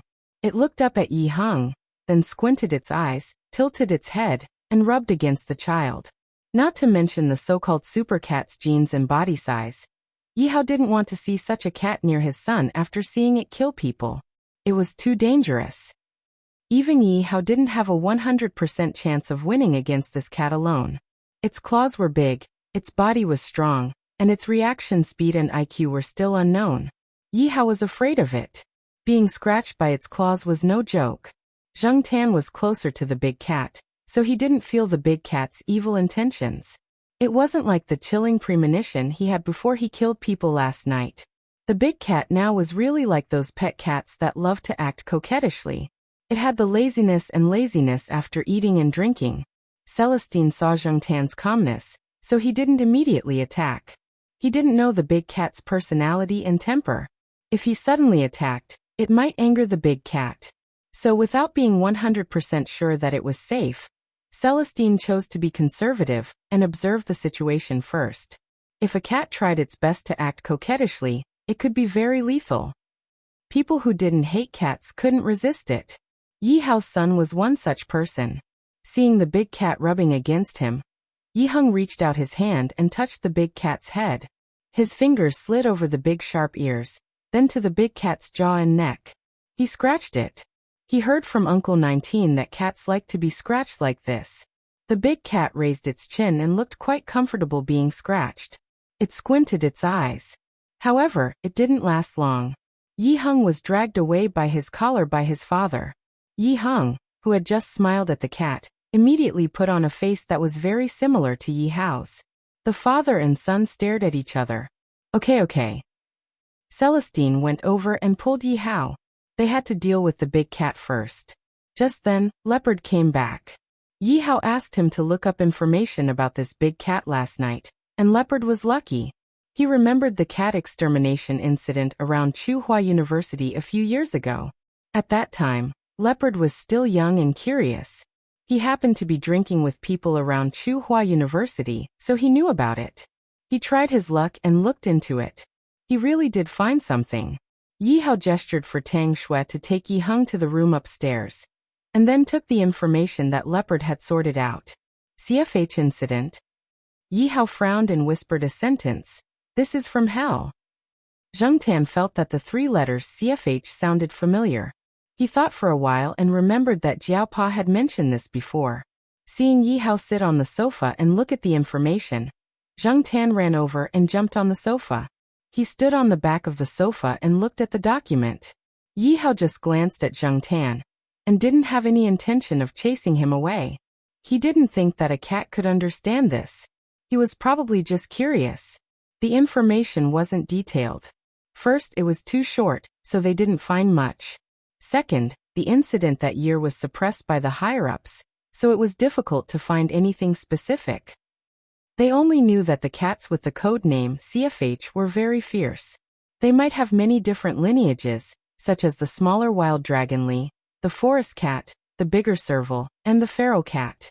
Every CFH test breed had a big difference.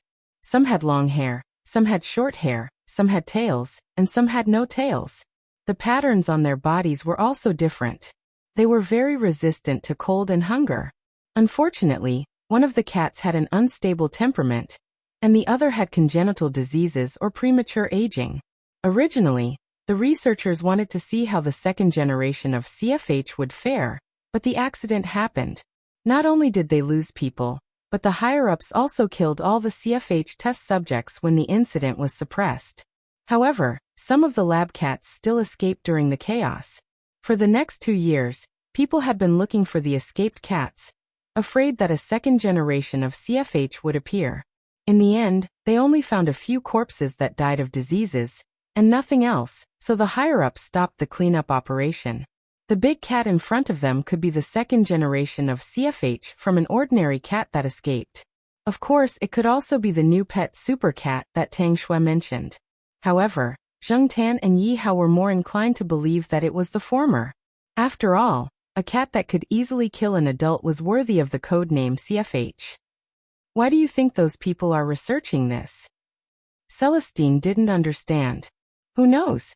Yi Hao threw the information on the coffee table and said, I heard that some scientists in Country M have also created pigs with human blood, mice with human brain cells, and so on so. The leopard shrugged. What he meant was that if these weirdos existed, then the existence of the one in front of him wasn't strange at all. Zheng Tan shivered and suddenly felt grateful that Jiao Pa wasn't one of those weird scientists. According to the time of the incident, it has been almost 10 years. Yi Hao sighed. So you can just take this cat out and say that it's a super cat. Celestine joked. Anyway, it's been so long and not many people remember it. As long as they don't see it kill people, who can be sure that it's not a new super cat? Yi Hao shook his head. I don't care about that. It's been almost 10 years, but when this big cat kills people, it still jumps very fast. Its reaction is very agile, and it looks very strong. It doesn't look old at all. It doesn't have premature aging, and it doesn't have any diseases. No one knows how long it can live. Zheng Tan looked at the big cat that was yawning and showing its fangs, and then looked at Peanut Candy who was licking its fur. So Peanut Candy was actually the third generation of CFH? But the mole next to Peanut Candy's mouth really ruined this domineering name. In the future, the bloodline of CFH would be diluted by natural reproduction. Who knew how many cats similar to Peanut Candy would appear in this world and live with people? However, their appearance would be no different from ordinary cats. In the big city where cats and dogs were everywhere, who would associate it with the CFH incident? Even if they saw a very fierce cat, no one would think much of it. Chapter 93. After breakfast, Celestine sent Zheng Tan and the Peanut Candy back. As for the big cat, it just lay on the sofa and didn't move. Yi Hao even threatened it, but it just yawned and ignored him. Except for not letting him use a leash, it was quite obedient. Yi Hao had made up his mind to get rid of the big cat, but Yi Hao asked for it. After so long, it was the first time that Yi Hao heard his son make a request. Although the father and son always glared at each other, Yi Hao still spoiled his son. It was rare for his son to ask, so Yi Hao reluctantly agreed. Of course, it was only temporary, and they still had to observe for a while. Moreover, during this period of observation, Yi Hao set a rule for his son that he couldn't be alone with the big cat. If he wanted to touch the big cat, there had to be at least 3 people present, and they couldn't be too close to it. No, in short, a series of no's made Yi Hao very impatient. He asked his mother Tangxue for help, but this time Tangxue didn't help him. She stood on Yi Hao's side. Ever since she knew that the big cat killed people, Tangxue was actually very opposed to keeping the big cat. Under Yi Heng's strong request, she temporarily agreed. She also decided to send more people around to watch, so that there wouldn't be any accidents. Were all cats shameless? Anyway, after this incident, Yi Hao had the impression that the big cat was temperamental, neurotic, stubborn, and shameless.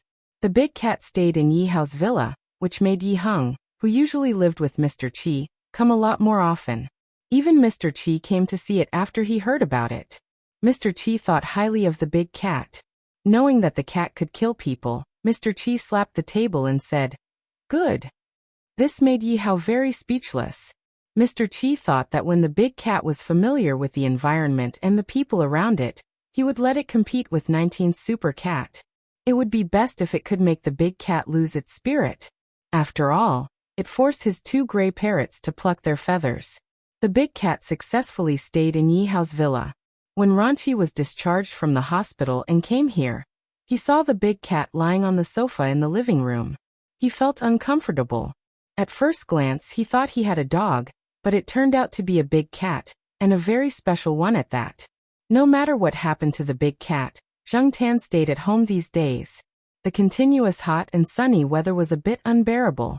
Jiao Pa and Jiao Ma also stayed at home and didn't go out much. The outside was like a steamer, and even an egg could be cooked on the asphalt road. Even Jiao Yuan was a bit tired these days, watching TV listlessly at home. Little Pomelo was doing her daily summer homework.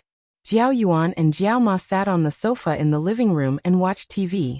Zheng Tan was lying on one side of the sofa, not interested in TV. He yawned, turned over and kicked a newspaper. Since he had nothing to do, Zheng Tan rolled over and read the news on the newspaper. The Chuqing News was a newspaper that many families in Chuhua subscribed to. The outdated newspapers were put on the table for soup or thrown on the floor as table legs, and the rest were kept for sale. Jiao Yuan and Jiao Ma were so engrossed in watching TV that they didn't notice Zheng Tan's movements. After Zheng Tan read the entertainment news, he raised his paw and flipped to a page. There was an entire page of news about a deputy mayor of Chuhua who was interrogated. Looking at the time of the interrogation, it happened to be the day Zheng Tan came back from Yi Hao's villa. Did this have anything to do with Yi Hao? Who cares? Zheng Tan rolled over and changed his position again. He kicked the newspaper off the sofa. The smell of the newspaper was too pungent, and it was uncomfortable. While he was in a daze, he heard someone knocking on the door. Zheng Tan was too lazy to open his eyes and continued to lie on the sofa. Then, he was thrown up by Jiao Yuan. F***ck. Zheng Tan was so scared that he woke up. When he fell from the air, he didn't care about Jiao Yuan's hand that caught him. He stepped on Jiao Yuan's arm to jump off the ground, and ran into little Pomelo's room. Little brats were indeed unreliable. After lying in little Pomelo's room for a while, Zheng Tan finally understood why Jiao Yuan was so excited. The person who came was Sahara's owner, Ruaning. Ruaning had received some swimming tickets for a newly built beach swimming pool that had just been completed. Chuhua City was located inland, and the newly built beach swimming pool had attracted many people. However, the swimming pool wasn't fully open to the public yet. The tickets were only given to a few people through certain channels, and would only be officially opened in 5 days. When it was officially opened, there would definitely be a lot of people. When the time came, there would be many people, and there wouldn't be much space for activities. Even so, many people were looking forward to it through the advertisements. Originally, Jiao Pa wanted to wait for the official opening to bring the children to play. He didn't expect Ruaning to directly send the tickets over. Ruaning distributed the tickets to the families in the courtyard. Other than the Jiao family, there were also Lan Tianju, Su and Litmus, and a few other families. As for Xiong, he was taken away by his mother and wasn't in the courtyard. After Jiao Yuan was happy, he was about to run to his room to call Xiong. However, Xiong directly called him. Before Ruaning came over, she had already gone to Suan's house. Just now, Suan had called Xiong. After Xiong found out about the courtyard's arrangements, he argued with his mother and finally got his mother to agree to go there tomorrow. Xiong's mother was able to get the tickets herself, so she didn't ask Ruaning for help. The children also agreed to meet at the beach swimming pool tomorrow. According to Ruaning, they would leave early tomorrow before the sun came out. There was a restaurant at the beach swimming pool, so they could have lunch there. At night, they would find a place to have dinner. However, not long after, Jiao Pa received a call. It was from Xiong's mother. Xiong's mother was a good person, but she was a bit domineering. Perhaps all career women were like that. She was from the Education Bureau. No one knew what position she held, but it shouldn't be a low position. She was usually busy, and Xiong's father didn't have much energy to take care of the children. Both of them didn't have the time. Otherwise, they wouldn't have left Xiong to their grandparents who lived in the courtyard. According to Xiong's mother, Xiong was taken care of by everyone in the courtyard. Therefore, the two of them would treat everyone to a meal tomorrow night to express their gratitude. Jiao Pa couldn't refuse. Xiong's mother had already decided. She had even booked a restaurant and informed the other families, so it was decided. Ignoring Xiong's mother's domineering tone, tomorrow's arrangements were not bad. Jiao Pa couldn't let the children down. After dinner, he went to Yuan Ziyi's place to borrow a car. After refueling, he drove back to the courtyard to wait for tomorrow. At night, Jiao Yuan was too excited and slept very late. Little Pomelo was the same. After all, she was a child. Naturally, she would be happy to have something to play with. Zheng Tan didn't mind. He wasn't afraid of water. Even if he went for a swim, it wouldn't matter. As long as Jiao Yuan and the others didn't pee in the water, it would be fine. The next morning, the two children woke up without the alarm. After breakfast, they gathered downstairs at around 7 o'clock. Each family drove a car. Ruan Ying's car was his and Sahara's. Sahara rested its chin on the car window and looked out. It would bark from time to time. You're bringing a cat? Don't you need a leash? Ruaning saw the Jiao family bringing a cat and asked. No need. My cat is very obedient. Jiao Ma smiled. Ruaning looked at the black cat that followed the Jiao family's children into the car. Then he looked at Sahara, who was still tied up in the car. He shook his head. This was the F*** difference. They didn't need to bring a swimming ring. Yesterday, Ruaning had told them that there were swimming rings and some other tools. They just needed to bring someone over. If they really wanted to bring someone, they could buy some snacks to satisfy their cravings. However, it was summer. Everyone only wanted to eat some watermelon and drink some cold drinks. Zheng Tan looked around. He didn't see anyone carrying bags. Sahara, who was barking at Zheng Tan, was pulled by the ear into the car by Ruaning.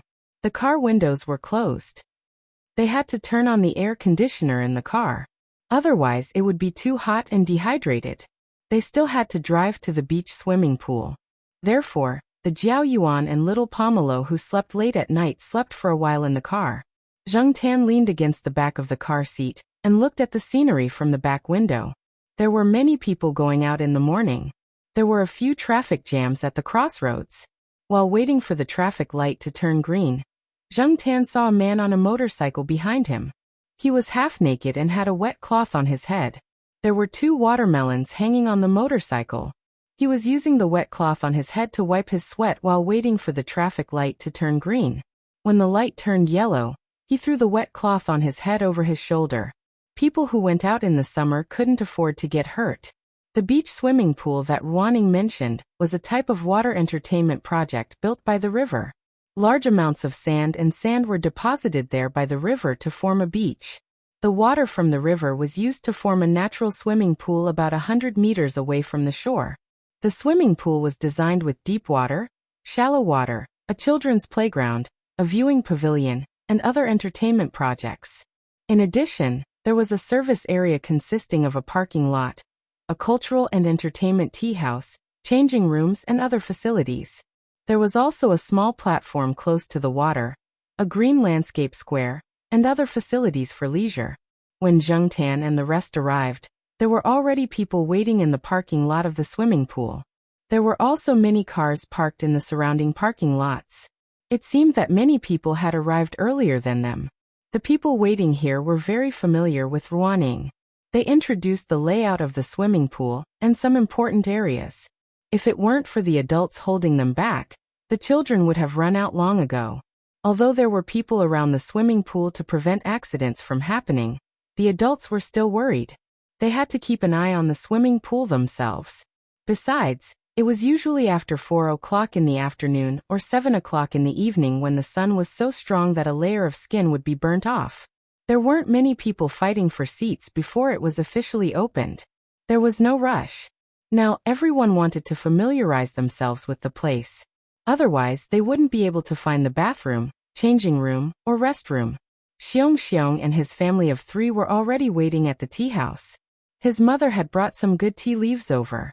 However, when she saw Zheng Tan in the bag that the Jiaoma was carrying, his mother's expression didn't look too good. She probably felt that bringing a cat into this kind of place was a bit embarrassing.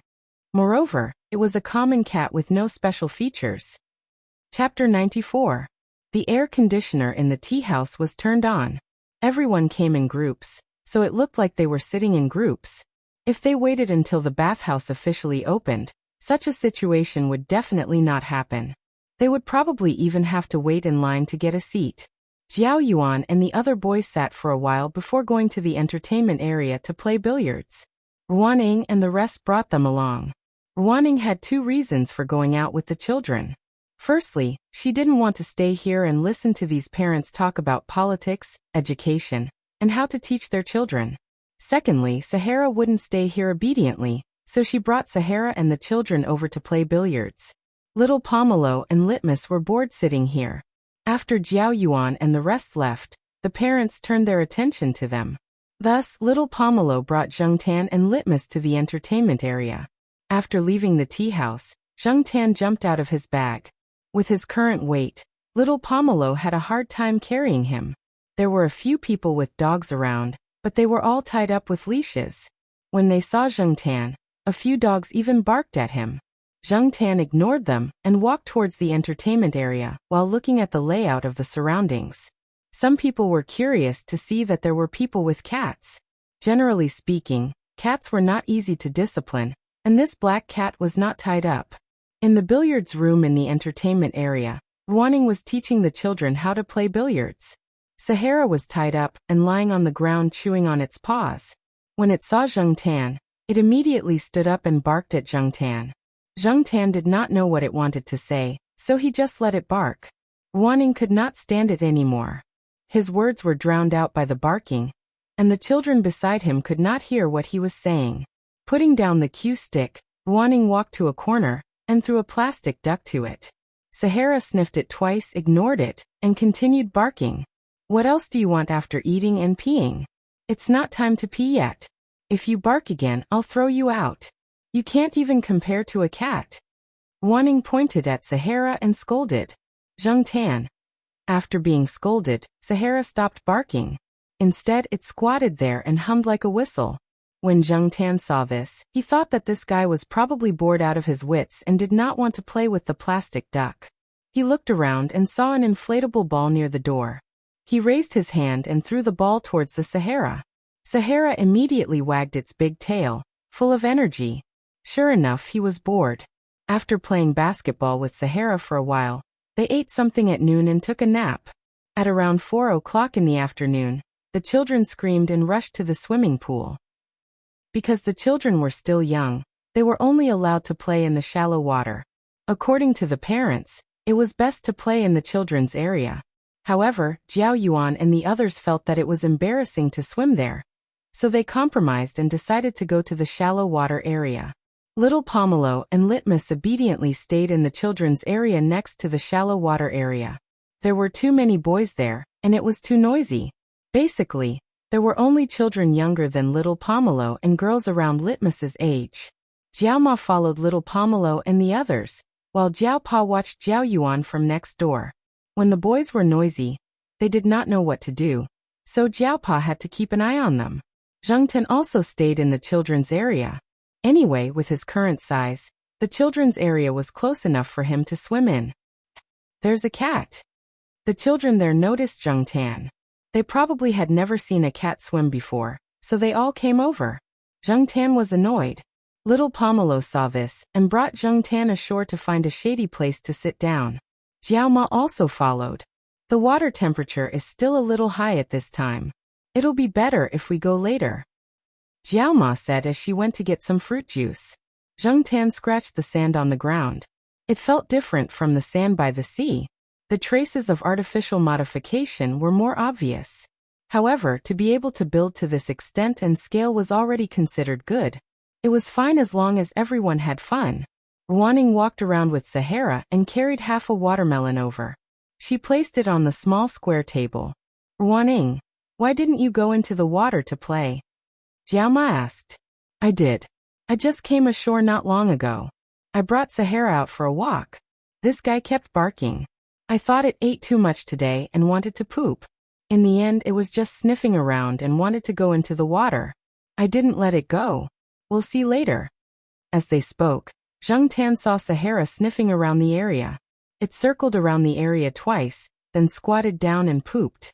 Everyone. Little Pomelo, who was about to eat the watermelon, put it down. It was better to eat it later. At this time, she felt a little nauseous. Ruaning wanted nothing more than to kick it. However, the most important thing now was to destroy the evidence. After Sahara finished pooping, she immediately lifted her foot to push the sand over to cover the dog poop. Then, she found a small shovel and a plastic bag, and shoveled the dog poop and the sand around it into the bag. After pooping, Sahara felt much better. Its bones were much lighter. It pushed the sand back with its feet and barked twice. It was probably expressing its current carefree emotions. Ruaning was embarrassed to stay there. She held Sahara's hand, and carried the black plastic bag filled with dog poop in her other hand. She walked towards the resting area far away from the swimming pool. As she walked over, someone who knew Ruaning greeted her. Ruaning, what's good in your hand? Bring it over for me to satisfy my cravings. Ruaning had a mysterious look on her face. Good stuff. Hey, let me see. That person said as he went to rummage through the plastic bag. Ruaning's face changed from being mysterious to constipated. She whispered something to that person. That person jumped away and wiped the hand that touched the plastic bag on his body. Feeling that something was wrong, he immediately rushed to the sink and washed his hands there. As the weather was too hot, Sahara stuck out its tongue and panted. Its big tail was wagging because it was in a good mood. Ruaning looked at her dog and shouted, "If you poo around again, I'll beat you to death." She didn't know if Sahara understood, but it continued wagging its big tail. "Mommy, look, there's a big bad wolf." A little girl who looked like she was in kindergarten pointed at Sahara and said. Because it was summer, Ruaning directly cut Sahara's fur. Other than the slightly long fur on its head that was difficult to cut, the rest of its body was cut into a short hair. It looked a little gray, but it wasn't as dark as a purebred husky. It just looked more comical. Jiao Ma looked at the person and dog walking away. She brought little Pomelo to another location. As long as she thought about the pile of dog poop beside her, she couldn't sit still. It was better to change locations. Where's black charcoal? Don't tell me you're pooping everywhere? Jiao Ma asked after changing locations. Zheng Tan pulled his ear. How was that possible? That was just Sahara and Huang's style. Lying on the mat, Zheng Tan looked around. Someone had passed by where they were just now. There was also a child playing with the sand. The place where his hand was grabbing the sand was where Sahara pooped. Although Ruaning had already shoveled away some of the sand, Zheng Tan still felt uncomfortable. He turned his head to divert his attention and looked at the scenery elsewhere. Xiong's mother was wearing her business attire and sunglasses. She was talking to someone at the pavilion not far away. Looking at her posture, it was obvious that she wasn't going to go into the water. It wasn't easy for everyone to come over to play together, but she still looked so out of place. Zheng Tan didn't have a good impression of Xiong Xiong's mother, but it wasn't a bad impression either. It was really hard on Xiong Xiong. When it was almost 7 o'clock, Jiao Ma brought little Pomelo into the water again. At this time, the water temperature was a lot colder. It was very comfortable to soak in the water. Zheng Tan followed them and swam 2 laps. He bumped into a little kid who was holding a swimming ring and hitting the water surface nonstop. He even chased after Zheng Tan to hit him. When he was stopped by little Pomelo, the little kid used the swimming ring to hit little Pomelo. In the eyes of the adults, this was just children playing around. However, Zheng Tan didn't take it lying down. When no one was paying attention, he stretched out his paw and poked the little kid's swimming ring. When the swimming ring broke, the little kid was so scared that he cried out loud. The others didn't know, but little Pomelo saw the scene just now. The depression of being hit by a swimming ring suddenly disappeared. She brought Zheng Tan upstream. When Jiao Yuan and the others were called ashore, they were a little reluctant to leave. However, after playing for half a day, they were hungry. They went ashore to take a shower in the shower room, changed into clean clothes, and left with their parents. Xiong Xiong's parents were already waiting there. After greeting everyone, they drove everyone away. The air conditioner wasn't turned on in the car. The window was open, and the cool night breeze blew in. It was very comfortable. Summer hair dried quickly. Zheng Tan also took a shower in the shower room. Now the hair on his body was almost dry. Looking out from the car window, the bridge across the river looked beautiful under the lights. However, this beauty was ruined by Sahara's howls. In order to prevent Sahara from sticking its head out of the window, Ruaning only lowered the window slightly. Sahara looked out from this small gap. It stretched out its paw and scratched twice, but it was useless. It began to howl. After being yelled at by Ruaning, it finally stopped. Our cat is still the best. Jiao Ma sighed. Little Pomelo thought of the scene today when Zheng Tan poked the child's swimming ring. She grinned and laughed out loud. Jiao Yuan kept asking her about it. Good job. Jiao Yuan patted Zheng Tan and said.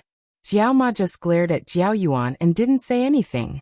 A few cars followed in a line. The one at the front was Xiong Xiong's car. After crossing the bridge and exiting a crossroad, Zheng Tan felt that the surrounding buildings were quite familiar. When the car slowed down and was about to enter the parking lot, Zheng Tan looked out of the window. F***CK, isn't this third Uncle Fang's Shaoguang Hotel? Jiao Pa's expression was a bit strange. I haven't used the card in my wallet yet.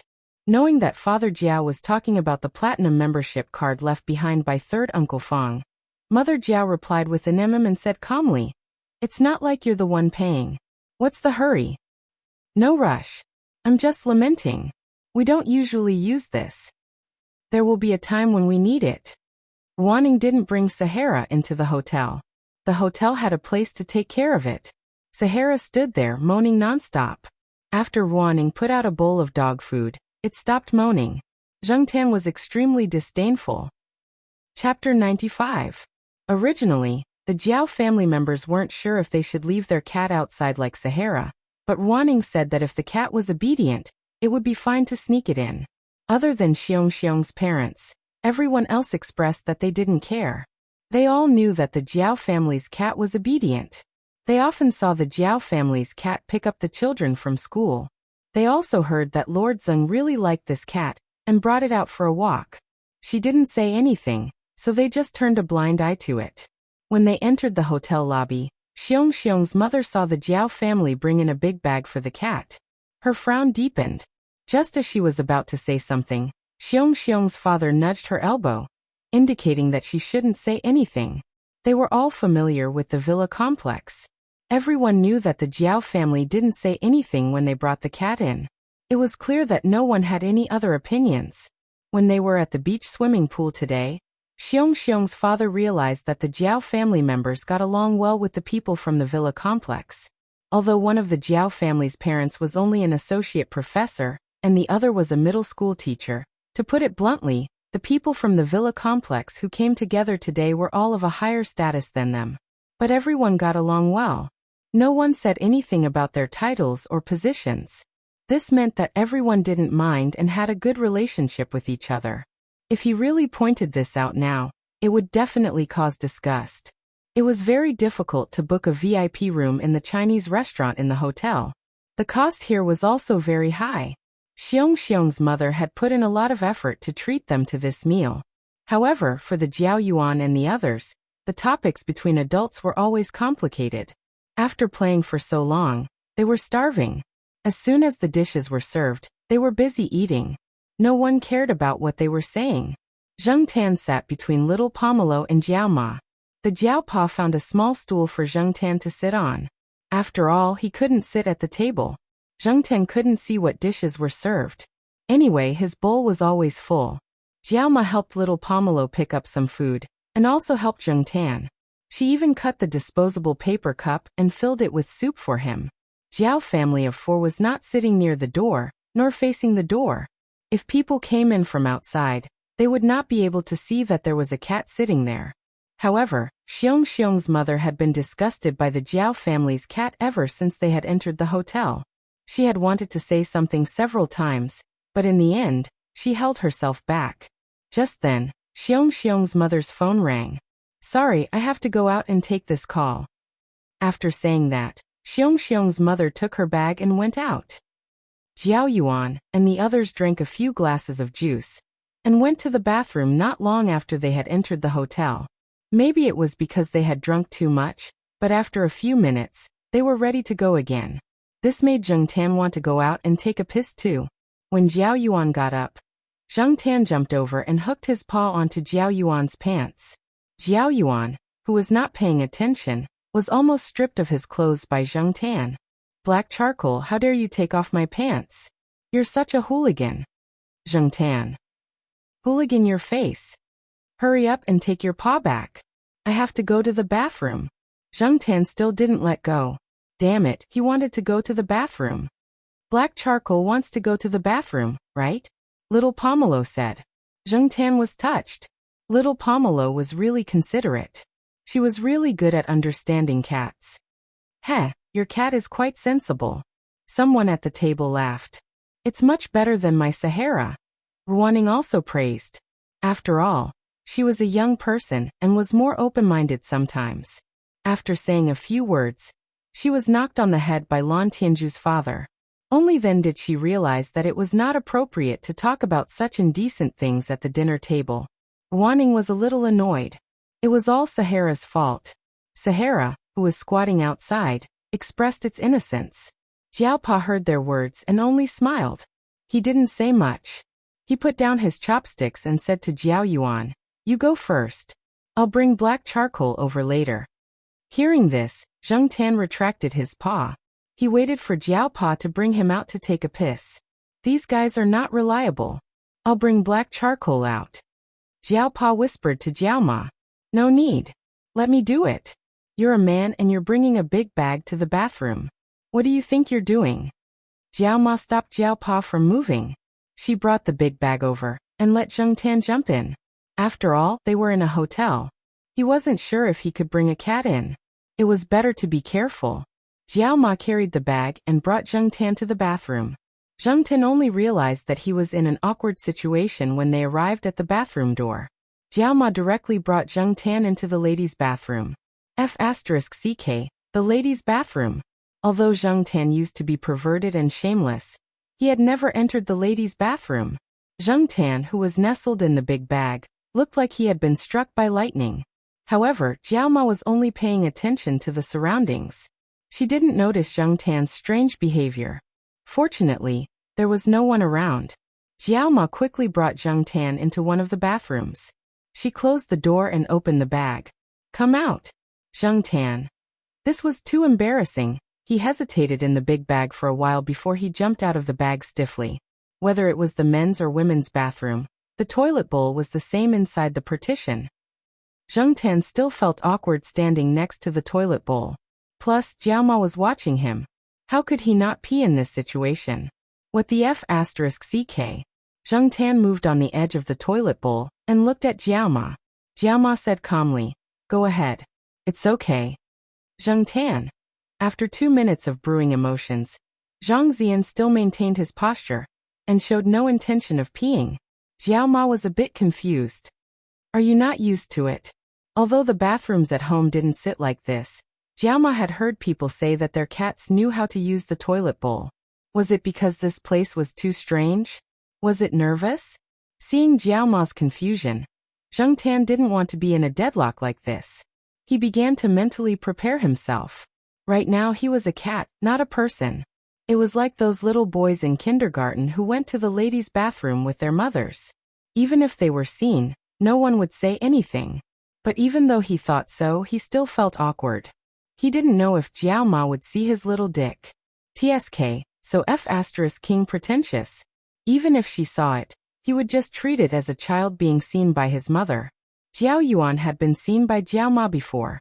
Zheng Tan wagged his tail and adjusted his posture. He lowered his head and stared at the floor tiles.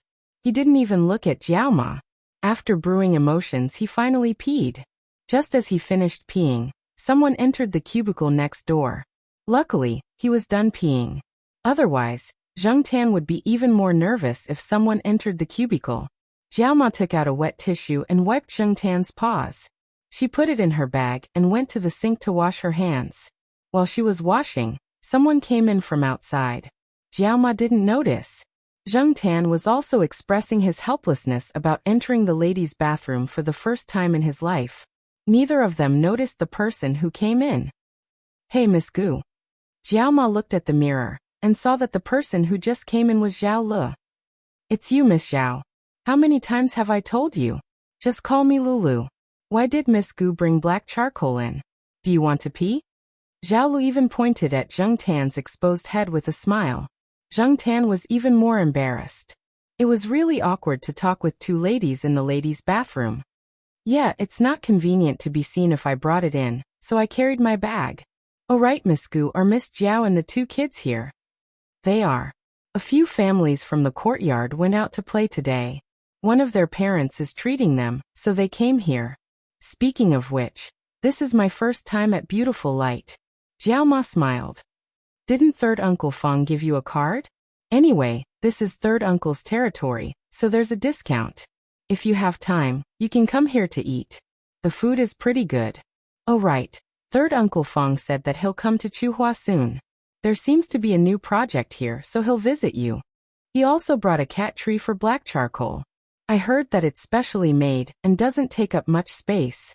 After chatting for a while, Jiao Ma left with Zheng Tan.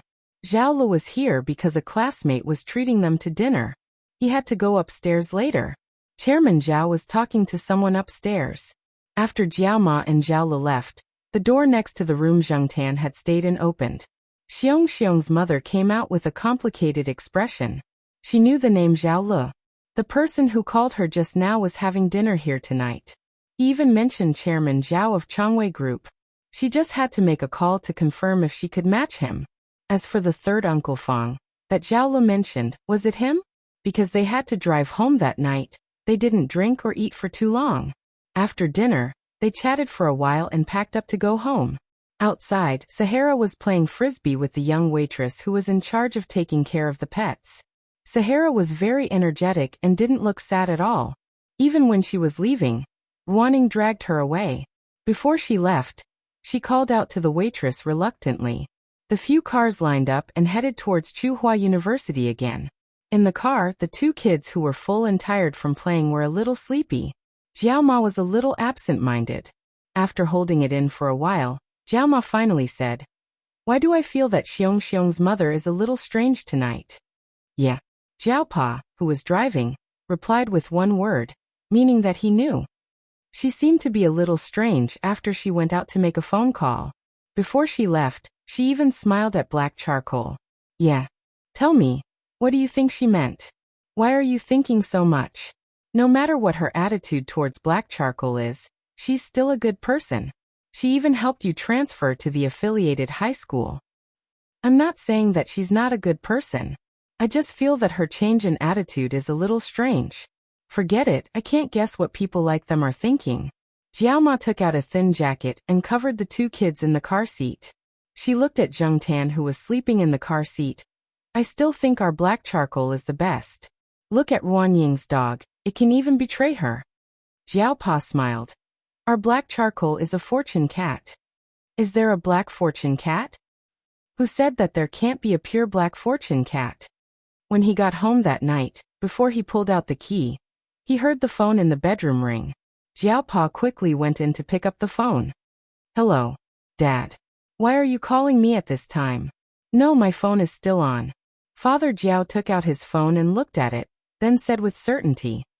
Did you get the wrong number? Jiao Pa asked. The other side repeated the phone number again. You missed the 0. How can there be Alzheimer's? How can you remember such a long phone number?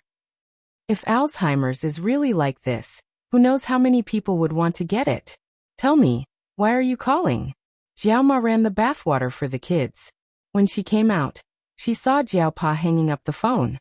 Dad, why are you calling? Jiao Ma asked. Someone from my hometown is coming in a few days. His kid got into Tsinghua University. That's not bad. In our small town, if he can get into Tsinghua University, he'll be in the top 3 of his class, or even the top 20 in the whole school. Jiao Pa shook his head. It's not a key high school in the county. It's just a normal high school in town.